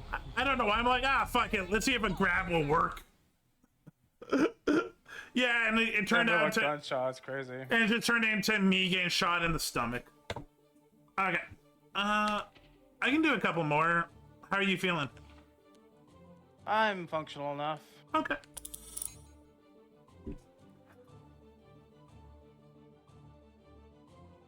If I start losing more than one round, then we'll have a problem, but until then... That's the goal, is to get 2 rounds in a row off of you? I don't realistically see that happening, but... Okay. I'm just getting in my head, I'm like, okay, what do I remember about Lucy? Because I'll be honest, Lucy is a character I played a little bit against. Obviously against you, but like other people too. But not like a lot. Okay. Let's do this.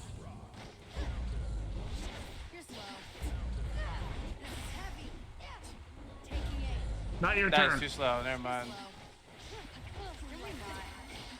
I am not elf. Stop trying that. No! It makes me feel good.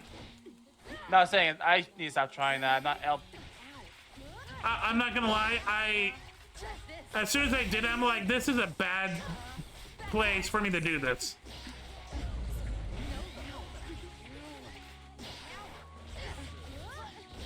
And this is why I shouldn't switch off characters. At least not so drastically, anyways. Ooh, that delay.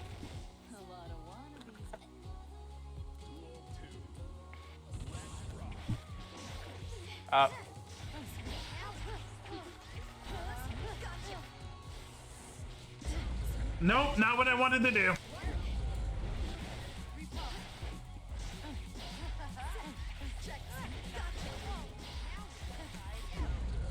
Nope, not I wanted. Nope.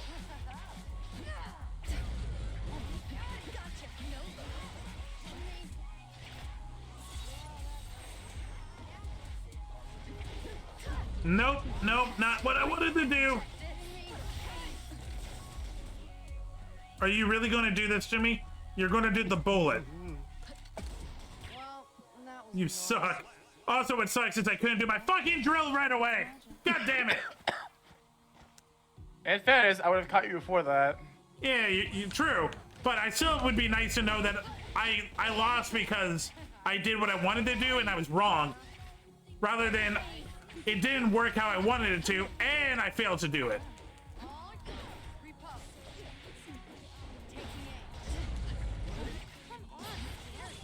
Oh, okay. That's not what I wanted at all. I'm genuinely surprised you didn't punish that.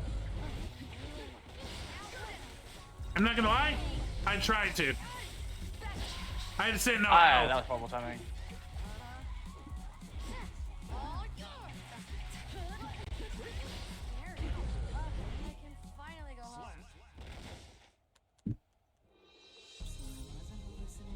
I think the next thing I really need to look into is frames, because I really don't know what stuff gives me an advantage frames and like what I should try to go into when I get the advantage. Your drill and close slash give you frame advantage. Yeah, it does. Too bad I can't do it as well as I would like. No.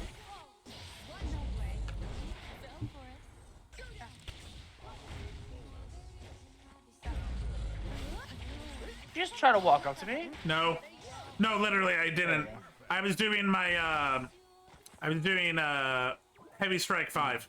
Call that a fight?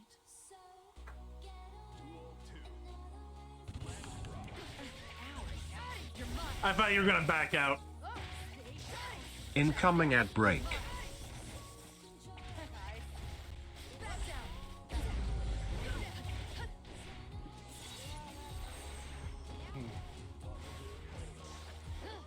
Nope. God damn it.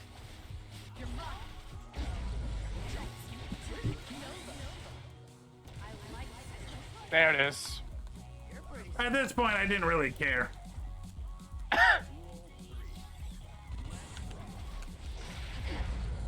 Yeah, of course. No. Yes. Oh, okay. You were saying? You didn't take the advantage there. Ow. Now you took the advantage. Ow. I hate that's not what I wanted.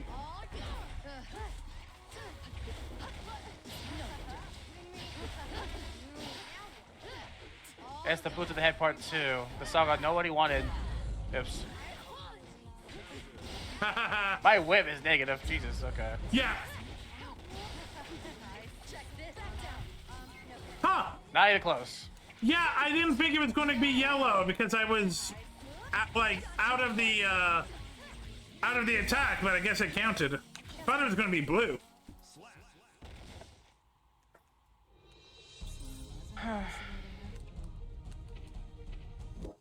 So I wasn't hallucinating after all.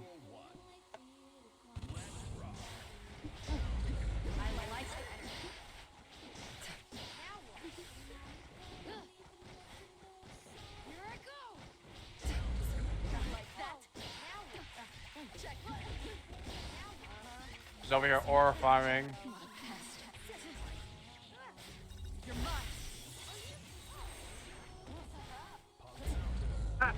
Okay.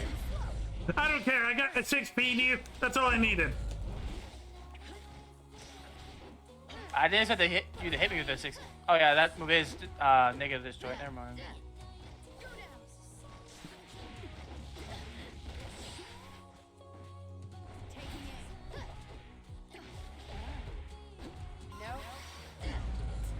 Oh. Damn it! Ah! Meanie. Police brutality. Even though she's not a police officer, to my knowledge. I know. No, she's not. She's the complete opposite. She's a illegal hacker. But, it still made me laugh.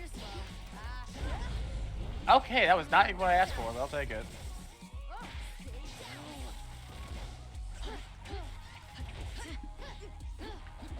I was, if you let me grab you again, I'd be genuinely surprised.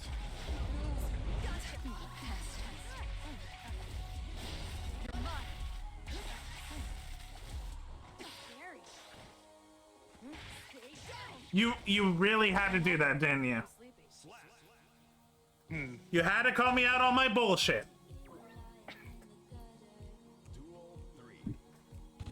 Could be worse. Not really. I don't think getting a perfect off me is worse than seeing what I'm gonna do and then slow rolling grabbing me because that was insulting.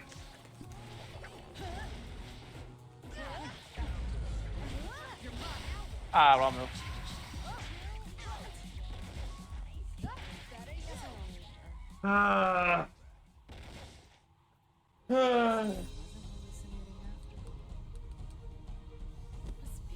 I think I could do one more 3-set. Fair enough. Imagine losing the grab twice is crazy work.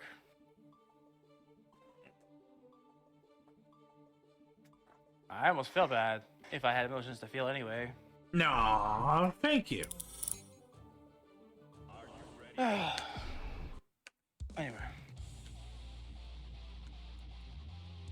Actually, now that I think about it.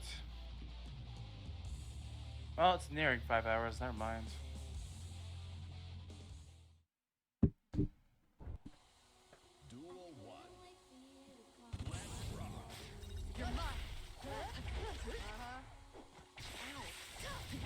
I like how you just waited there.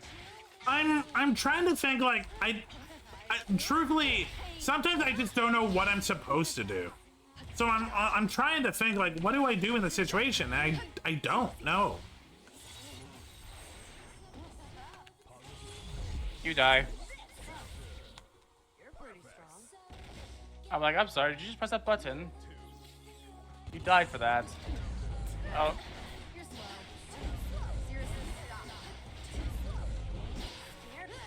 Well, yes, I did DP twice. What are you gonna do about it?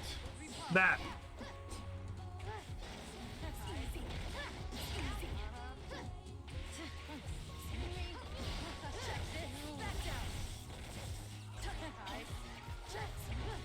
You thought you were gonna grab. No. I actually didn't.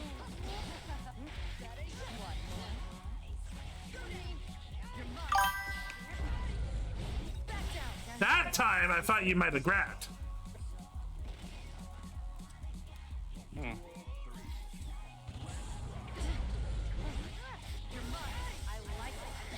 Not what I said it, but I'll take it. Oh, that was too far.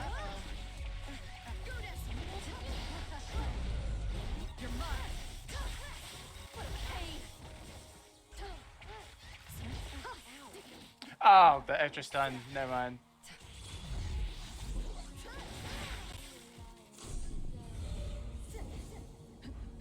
If you haven't seen the anime, this is a cool moment in the anime. Must be if it's being referenced. Mm-hmm.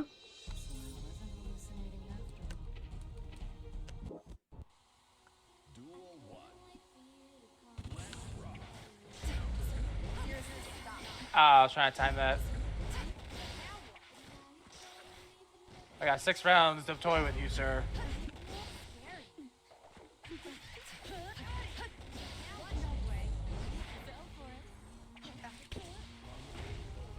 I got 6 rounds for you.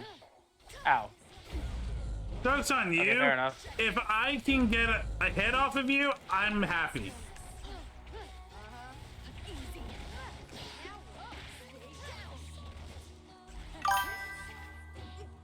Okay. Oh, I meant to. I feel like I'm improving. So either way, I'm good. How did that hit me from behind? Better not to ask questions and just accept that you got punched. You got punched. Fair enough. God, that wire.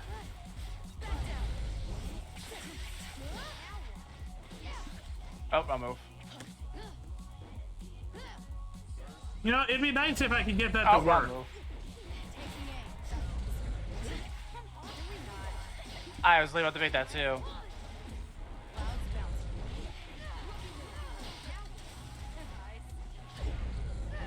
Oh, wrong move. Okay. What? Oh, you were blocking, okay. I was so confused for a minute.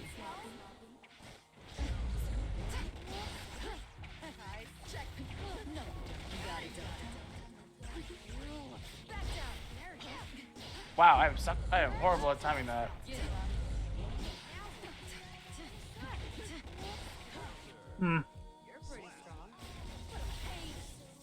I thought I had a second there to counter. Oh, just too far.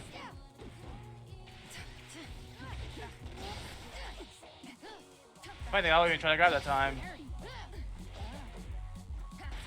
Like that? Yeah, remember, I did not. I don't have the meter to pull it off. Ooh. Yeah, bad. I knew I was too far away, so I just started kicking. Wrong move on that one. It's okay. Wasn't able to do what I wanted right away anyway.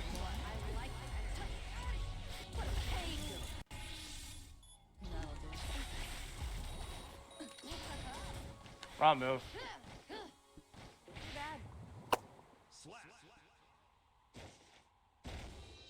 I like to go with way too much there. Scan's not working. Hmm. No, can't be mad about it.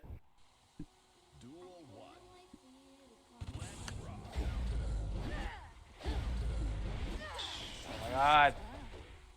I'll make it quick. Not what I meant to do, I'm not gonna lie.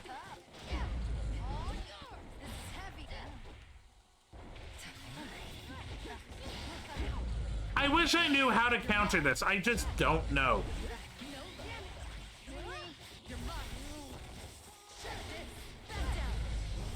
Like, what am I supposed to do with that?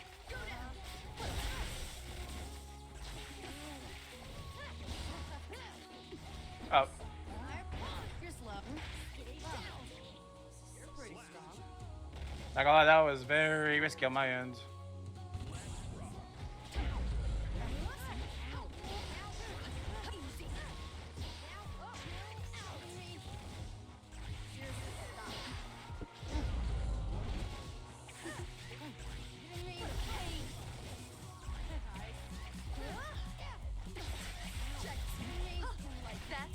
Oh, alright. Did you press a button? Nope.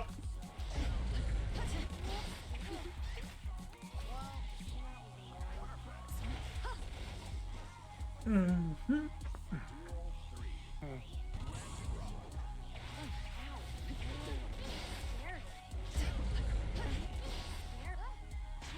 Oh god. Alright. Yeah, that was a weird glitch.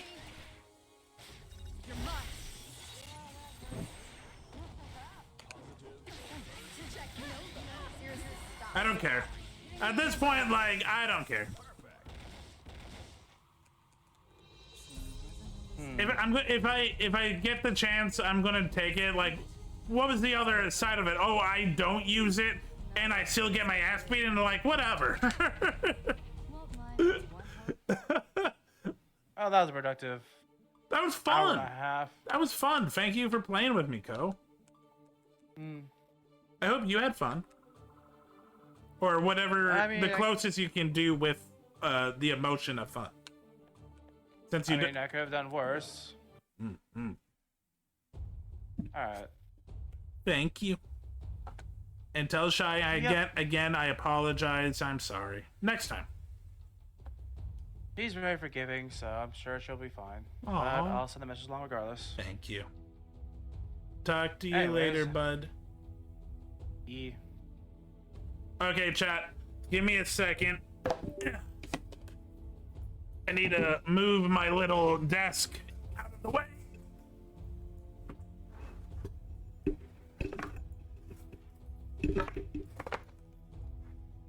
I'll deal with you in a second. Okay. No, the headphones are stuck. What are you tangled on? Okay, there we go. Okay. There we go.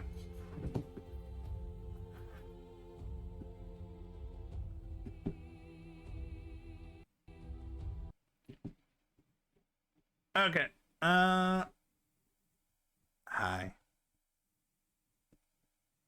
Okay, let's see who we can raid. That was fun. We watched a bunch of videos. I'm gonna have content for YouTube reactions later.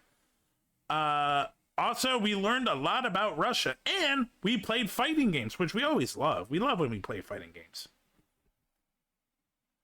Okay, who is on? Who is on? Oh wait, fuck.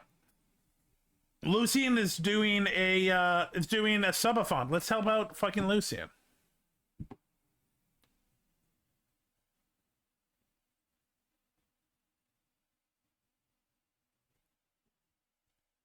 Right now playing Deadpool Marvel Rivals with their little chibi model looking cute.